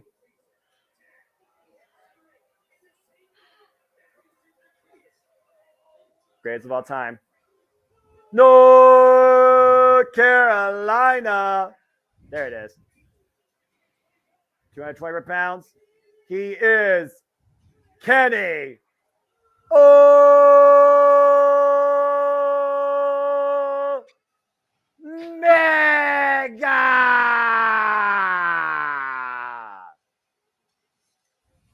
The best bout machine in his strongest light tonight. Center stage, one-on-one action at All Out. First time ever in AEW against Konosuke Takeshita tonight. Challenging Don Callis' MO to eliminate the elite from all elite wrestling and erase the cancer he calls Kenny Omega from existence. And Konosuke Takeshita has never defeated Kenny Omega, to your point about those singles matches. But Kenny Omega did lose last week at All In via roll-up in six-man tag team action. Konosuke getting his first pinfall win, whatever you want to call it, against the best bout machine. But can Konosuke Takeshita, who asked for this match, get it done tonight? Bell rings. We are underway. Oh, man. Both men meeting in the middle of the ring, face-to-face, eye-to-eye. Omega jaw-jacking with Takeshita about why do you trust this man? Yeah, I mentioned this is my most anticipated match of the night. I don't blame you, dude. You know, I really do want to like Omega. He's a phenomenal athlete, and it feels like this word gets used a lot these days, but I really do consider him a generational talent. But going back to the point Callis was making, the people he runs with really make it hard for me to like him. Whereas on the other hand, Konosuke Takeshita is freaking phenomenal. And again, I've always considered Kenny Omega above the so-called elite of the elite. He is a wrestler. He is a competitor. He is an individual on another plane level in this freaking industry. And look at Konosuke Takeshita exercising his will, holding on to the side headlock here in the early going. Again, Kenny Omega had 6 defenses across his illustrious reign as AEW World Champion. He held that title for 348 days, while Konosuke Takeshita is a 5-time KOD Openweight Champion and has held that title for a span of over 200 days in a single run. And Konosuke Takeshita going right to the eyes. And ever since Konosuke has alliance with Don Callis, he's adapted a more aggressive, methodical style, JJ, to your point. Ooh. The influence of Cyrus the Virus fully on display here. Don Callis, one of the probably most powerful people in the industry. With alliances. Before he was Cyrus the Virus, going back to the WWF as the Jackal. Oh! With the Truth Commission. And the Acolytes before they became part of the Ministry of Darkness. Exactly. Thank you for that. And of course, Don Callis, former EVP of Impact Wrestling, with his own MO that was Kenny Omega's agenda, but more about him having control over all the gold. Oh my God! Oh no! Oh Jesus! High angle backdrop driver on the head and neck of Kenny Omega. That was scary. You look at Kenny Omega's face. Oh, God. I didn't need to see that again. Another angle. Oh, my God. Did you see the way his neck bent sideways, JJ? I did indeed. I did indeed. You're good, Emmanuel. You're not that off topic, even though the match already happened. But yes, Dennis Rodman did hit somebody with a guitar earlier. He was out there for the Acclaimed against Satnam Singh, Jay Lethal, and Jeff Jarrett. Jesus. Yeah, again, we'll talk more about the matches after this, folks, because I believe there's only 2 matches left after this phenomenal pay-per-view. And Konosuke Takeshita exercising his will and Kenny Omega on the outside against the barricade. Again, Konosuke Takeshita, he was the bright rising star in the people's eye. He was the people's favorite. And looking for a Steinberger suplex. Kenny Omega counters, though. Arm wringer. Gets in the midsection. Now Kenny Omega, what's he looking for here? Up in the fireman's carry. Wait, you can't escape on the floor? And the steamroller on the floor as Kenny Omega hikes up the overalls and looks to use the barricade for leverage for that patented follow-up moonsault and hits it. Unbelievable. Again, what does Kenny Omega do but anything less than 110% when it comes to proving why he is one of the best, to your point, JJ, this generation? Every freaking time Kenny Omega impresses. And Don Callis has to be aware of that. You see Don Callis right now, not on commentary, by the way, which is why I think he's going to play heavily in the result of this match. And meanwhile, off the top rope, drop kick to the kneecap. Yeah, the right kneecap. And looking for the fall Katara Crusher. Face first, dropped Konosuke Takeshita and Kenny Omega right now. Oof! PK kick to the ribs. And now Omega dunking. How fitting. Konosuke Takeshita the back of his neck. Cover, hung in the near leg. 2 count only by referee Paul Turner. Now Kenny Omega applying his MMA background. Might be looking for Indian Deathlock. Driving his leg, applying pressure to the right knee, forcing Konosuke Takeshita's own knee to work against him here in this hold. You see Don Callis trying to encourage Konosuke Takeshita how to counter this. If anyone's going to know how to counter everything Kenny Omega could throw at you, it's going to be that guy, as much as we hate to admit it. Ooh. Yeah, no doubt. Callis being out there at ringside, you've always got to keep your eyes on him. You never know if, when, and where he's going to insert himself. And, some people call other people that are in or have worked for this company cancers. Callis is another one of those individuals that just gets in there and destroys whoever he's around. Yeah, anything Don Callis' touch turns to rot. And again, Don Callis instructing Konosuke Takeshita, get the better Kenny Omega, gets in the eyes, and meanwhile, Konosuke Takeshita picking up speed, flying up the rails, flying clothesline! Jesus, the speed. The explosivity of Konosuke Takeshita, who is only 28 years of age, 11 years in his wrestling career, against Kenny Omega, who is 39 years of age, 23 years in his career. Oof. Kenny Omega, former IWGP United States, IWGP Intercontinental, IWGP Heavyweight Champion, losing it to Hiroshi Tanahashi at Wrestle Kingdom 13. Former AEW Tag Team Champion, looking for the Frankenstein, but Konosuke again, the power! Oh, Jesus. Wheelbarrow, or water wheel, suplex, overhead release, and Kenny Omega crashes face first into the second turnbuckle. That is strength right there, JJ. Buff! God. Nasty landing. That's the way to break a nose. And Marshall saying Kenny Omega needs to win. Again, I really want to say yes, but I don't know with how much stock Konosuke right now has, courtesy of Don Callis. This is Konosuke Takeshita's first singles match on pay-per-view. Oh! Sheer drop brainbuster on the floor. Damn it. Golly. And again, wearing down the neck and the head and shoulder, compressing the vertebrae. And this is not a no-disqualification match last time I checked, JJ. No, it is not. Referee Paul But Turner, then again, when you're an EVP, you can change the rules as you go. Are we talking about Don Callis or Kenny Omega in this case? I will let you be the judge. Paul Turner just stopped Konosuke from using the chair. Again, this is a traditional one-on-one match. Admonishing Konosuke Takeshita, consider that a warning. I can guarantee you those chairs are going to come into play. Wait a minute. Don Callis. Uh-oh. This is the plan right here. He's playing something big here, JJ. Mm-hmm. That is a 5-stack chair on the chest of Kenny Omega, moving him out of the way. Konosuke up and over the top rope. Oh, my God! Launching himself over the top rope there with that senton bomb.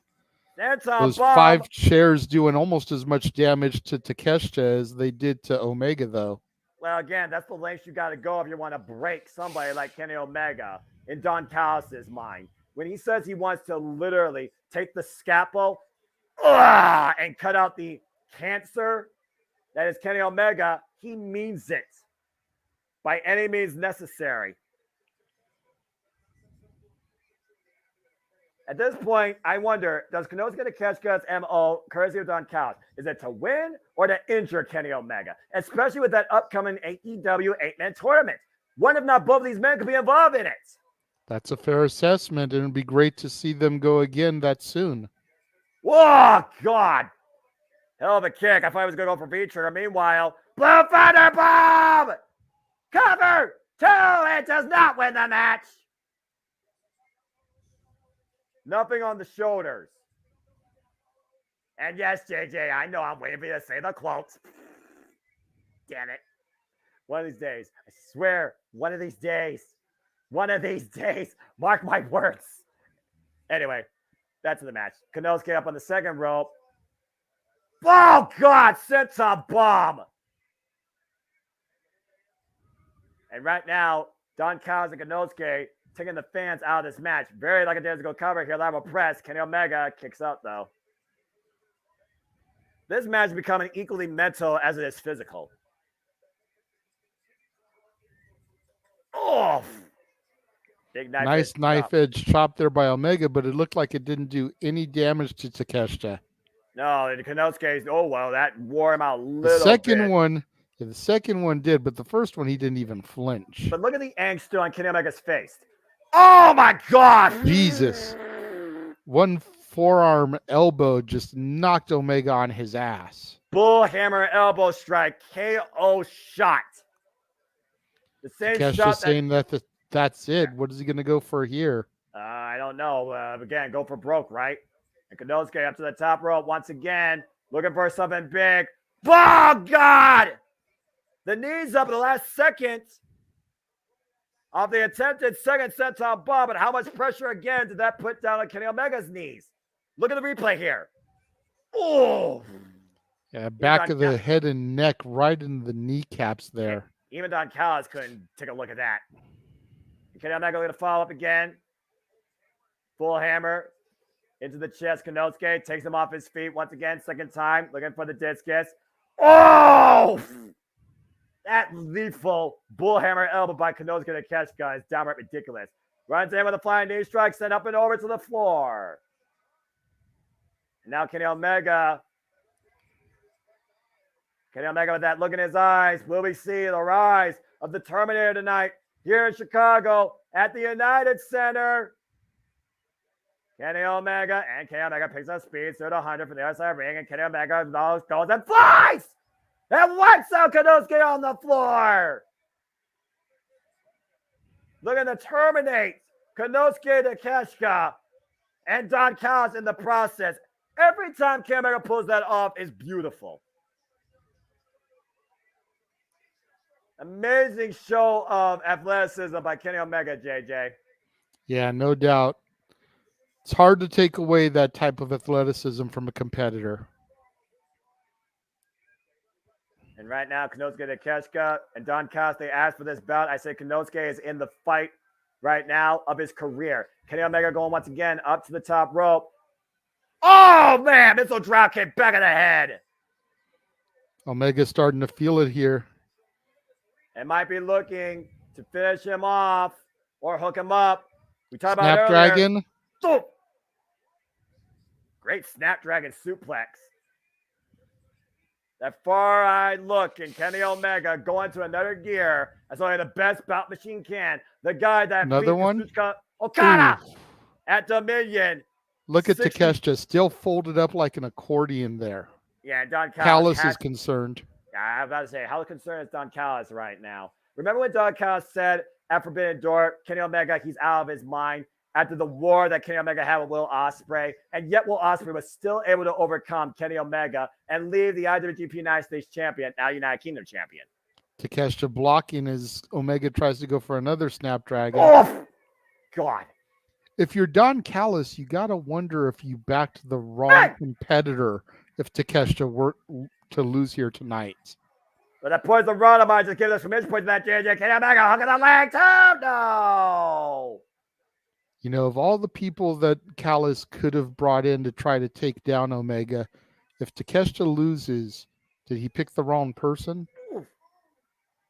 And again, that's the risk I think Don Callis, I don't think he's fully aware that he's taking here. If Konosuke loses, everything Don Callis has done is all for naught. Because Kenny Omega proves once again he was always better than him. Whoop, went for the V trigger. Konosuke Takeshita scouted it though. Suplex, Kenny Omega lands on his feet like it was nothing. Doesn't hit the clothesline. And now Konosuke Takeshita lands on his feet here. And both these men demonstrate. Ooh, went for the knee strike. Oh, God, he's another bullhammer elbow. Now Konosuke pick up speed again. Single leg kick. Bang! V trigger! What a shot. And Konosuke Takeshita rocked.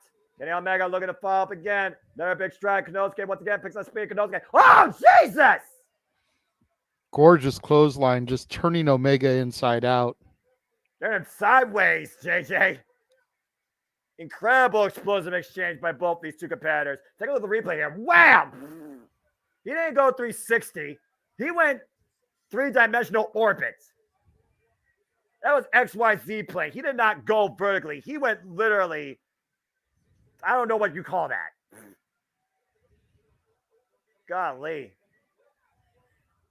It's one of those things, though. I gotta consider this, JJ. I talk about the lariat all the time. It's not so much the impact that gets you; it's the landing afterwards, because you can't scout the landing. Yeah, that's fair. Sometimes you don't know how you're going to fall when you take those type of moves, or how you're going to orbit in midair. Yeah.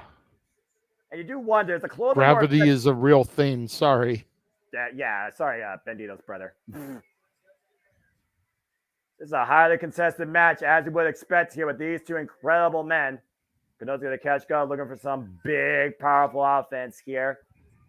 Might be looking at deadlift, powerbomb Kenny Omega. Kenny Omega, though, drops his base, widens his base, and affirms it in the middle of the ring. Oof. Another forearm strike. And once again, looking to hook him up. And uh-oh. Ooh. Oh, Omega, counter. Voice of Takeshita. Power bomb. The roll through.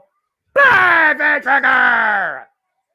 Cover 2! No! But look at that cover from Omega. Like, how do you even take yourself seriously with that, bro? You're supposed to be a world caliber athlete, as is Takeshita, and you can't get a deep hook going in for a pinfall? Bang! To your point, JJ, adrenaline's got to be playing a factor here. I think that was on instinct, that type of cover. And this right here will definitely put an exclamation point if he hooks him up. One wing angel, Konosuke counters though. Uh-oh. Oh! Bastard driver, cover 2, no! Barely got the shoulder up. You could call it adrenaline and all that stuff if he was just collapsing on top of him, but he had his arm in the air in an arrogant, defiant way. Yeah, the German of the bridge, though, beautifully executed here on the toes. Still maintains waist control. And Konosuke is not playing around with Kenny Omega, to your point. Again, when I look at Kenny Omega, I think he sometimes lives in the moment to tell the story, to show his capability. He doesn't go for the win immediately. And that might play into what Don Carr has been talking about this whole time. Kenny Omega does not have my mentality. I am the god of pro wrestling. Because with me, we made history. He is the one that has suffered defeat and agonizing embarrassment. That's what Don Callis' MO is. So again, that momentary choice in that cover might back up his claim to your supported statement. And Konosuke right now is in control. Omega right now just trying to clock Konosuke Takeshita with these chops. Overhead strikes left and right. Both men look like they're completely spent. Omega just throwing punches, chops, whatever he can, praying he makes a connection to Takeshita. He's just throwing anything that moves in front of him. And Kenny Omega right now asking for it. Oh my God! Takeshita delivers. You wanted it. Here you go. Oh, and the elbow pad's off too. Bang! Big trigger! Kenny Omega. Oh! Spinning heel kick to the back of the head there. And drop Konosuke. Again, it's the shots you don't see that are the most effective and the most dangerous. And right now, Kenny Omega, once again, might be scouting for his next shot. And Konosuke may not be aware of it. Baby trigger! Back of the head and neck. And right now, Don Callis might be a little bit fearful in his choices, JJ. As Kenny Omega uses this as a prelude. Up on the shoulders. Oh, wait a minute. Whoa, Looks like he's climbing up the top ropes as well there. Oh, God. No. This is dangerous. This is very, very dangerous. The crowd on their feet. I don't blame them. Kenny Omega looking for an avalanche one-wing angel. And Konosuke fights out of it. Oh, boy. Somehow, Konosuke Takeshita was able to find his footing, and Kenny Omega kept his. That could have ended really, really bad. And what the hell is Konosuke looking for here? Kenny Omega still set up on the second rope, now being pushed up towards the top. Uh-oh. Both men right now looking for some sort of superplex, I think. And I think Konosuke's got the better of the hook here. Oh, Jesus. Oh, man! Avalanche Bomb Thunderbomb! But we all know it's not going to lead to a victory. Shoot the half and prove it wrong! Cover! 2! No! Told you, Noah. God damn it! But Jesus, was that a move or what, JJ? It was. It always is. I love the Blue Thunder Bomb. It's an amazing fucking maneuver, but it never gets the 3 count. Oh, man, the tailbone of Kenny Omega, though, reverberating. Takesh just saying that's it, though. Bang! V-trigger of his own. And Konosuke falls into the cover hook of the leg. No! Holy hell. Takeshita can't believe it. And Don Callis right now trying to ask for... Oh, wait, what? Don Callis with a game plan. Trying to whisper something. Distracting the ref. And once again with the screwdriver. Whoa, my God! Went to stab Omega and he moved. Screwdriver going into the apron there. What the hell? Is Don Callis crazy? Yes, but that's another story. Fair point. The standing switch here. Meanwhile, Ricard, baby trigger! And once again, Paul Turner distracted Omega, though, in the driver's seat, looking for something big here. Baby trigger! Omega, Takeshita once again. Oh, wait a minute. Konosuke has the screwdriver. Konosuke has the screwdriver. And the referee sees it. And the referee was able to scout it. And meanwhile, Konosuke will hit the rope. Rolls through. Reversal rope, roll up by Kenny Omega too. Reversal by Konosuke. Cazadora. German suplex. Good Lord. And once again, baby trigger by Konosuke. Falls into the cover. 2. And no! Jesus Christ. This is fucking incredible. I agree with you, Matthew. Konosuke spamming the button, if you ask me, and dropping the knee pad down.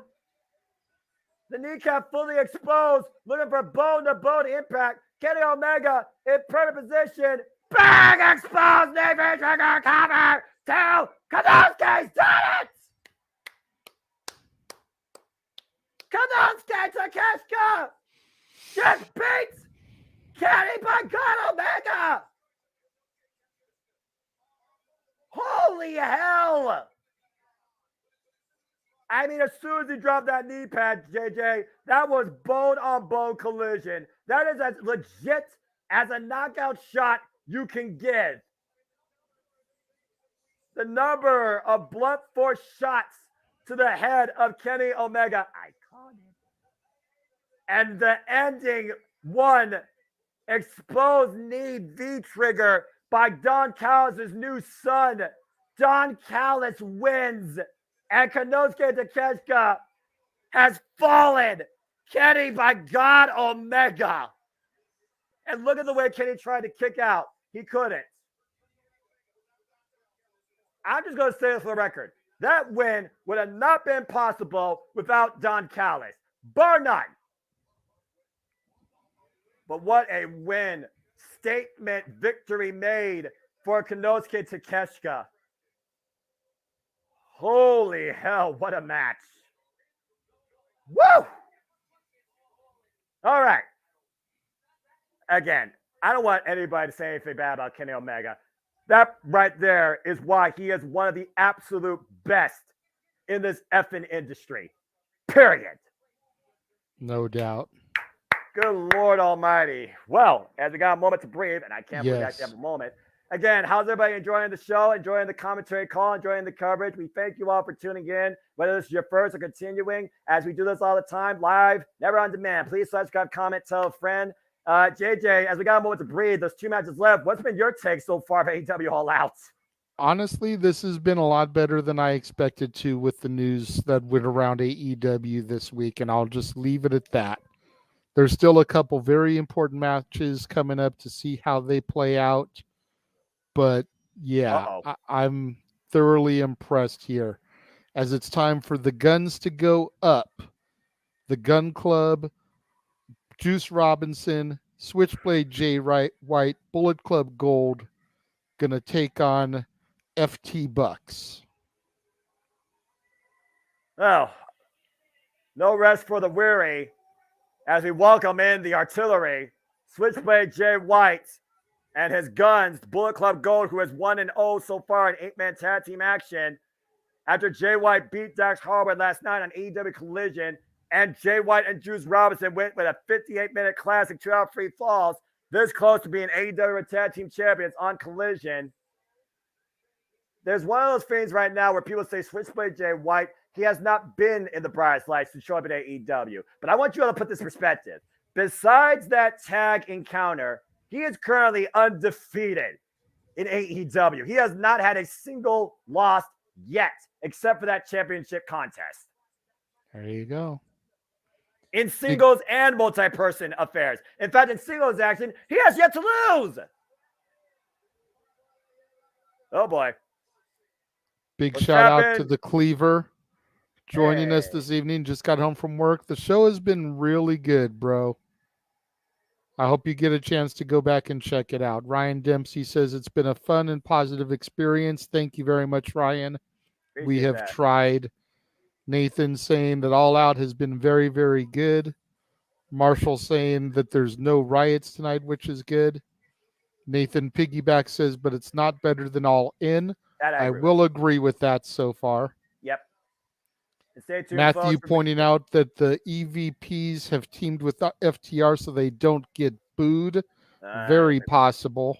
I still think there's going to be a mixed reaction. And you're getting timed out because apparently you don't know how to read. Oh, my brother. You have to be aware of what we talked about here. Yes, and I'm going to go ahead and point it out one more time here as FTR makes their way to the ring. Just pay attention to the ticker on the bottom, ladies and gentlemen. We are aware of what went on this week, and if any negative is spewed in the chat rooms to either side of the situation, you will be timed out for the first offense and banned for the second offense. We are not putting up with bullshit tonight because there are way too many men and women coming out to the ring tonight in their hopes of entertaining us and putting on a hell of a show, which they have so far fucking delivered for y'all to be talking bullshit in the chat room. But you digress. Buy the t-shirt. We all know I did. Even Aubrey said, despite being a vegan, she absolutely loved the big meaty match she ref with Powerhouse, Hobbs, and Miro. I mean, it's hard to say right now it's been my favorite match tonight, but there hasn't been a single bad match on this card. Oh, my God.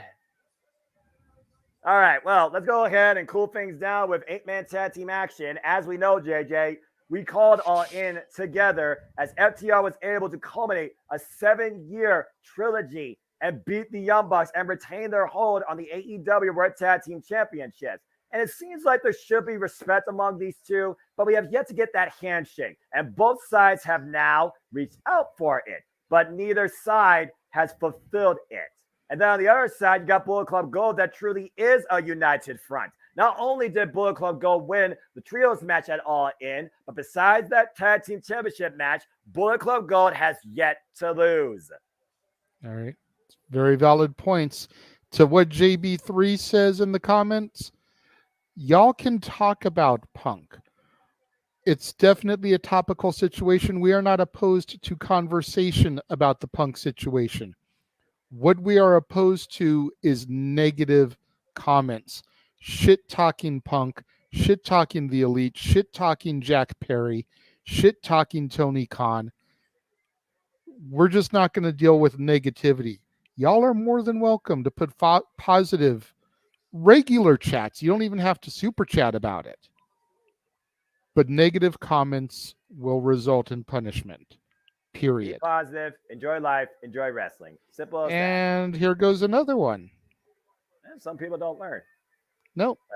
Anyway, let's go ahead and focus on the action here, JJ. As we know, in April, it was FTR that went all or nothing against the Guns, who previously used shenanigans to beat them for the AEW Tag Team Championships. Then FTR was able to reclaim them back and save their careers and stay in All Elite Wrestling. The Guns have not gotten the better of FTR, particularly since. As we start things off here, it looks like with Colton Gunn and Cash Wheeler. Nice hammerlock here in the early going.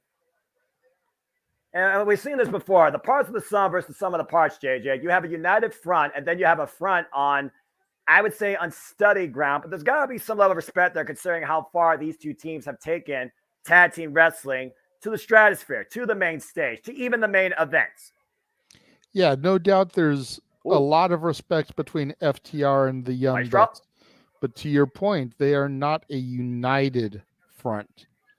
The Guns have seemed to be a perfect addition to this version of Bullet Club with Rock Hard Juice Robinson and Switchblade Jay White. You figure the name of the crew is Bullet Club. What does a bullet shoot from? A gun. So why not add the Guns to the mix? It's a great play on the whole words and everything. But the Bucks are the Bucks are the Bucks, and they are almost as controversial as the man who was terminated this past week. And again, we still have yet to see the Bucks get involved in this match, and how well can they coexist with FTR? Very rousing reception here by the very much sold out United Center, it looks like. Beautiful overshot as you see here, up in the Raptors even. Good shoulder tackle there, taking, I always get the Guns confused, I'm sorry. Austin Gunn, he's without the Brave. Austin Gunn off his feet. Now in the opposition corner. Nice cigarette to Harris. Just turning Austin every direction, but upside. And right now going for the two.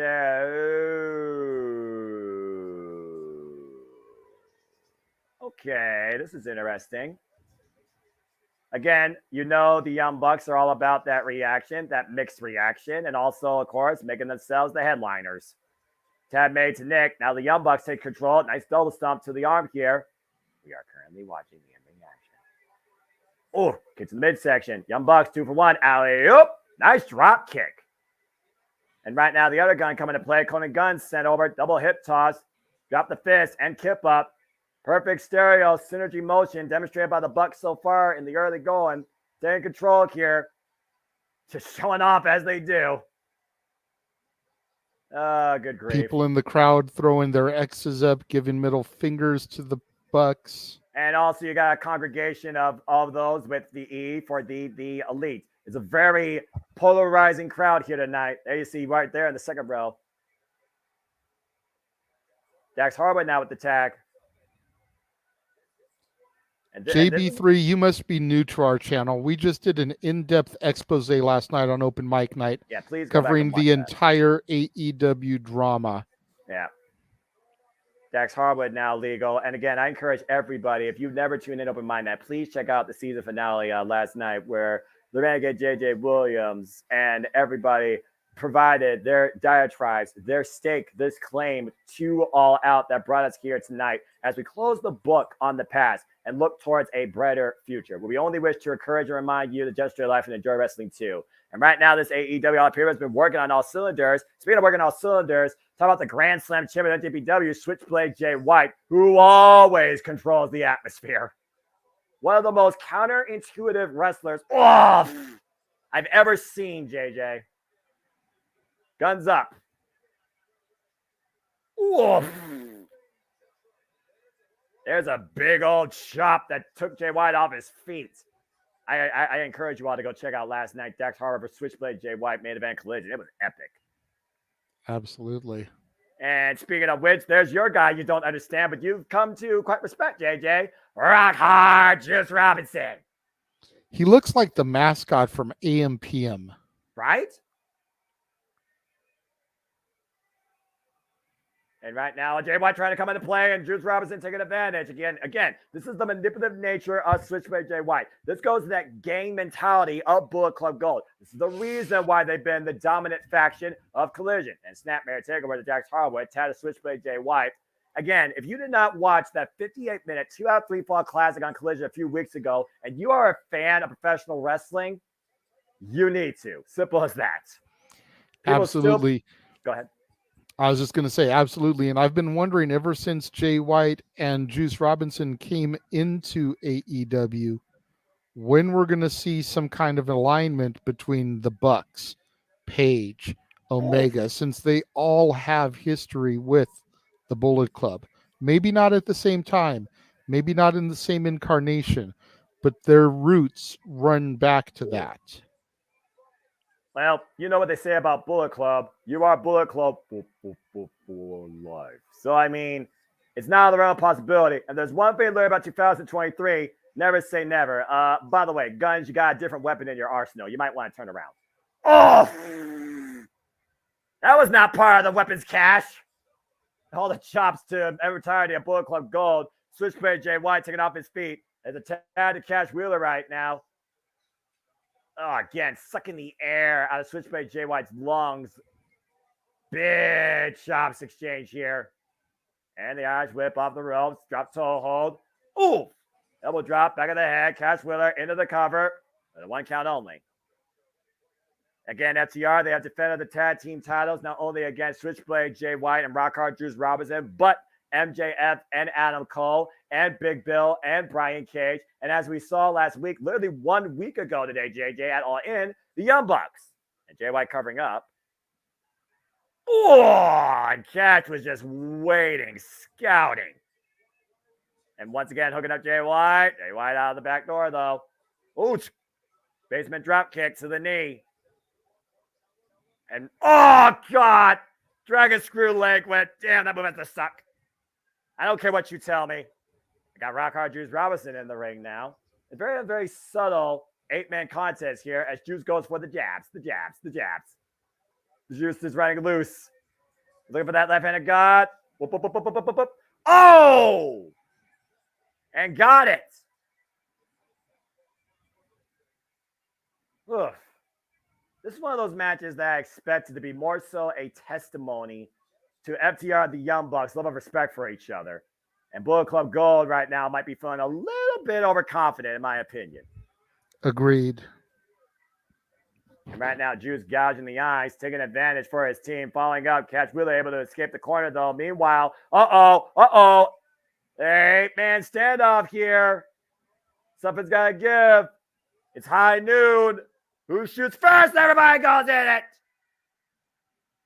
This had to happen eventually. I mean, come on now. All 8 men just wailing away at each other. And now Austin Gunn, Colton Gunn. Oh, look at this. Whoa. It's like a kaleidoscope. Oh, miss. Quadruple atomic drops. Double leg takedowns. And wait. All looking to step over for the sharpshooter here. Okay, this is incredible, JJ. I'm not going to lie. That's pretty damn cool. You can't choreograph that. You know that? That's just off pure awareness, instincts, and respect. That is scouting. And again, referee Rick Knox reminding people there are 2 people that can only be legal at once in the ring. Shout out to everybody in the chat. Hope you're all enjoying the show and enjoying the conversation and the time. Thank you to all you first-time newcomers. We hope that you stay around the long call for our continued coverage of live watch-along events. As the next time, if you didn't saw watch-along trailer, we'll probably play it one more time before we bid you adieu. Meanwhile, Juice Robinson catapult Dax Harwood into the steel ring post. And once again, Bullet Club Gold regains control. And meanwhile, Juice Robinson looking to follow up here. And Matt tried to wheel Dax Harwood back into this match. Juice Robinson and Dax Harwood are the two legal men. Tag. Quick tags right now. We're seeing the tag team strategy come into play. Isolate and dominate. Cut off the ring. Cut the ring in half. And you would expect to see that by veterans like FTR and the Bucks, but you're seeing a little bit more, it looks like, from the Gun Club. Well, again, the parts of the sum of the parts versus the parts of the sum. You said it yourself. Bullet Club Gold is truly a united front. FTR and Young Bucks are a foursome brought together by circumstance, if nothing else. Oh, God. Look at the angle of Dax Harwood off the exploder. And Jay White with the cover to win. A 2 count only. Good grief. Take a look at the replay. Take a look at the way he landed. That was nasty. That was not clean. That was one of those messier suplexes right there. Keeping the pressure on right now is Austin Gunn, the loudest member, I would say. I would call him the propaganda machine of Bullet Club Gold. Telling the United States to suck it. Oh. And yeah, he's not supposed to be his dad's son, right? A little bit of mockery by Juice Robinson to the Young Bucks. Juice scouting his next decision and bringing Dax Harwood down to the mat in a rest hold. Oof. Rare chin lock right now. You see Dax Harwood's head turning a whole different shade of purple. But Dax is also the man that fights like an 8-year-old girl. We know how passionate this man is when it comes to professional wrestling. Oh, and Juice Robinson once again holding on. That Juice, nice shoulder block there. And Dax with the drop down. Juice off the other side of the ropes here. Uh-oh, the sleeper hold. A counter misdirection there. And Juice Robinson with the sleeper hold. But caught up. Bluff! Backdrop driver. And both men down middle of the ring. Critical moment here in this 8-man tag, JJ, to say the least. It's been very controlled for the most part. Oof. Oh, my gosh. Nick Jackson right now. Cash Wheeler waiting. Colton Gunn is legal. Immediately prevents Dax Harwood from making the tag. Sends it to the outside of the ring. Opposite side away from his corner. And raising the ire of the referee. Oh, no. Oh, God. His midsection and his knee landed on the apron, courtesy of Jay White. Where steel meets wood and the spine never wins. Nice drop kick by Colton Gunn. And the cover by Colton the win here. And Cash almost whipped a reprieve, but didn't need it as Dax got the shoulder up. Are you surprised that they focused the attack on Dax Harwood here for the most part, JJ? Was it just a matter, like I said, of circumstance? Do you think that maybe he could be the weakest one here after going about 20 minutes last night with Switchblade Jay White and Collision's main event? I'm not surprised. I figure he was the best person to target and single out. And then also you've got to look at the circumstances of the week, you know. The Bucks getting in there, it's going to be a very mixed reaction. Cash Wheeler getting in there with his arrest a week or so ago. You know, how good of an idea is that going to be to try to have him get a babyface reaction? Everybody loves FTR, but there still has to be punishment and repercussions, especially when punishment was taken on Phil Brooks. And right now, punishment being unleashed on Dax Harwood with Juice Robinson instigating the Young Bucks and taking Cash Wheeler off with a cheap shot. Dax Harwood, though, trying to fight back, but just got decked by Austin Gunn. Again, the numbers game coming into play. Too many bodies for Rick Knox to track. The punishment right now is Juice Robinson looks to go, bowling, cannonball, oh!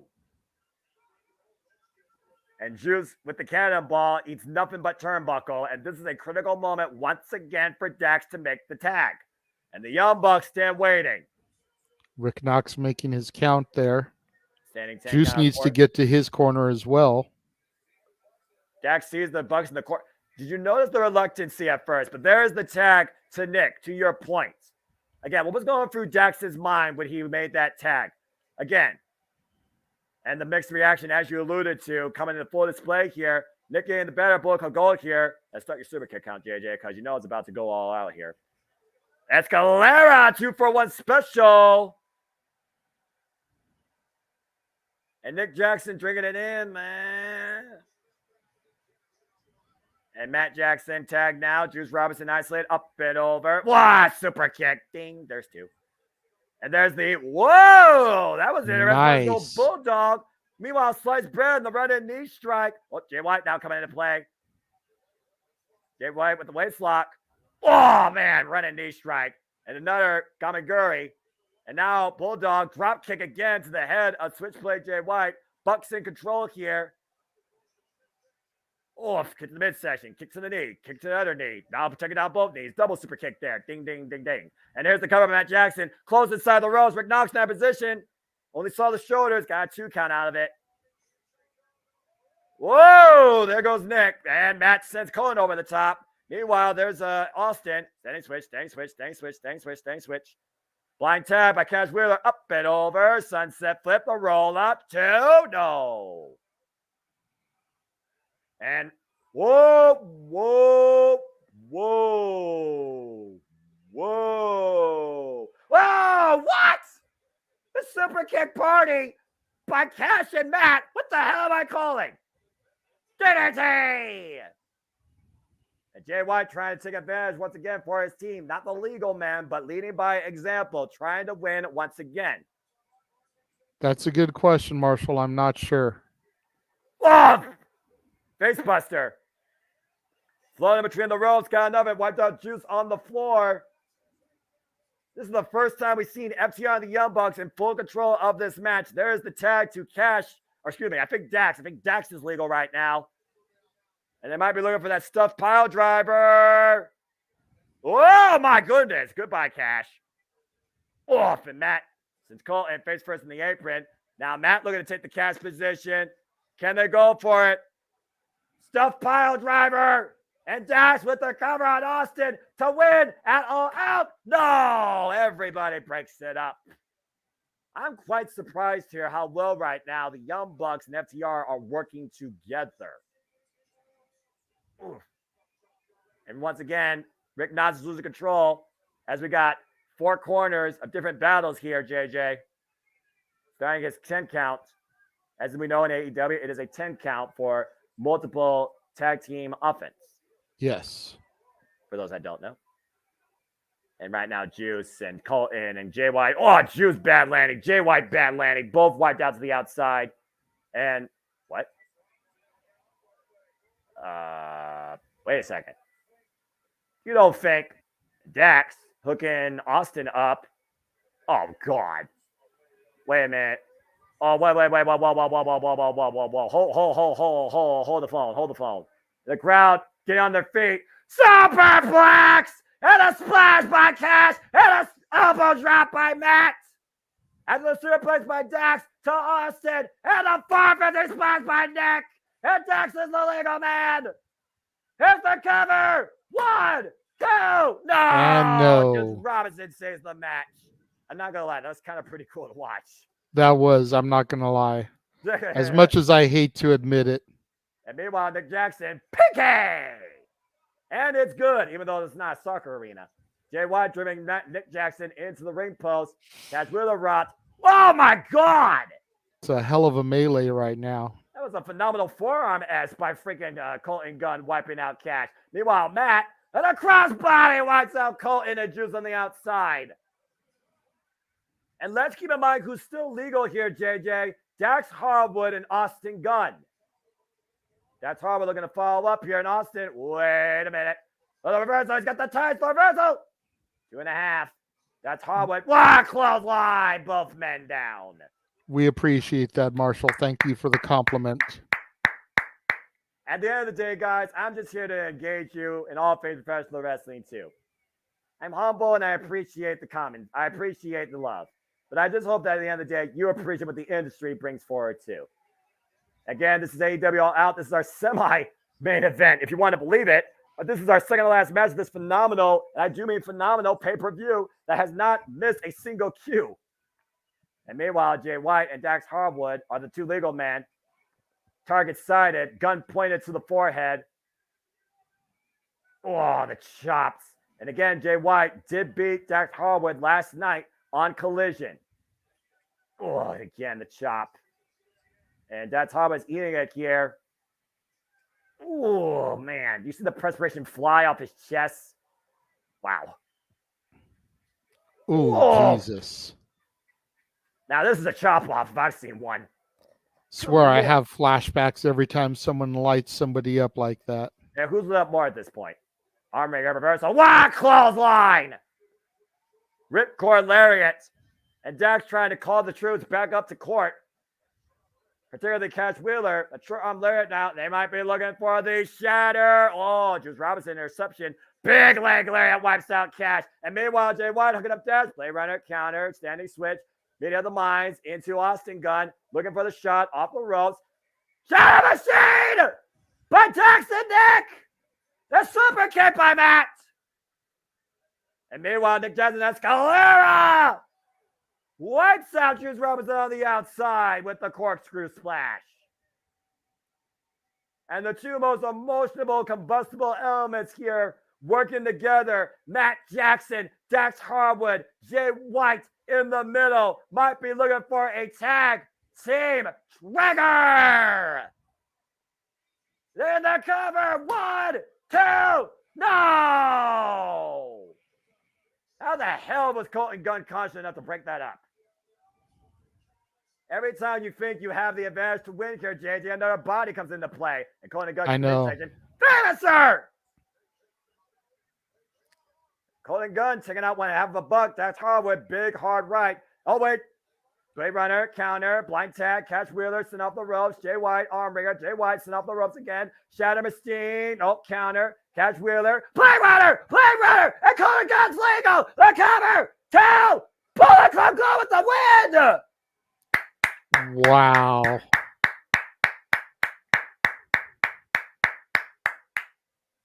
Incredible. Hell of a match there. There was no flaws in either side's game tonight in that 8-man melee. And when the moment strikes, Switchblade Jay White hit the Blade Runner on Cash, and Colton Gunn flows in for the cover. And Bullet Club Go prevails tonight at the United Center. Yeah, Matthew, to your question, all we have left is the main event. Orange Cassidy versus John Moxley. I did not see that coming. And once again, Bullet Club Gold proves why they are the dominant faction in AEW. Guns up tonight. Victory courtesy of Colton Gunn and assist by Switchblade Jay White. Bullet Club Gold wins. I mean, at the end of the day, JJ, there was no miscommunication or tomfoolery with FTR or the Young Bucks. They were working perfectly in synergy. It took one moment for Juice Robinson to prevent that shatter machine. And that's all they needed for Bullet Club Gold to get the win. Incredible. There you go. And of course, coming up this Wednesday, as Chris Jericho and Sammy Guevara, Les Sex Gods, have officially made it known they want to go after the Tag Team Gold AEW Tag Team Championships. They will go up against Aussie Open. We will also hear from the Hangman, Adam Page, this Wednesday on AEW Dynamite on TBS. That is 8 p.m. Eastern Standard Time, 7 Central. As again, it is guns up tonight. It has been an absolutely flawless pay-per-view as AEW went all out once again. But now it is time for our main event, truly to see if Orange Cassidy can go all out and successfully defend for the 32nd time his AEW International Championship. Or are we finally on the verge of a paradigm shift? It is Orange Cassidy defending his prize against John Moxley. It was AEW Revolution 2020 against Pac that Orange Cassidy was discovered by the wrestling industry and had its first real showcasing in professional wrestling on the grander stage. Since then, you wind the clock forward. Last year in the fall, and Orange Cassidy beat Pac for the formerly called AEW All-Atlantic Championship. And let's not forget, this was also after he faced the likes of Will Ospreay at Forbidden Door 1, but I digress. Ever since Orange Cassidy won this title, he has battered, bruised, destroyed his body physically beyond all belief. in what has been one of the most incredible runs for a champion in recent memory. Acknowledge the fact he has had 31 defenses in less than a year. He has survived casino battle royals. He has survived triple threats. He has survived other companies' top champions, Katsuri Shibata, Zack Sabre Jr. He has survived his former best friend and student, Willa Yuta. He has outlasted giants like freaking Big Bill. He has overcome the violent onslaught of Buddy Matthews. He has outsmarted Swerve Strickland. He has endured Penta Ciamiero. And now, for the first time ever in our main event, it is freshly squeezed George Cassidy versus Jon Moxley for the AEW International Championship. JJ, are you ready to go for this? I'm definitely ready. The BCC in full force as Mox gets ready to walk to the arena. I just want to address some of the people in the chat room real quick. Please do. I don't know who Chris Cass is. I don't know what y'all are talking about by WTC. And Jeff is not in the production studio. So if y'all cannot just knock it off and focus on the show at hand, y'all will be continuing to put on timeout and banned. Jon Moxley, who literally main evented AEW All Out last year and lost the AEW World Championship, the only accolade in his AEW career.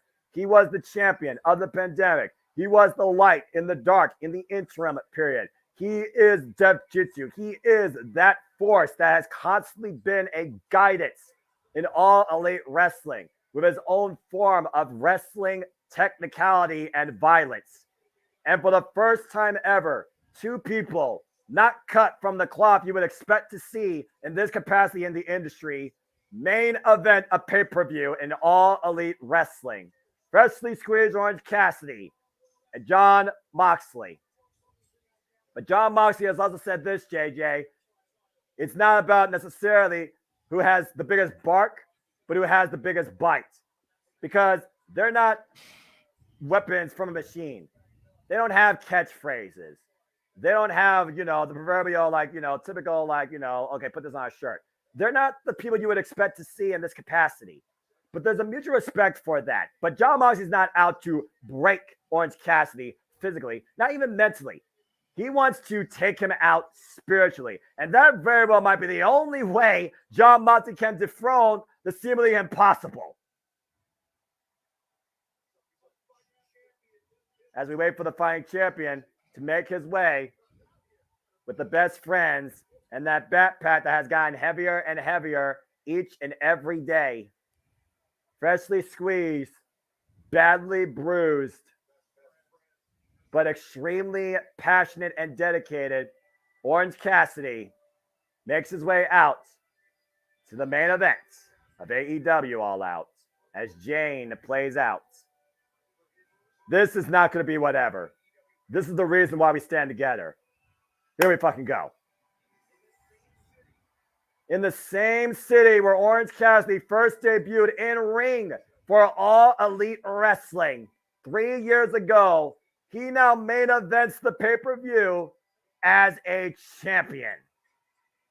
JJ, when you ever fought with Orange Cassidy, you would see this type of character, this type of competitor, this type of individual in this setting. No, not at all. When I first started watching AEW, and I've said it a few times, Orange Cassidy I looked at as a complete and utter joke. And I know there's a few other people in the chat room that feel the same way about, as he gets called, Pockets. But the more and more I watched him, the more and more his work ethic and his skill and his athleticism grew on me. And I agree with one of the other comments in the chat room here. We need a new champion, but I don't think it's Moxley. Cassidy has defeated, as you put it, 31 individuals. What does it say for Orange Cassidy in the main event of this show to defeat Jon Moxley? That is huge for him. If he loses, he just wasn't ready to climb the ladder. But if he defeats a former multi-time AEW world champion, then Orange Cassidy is ready to go to the next plateau, whether it's the TNT championship or the world championship. Here we go. This is do or die for him. And I'm going to need you to take the James tonight because my woman has already gone to bed. I'm not trying to get her upset and wake her up. I got you, brother. As Jon Moxley with 75 singles wins. And as I said earlier, Freshly Squeezed Orange Cassidy, 31 straight singles wins. And just to put this in perspective, JJ, Freshly Squeezed Orange Cassidy has not been pinned since last year, August 3rd. That's crazy. And he's being Jay Lethal twice, defending that title. Ladies and gentlemen, the JMN Multiverse of Media, we stand united here at AEW All Out. This is our main event. This is for the AEW International Championship. First time ever, singles encounter. Referee Bryce Rensburg. It is Jon Moxley versus Freshly Squeezed Orange Cassidy. 30-second defense in less than a year for the AEW International Championship. And he will fight until his last breath because it means everything to him. Here we go! And Marshall, before they even lock up, I will get to your last comment after this match. I want to focus on this real quick. Jon Moxley, of course, former AEW champion, multiple times over, has held that title for a combined 347 days. While Freshly Squeezed Orange Cassidy's first ever only championship in AEW has reached an illustrious, unimaginable, unbelievable reign of 326 days. And I gotta wonder, with the lackadaisical nature of Orange Cassidy, what is going through his head right now that he is main eventing a pay-per-view in one of the biggest companies in the industry? Well, you know it's got to be giving him butterflies. You know it's got to be making him weak a little bit, but he would never admit it to you. No. You might get him to break character at the media scrum and say something if he gets to take the dais next to Tony Khan. But this has got to be huge for him.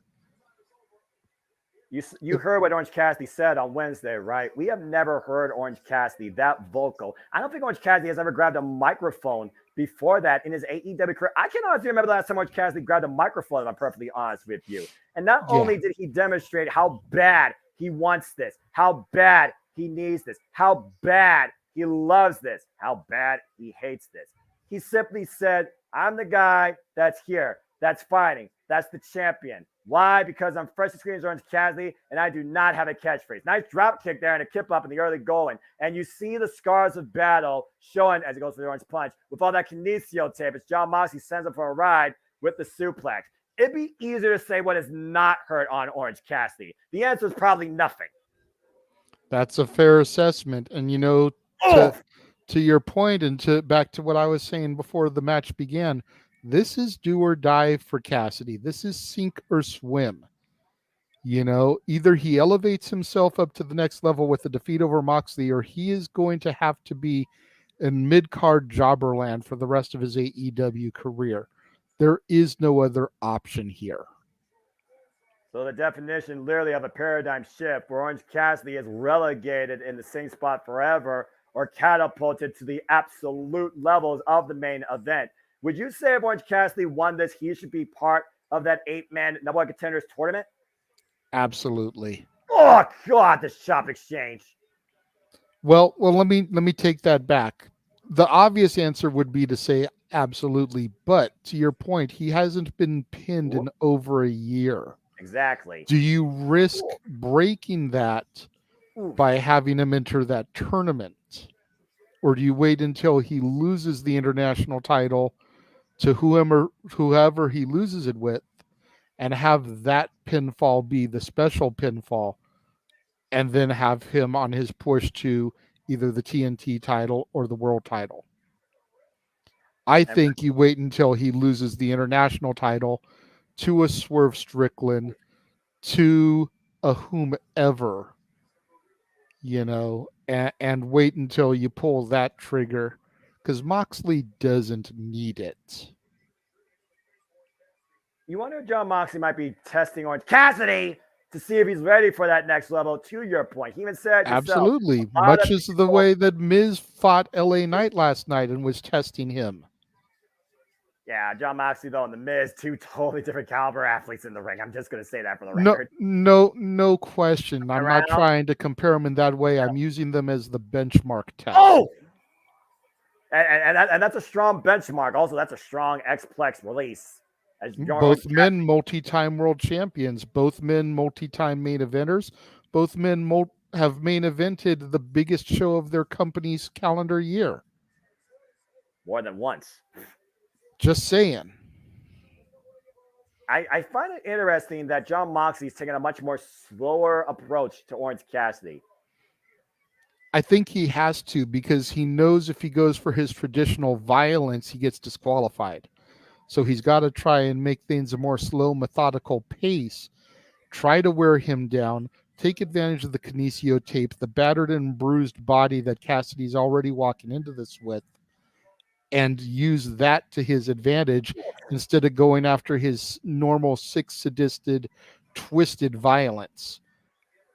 We also know how dangerous John Moxley can be in a passive setting on the outside of the ring. And John Moxley's well aware that this is a championship match. There's one thing we can say about John Moxley. He is not reckless. He is calculated. He is multiple dimensional in and out of the ring. He can fight technical. He can knock you out like a brawler. He can fly like a cruiserweight. And then he can literally stab you with a fork and take your brain out. It's accurate. Ooh, and Orange Cassidy, not bleeding orange, bleeding pure red, as Orange Cassidy has been busted open. I'm just going to put this on the record. Orange Cassidy's busted open before John Moxley. That's the difference in this match. But that goes back to the battered and bruised body that Cassidy's coming in with. Well, you consider that we were 1 week removed from the biggest wrestling event in history. And what were these two men involved, JJ? A freaking stampede. Oh my God, the right hand's in the elbow being rubbed across that open wound. And John Moxley biting his forehead. You sick fuck. Literally trying to take a piece out of Orange Cassidy. I bet you there's no citrus in that. Again, Orange Cassidy asked for this, though. Tony Khan granted it. Orange Cassidy has pinned with a Yuta. Orange Cassidy pinned Claudio Castagnoli after hitting him with a freaking glass-encrusted fist, Orange Punch, at the Stadium Stampede. But there's one person he's never faced or beaten, and that is John Moxley. But to challenge somebody like John Moxley, you might as well be having a death wish. Well, and to counter that point is, do you think that Penta would have had any better luck against him? Or does Cassidy have the momentum on his side? Penta, if he had defeated Cassidy this week, would be going into his first defense. Cassidy's going into his 32nd. Yeah, he's battered, bruised, and beaten, but he's got momentum on his side. That's extremely fair. And to also be fair, Penta and Moxley have previously gone one-on-one, and Moxley won. In fact, I'm pretty sure Penta faced John Moxley for the AEW World Championship at one point during the pandemic. Referee Bryce Rensburg starts his standing 10 count. And again, title can only change hands via pinfall or submission inside the ring. Title disqualification means nothing. And the King of Soft Style rolls in, and John Moxley immediately looking to hook him up. Uh-oh. Pile driver! Oh, my God. Cover. No. At this point, I think John Moxley is truly testing the wherewithal of Orange Cassidy. And to your point, the capabilities of his body. Again, what is not bruised, battered, broken, exaggerated on Orange Cassidy's body? If this was a video game, he would have a body screening that is full red right now with a crimson red head to boot. That's definitely accurate. I'm not much of a gamer anymore, but I do understand that analogy. And when I did play many a wrestling video game. There you go. Oof. You hear John Moxley already proclaiming that he is the champ now. And that very well might be right. I mean, to be fair, John Moxley is internationally traveled and tested. He survived death matches against Jin Kasai, El Desperado. He's a former IWGP United States champion. He has beaten Kenta, Yuji Nagata, Lance Archer. He has survived wars with Minoru Suzuki. And funny enough, Minoru Suzuki and Orange Cassidy have never faced each other yet either in this industry. You see John Moxley right now asking referee Bryce Rensburg to check on the condition of Orange Cassidy.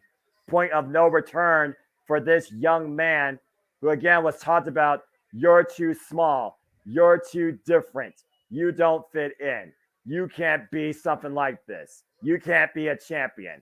And Orange Cassidy with a bigger middle finger than John Moxley's put up his entire career as being part of AEW. And you know who else people said that to? Rey Mysterio, Eddie Exactly. Guerrero, Chris Benoit, Shawn Michaels, Bret Hart. Ooh. And look at what they did. And they all achieved world champion status quo. And now John Moxley mocking Orange Cassidy. Oh my God, this might turn into a slugfest. And I don't think Orange Cassidy can get the better of this type of exchange. If this becomes a John Moxley match, Orange Cassidy loses, in my opinion. He can't afford that to happen because as well deck style as Orange Cassidy has proven, John Moxley, to your point, is on a whole nother level. Ugh. John Moxley has main evented WrestleManias. He has main evented Double or Nothings. He's main evented Full Gears. He has main evented major shows in multiple companies. This is a first time for Orange Cassidy, and he needs to make the most of this opportunity. Otherwise, he may never get the opportunity again. Trial by fire, quite literally here. And the ring down. John Moxley's back by Orange Cassidy. We might see a side of Orange Cassidy we've never seen before. And now he's biting Moxley's forehead. To my point, JJ. Giving it right back to Moxley. Oof. Sick fuck. I'm just going to say this. Orange Cassidy's not going to try. Oh, man, implant DDT. He's going to fight to succeed. And meanwhile, picking up speed up the ropes, up and around. DDT! Nice tilt-a-whirl kip-up, but look at him staggering. He couldn't really get the bearings that he needed to off that kip-up. That goes back to the testament, though, of Orange Cassidy and what he's demonstrated as a champion, how far he's willing to go. Looking for the orange punch. John Moxley ducks and big right jabs right now. John Moxley going to the southpaw, or northpaw, excuse me. Oh, man, the elbow strike drops Cassidy to his knees. Might be looking to hook him up again for a pile driver. Meanwhile, Orange Cassidy got him hooked with a beach break to slide out the roll through. PK! And John Moxley rolls through, though. Looks unaffected. Orange Cassidy fired up, though. Has to keep the offense going. Orange punch. Connects! The cover! 1, 2, no! Whoa. Again, the diminished effort in the impact of the orange punch goes back to how much that hand has been exaggerated over his incredible reign, JJ. It might as well be broken at this point. Ryan, to your question, Jake Hager was in the Battle Royal at the 0 hour tonight. Yep. Hasn't done a whole lot ever since the JAS basically disbanded, but he wasn't a featured player, if we're being honest anyways, but he was in that match on the 0 hour. God style pile driver. Here we got a new champion here. Follows the cover. Oh, the crucifix! The crucifix! Whoa! And that's how Orange Cassidy beat Penta by surprise this past Wednesday on Dynamite. Oh, and by the way, JJ, Jake Hager, also another previous challenger to Orange Cassidy's International Championship. And he and his purple bucket hat lost. And Orange Cassidy reversing the pressure of the Bulldog choke, trying to get a cover. And still hangs on. Oh, man, got him grapevine now, center of the ring. But again, You're welcome, blood. Ryan. With the blood, how well can John Moxley hold on to that grip? Orange Cassidy trying to fight back with every fiber of his being, that wherewithal, that innate sixth sense that only the wrestlers can show in this day and age of the industry. Oh, and transitioning to Fujiwara armbar, and that thing's fully hyperextended. And once again, looking for wrist lock, try to prevent the full extension. And once again, John Moxley regains control. Orange Cassidy trying to roll through, though, and succeeds. And look at the way John Moxley is conditioning each time. Shades of Zack Sabre Techers, different submissions. Now a chin lock. Think about what it would mean if Orange Cassidy tapped out tonight to John Moxley. And Orange Cassidy's fading. Might be losing blood. That tap to his hand, though. That temporary fake out, trying to reverse pressure, and now in the ropes, and Jon Moxley forced to relinquish the hold. Ooh, wow.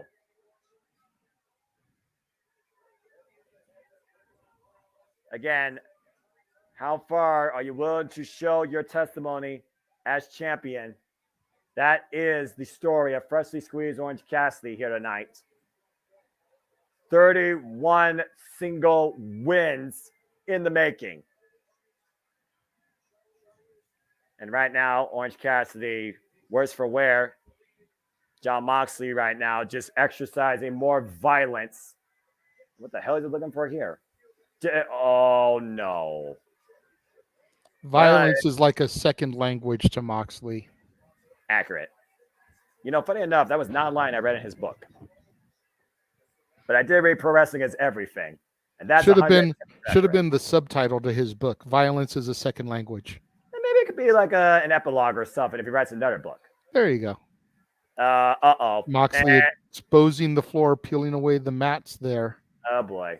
This is dangerous. And again, let's be honest here. The paradigm is not to protect the wrestlers, JJ. It's to protect the damn floor. Oh, God. Paradigm shift on concrete. There's no way Orange Cassidy will wake up from this if this hits. Oh, I might be thinking pile driver, even worse. Well, just remember the rule of thumb, Noah. Whoever sets it up usually ends up taking it.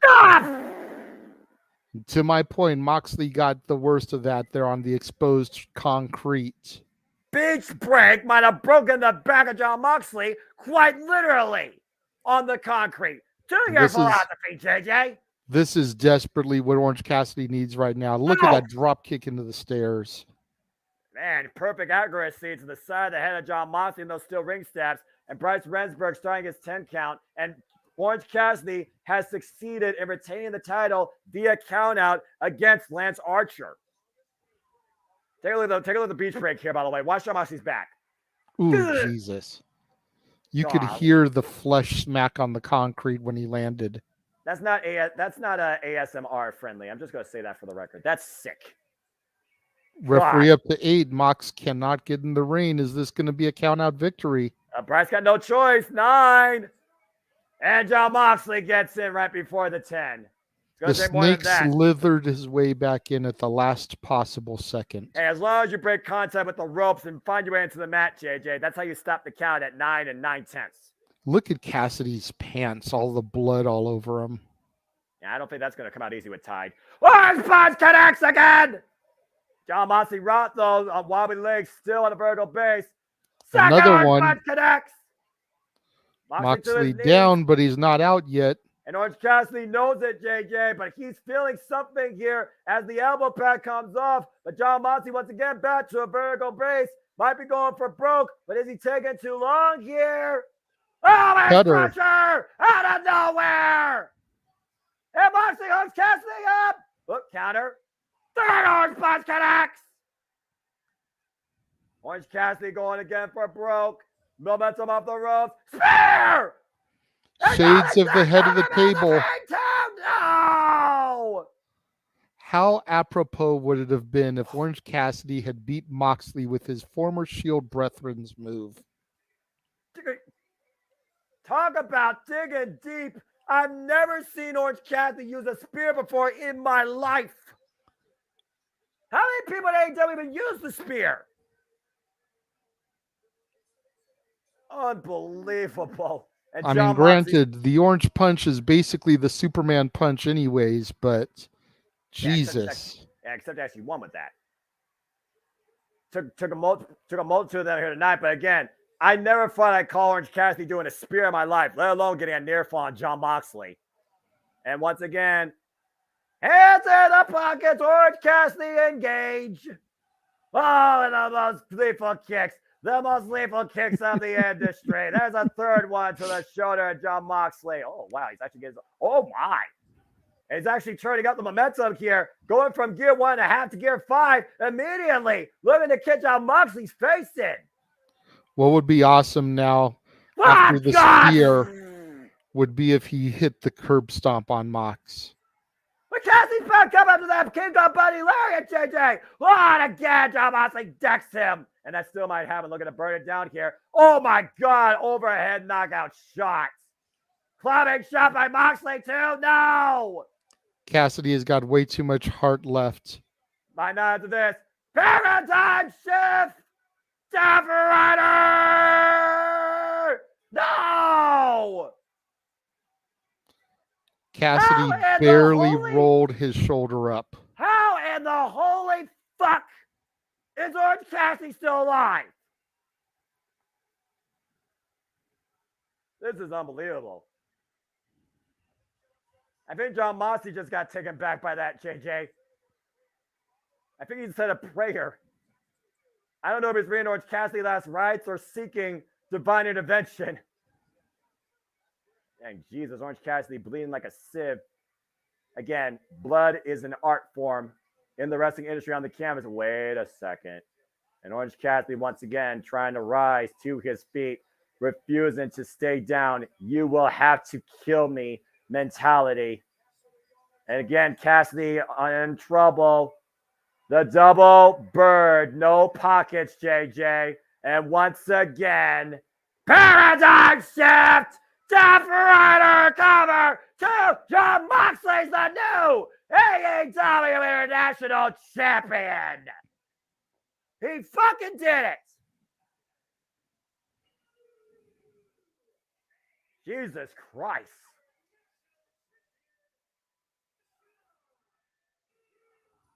Well, if you're going to squeeze the ever living last drop out of a former 31 running AEW International Champion in the main event of AEW All Out, you don't need a juicer. You just need two ridiculous high-angle Death Riders and drop Orange Cassidy on his head, and you become the new AEW International Champion.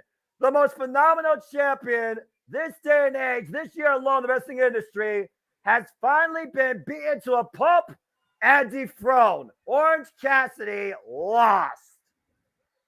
And it took two Death Riders to finally squeeze the last bit of life out of Orange Cassidy's title run. And you see the Blackpool Combat Club coming out alongside their winning man, Jon Moxley, once again a champion, the new and the third ever AEW International Champion. The guy that's put the company on his back since day one, Double or Nothing 2019. Brought it out of the dark ages. Reinforced his own level of violence, depth jitsu, real caliber professional wrestling.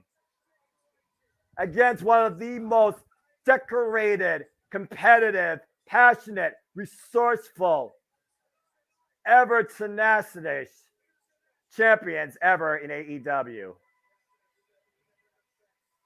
Again, Orange Cassidy says, I will continue to defend this title as long as I am champion because this means more to me than absolutely anything. Because I'm freshly squeezed Orange Cassidy and I do not have a catchphrase. Jon Moxley brought a whole lot more than a fork tonight. He brought a finale to freshly squeezed Orange Cassidy's phenomenal title run tonight.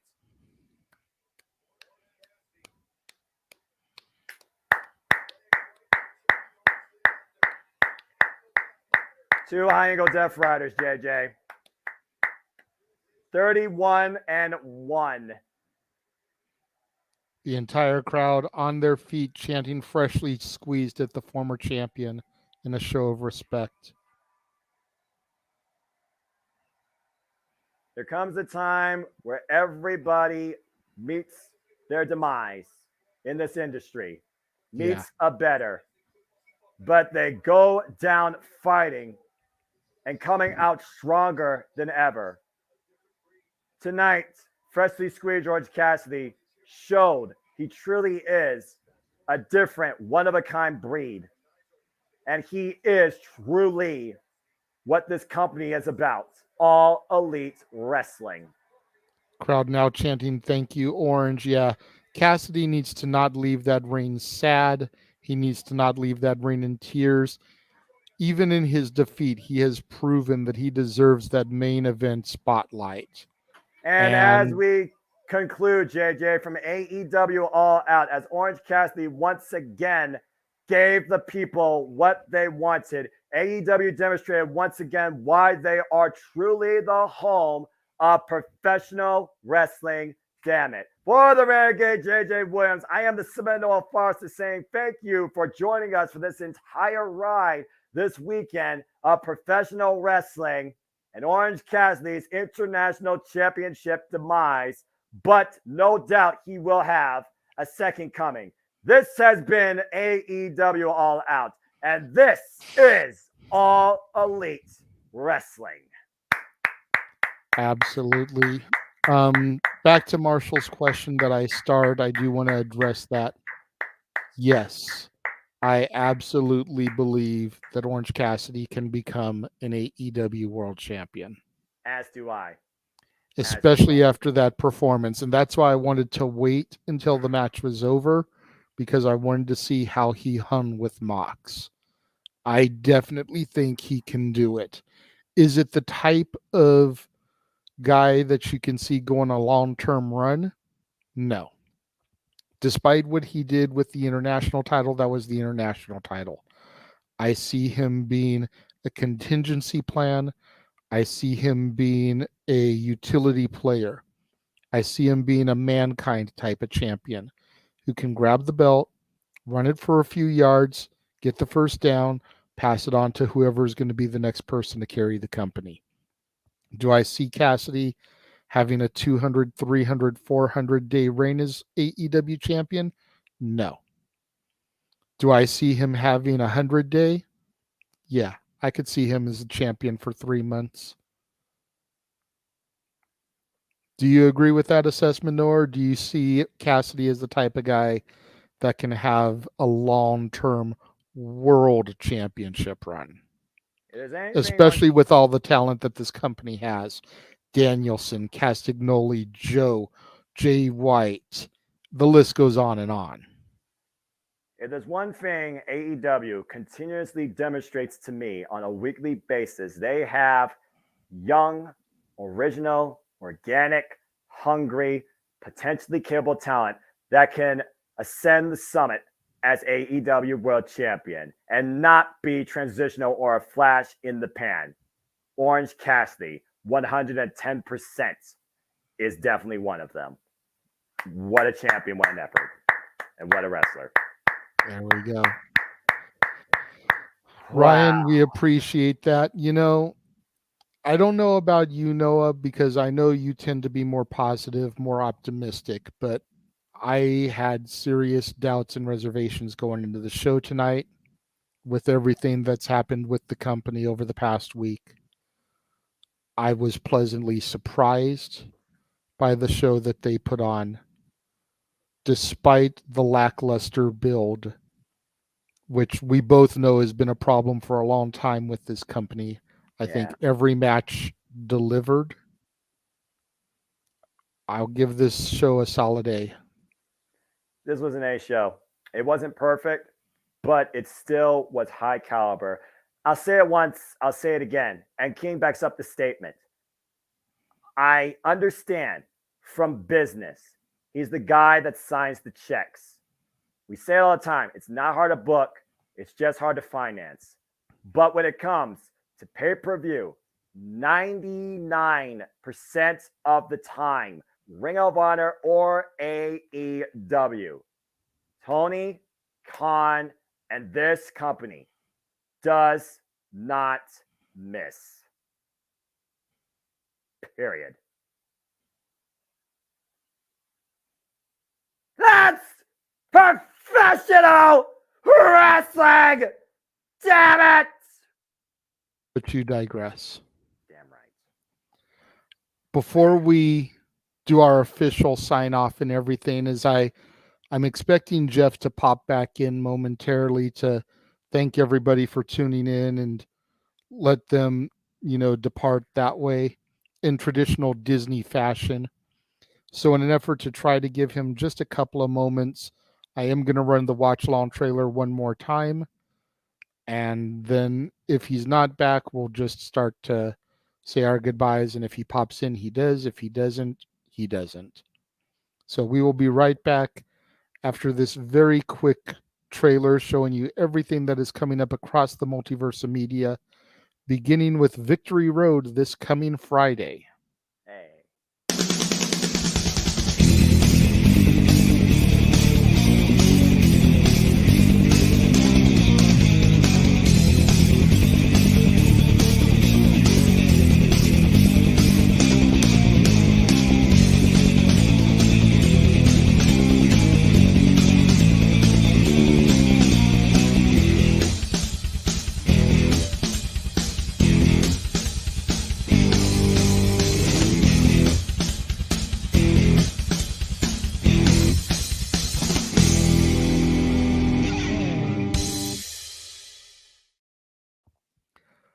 Noah, I talk about it all the time when that trailer runs, and your excitement for certain things and your to other things, but can you not even get excited about Wrestle fucking Mania?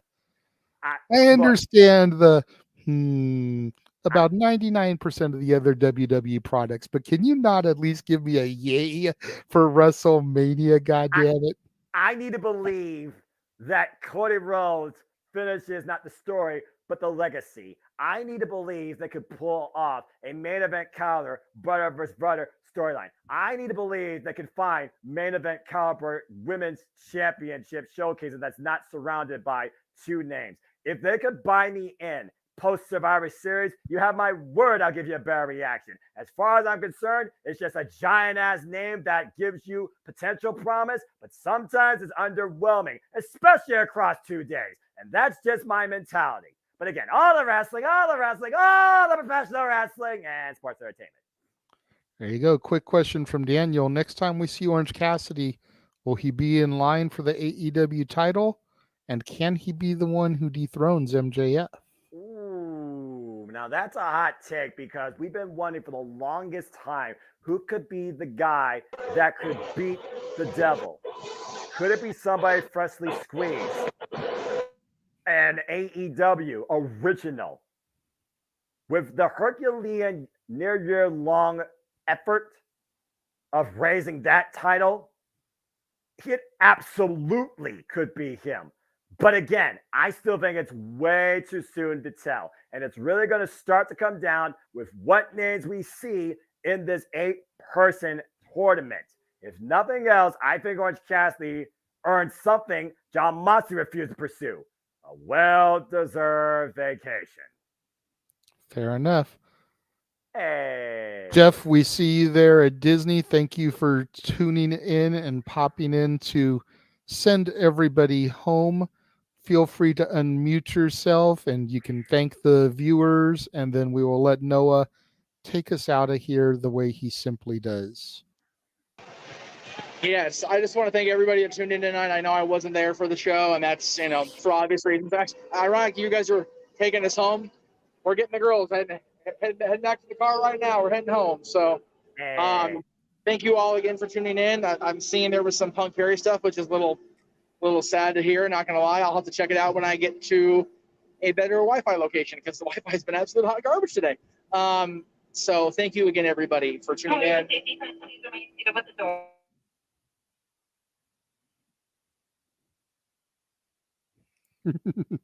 Disney magic for you, ladies and gentlemen. Yeah, gotta love it, right? The Mickey and Friends tram announcement. And then it's got to kick over to Spanish. Oh, that's why. Yeah, I figured I had to do There we go. Okay. Hey. So again, thank you all, everybody. It's been an interesting weekend of wrestling, to say the very least, between the 2 days and open mic night in between. So back to whatever version of normal wrestling can be in the morning. Meech's Musings tomorrow. Renegade's Reviews continues with his back to school for September. And Simple Take with these two guys coming up for this weekend, coming up very soon. So stay tuned, everybody. Alrighty, fine. Hey. Thank you very much again for popping in, Jeff. We greatly appreciate it. There wasn't any Punk Perry stuff on the show tonight. I think he was just referencing the drama of the week and Got it. how that can kind of factor into people's opinions on a show. Right. But yeah, Well, now that we're in the I gave the grade a solid A. I It was definitely was A. impressed for everything that they delivered tonight. So AEW does it again. well, it's funny. I'm seeing Noah say that, and I'm seeing people commenting their worst $50 they spent on AEW. So definitely a polarizing show.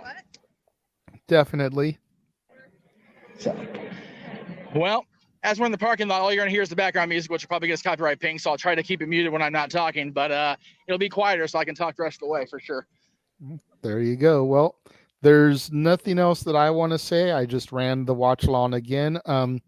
I will just say very quickly to some of the people in the chat room that felt that I was unfair tonight. Tough shit. I really don't care tonight. No, This evening was all about positivity. This was all about a company trying to climb out of a very shitty situation. And we were trying to acknowledge and honor those individuals.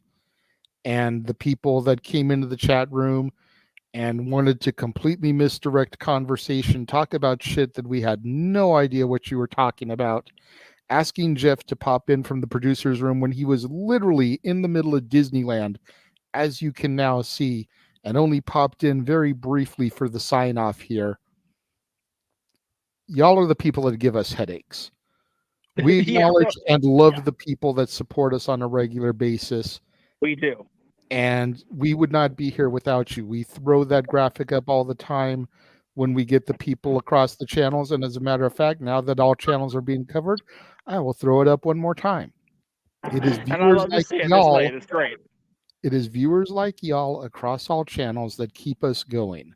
I sound like a PBS sales pitch when I say it, but we mean it. We do. We mean it.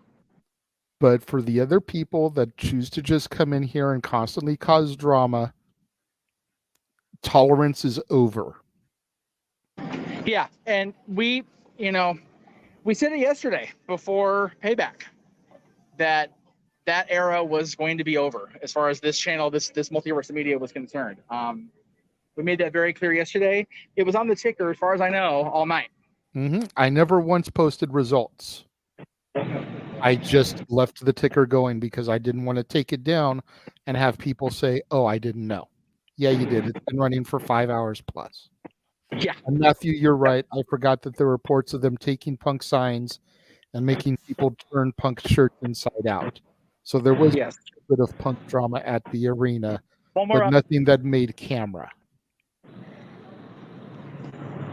Yeah, it's just one of those things that, unfortunately, a situation like this is going to cause this kind of stuff. Yeah.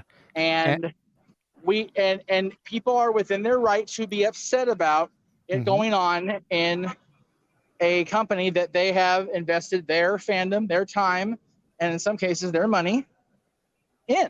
And that's great. But we also have the right to not have to tolerate having it be in our chat room. Mm-hmm. Yeah, and we're not going to anymore.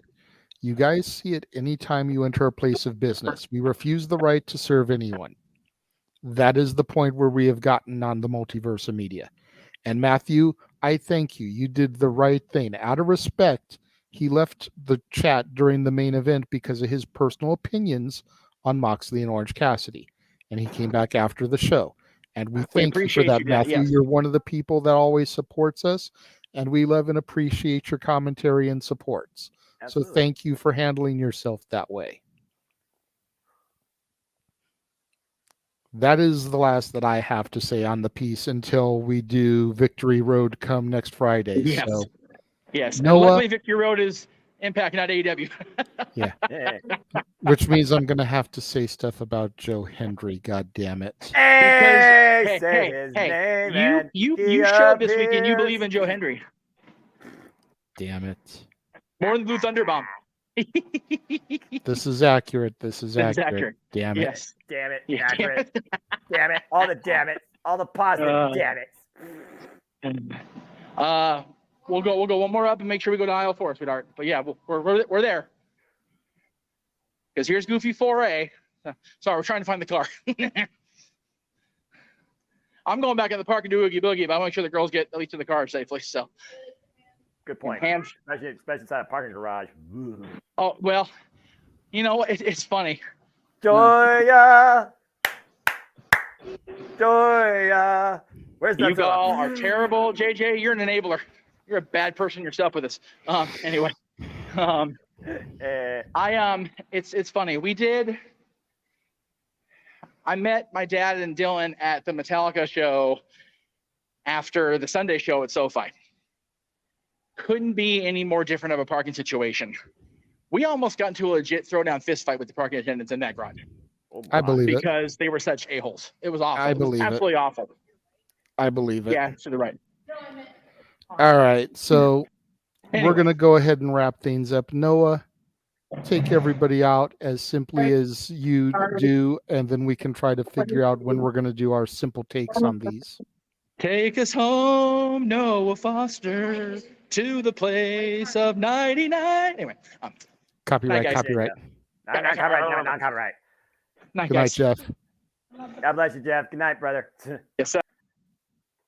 Well, JJ, ladies and gentlemen, viewers, professional wrestling fans, enthusiasts, first-time spectators, casuals, and constant comers.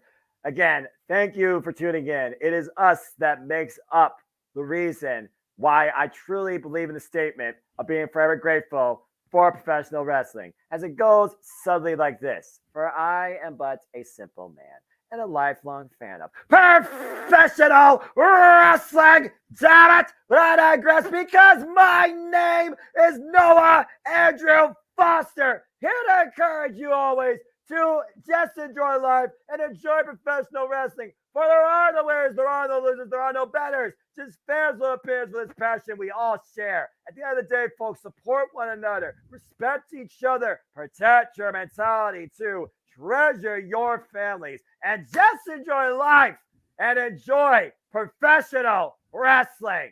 It is truly as simple as that.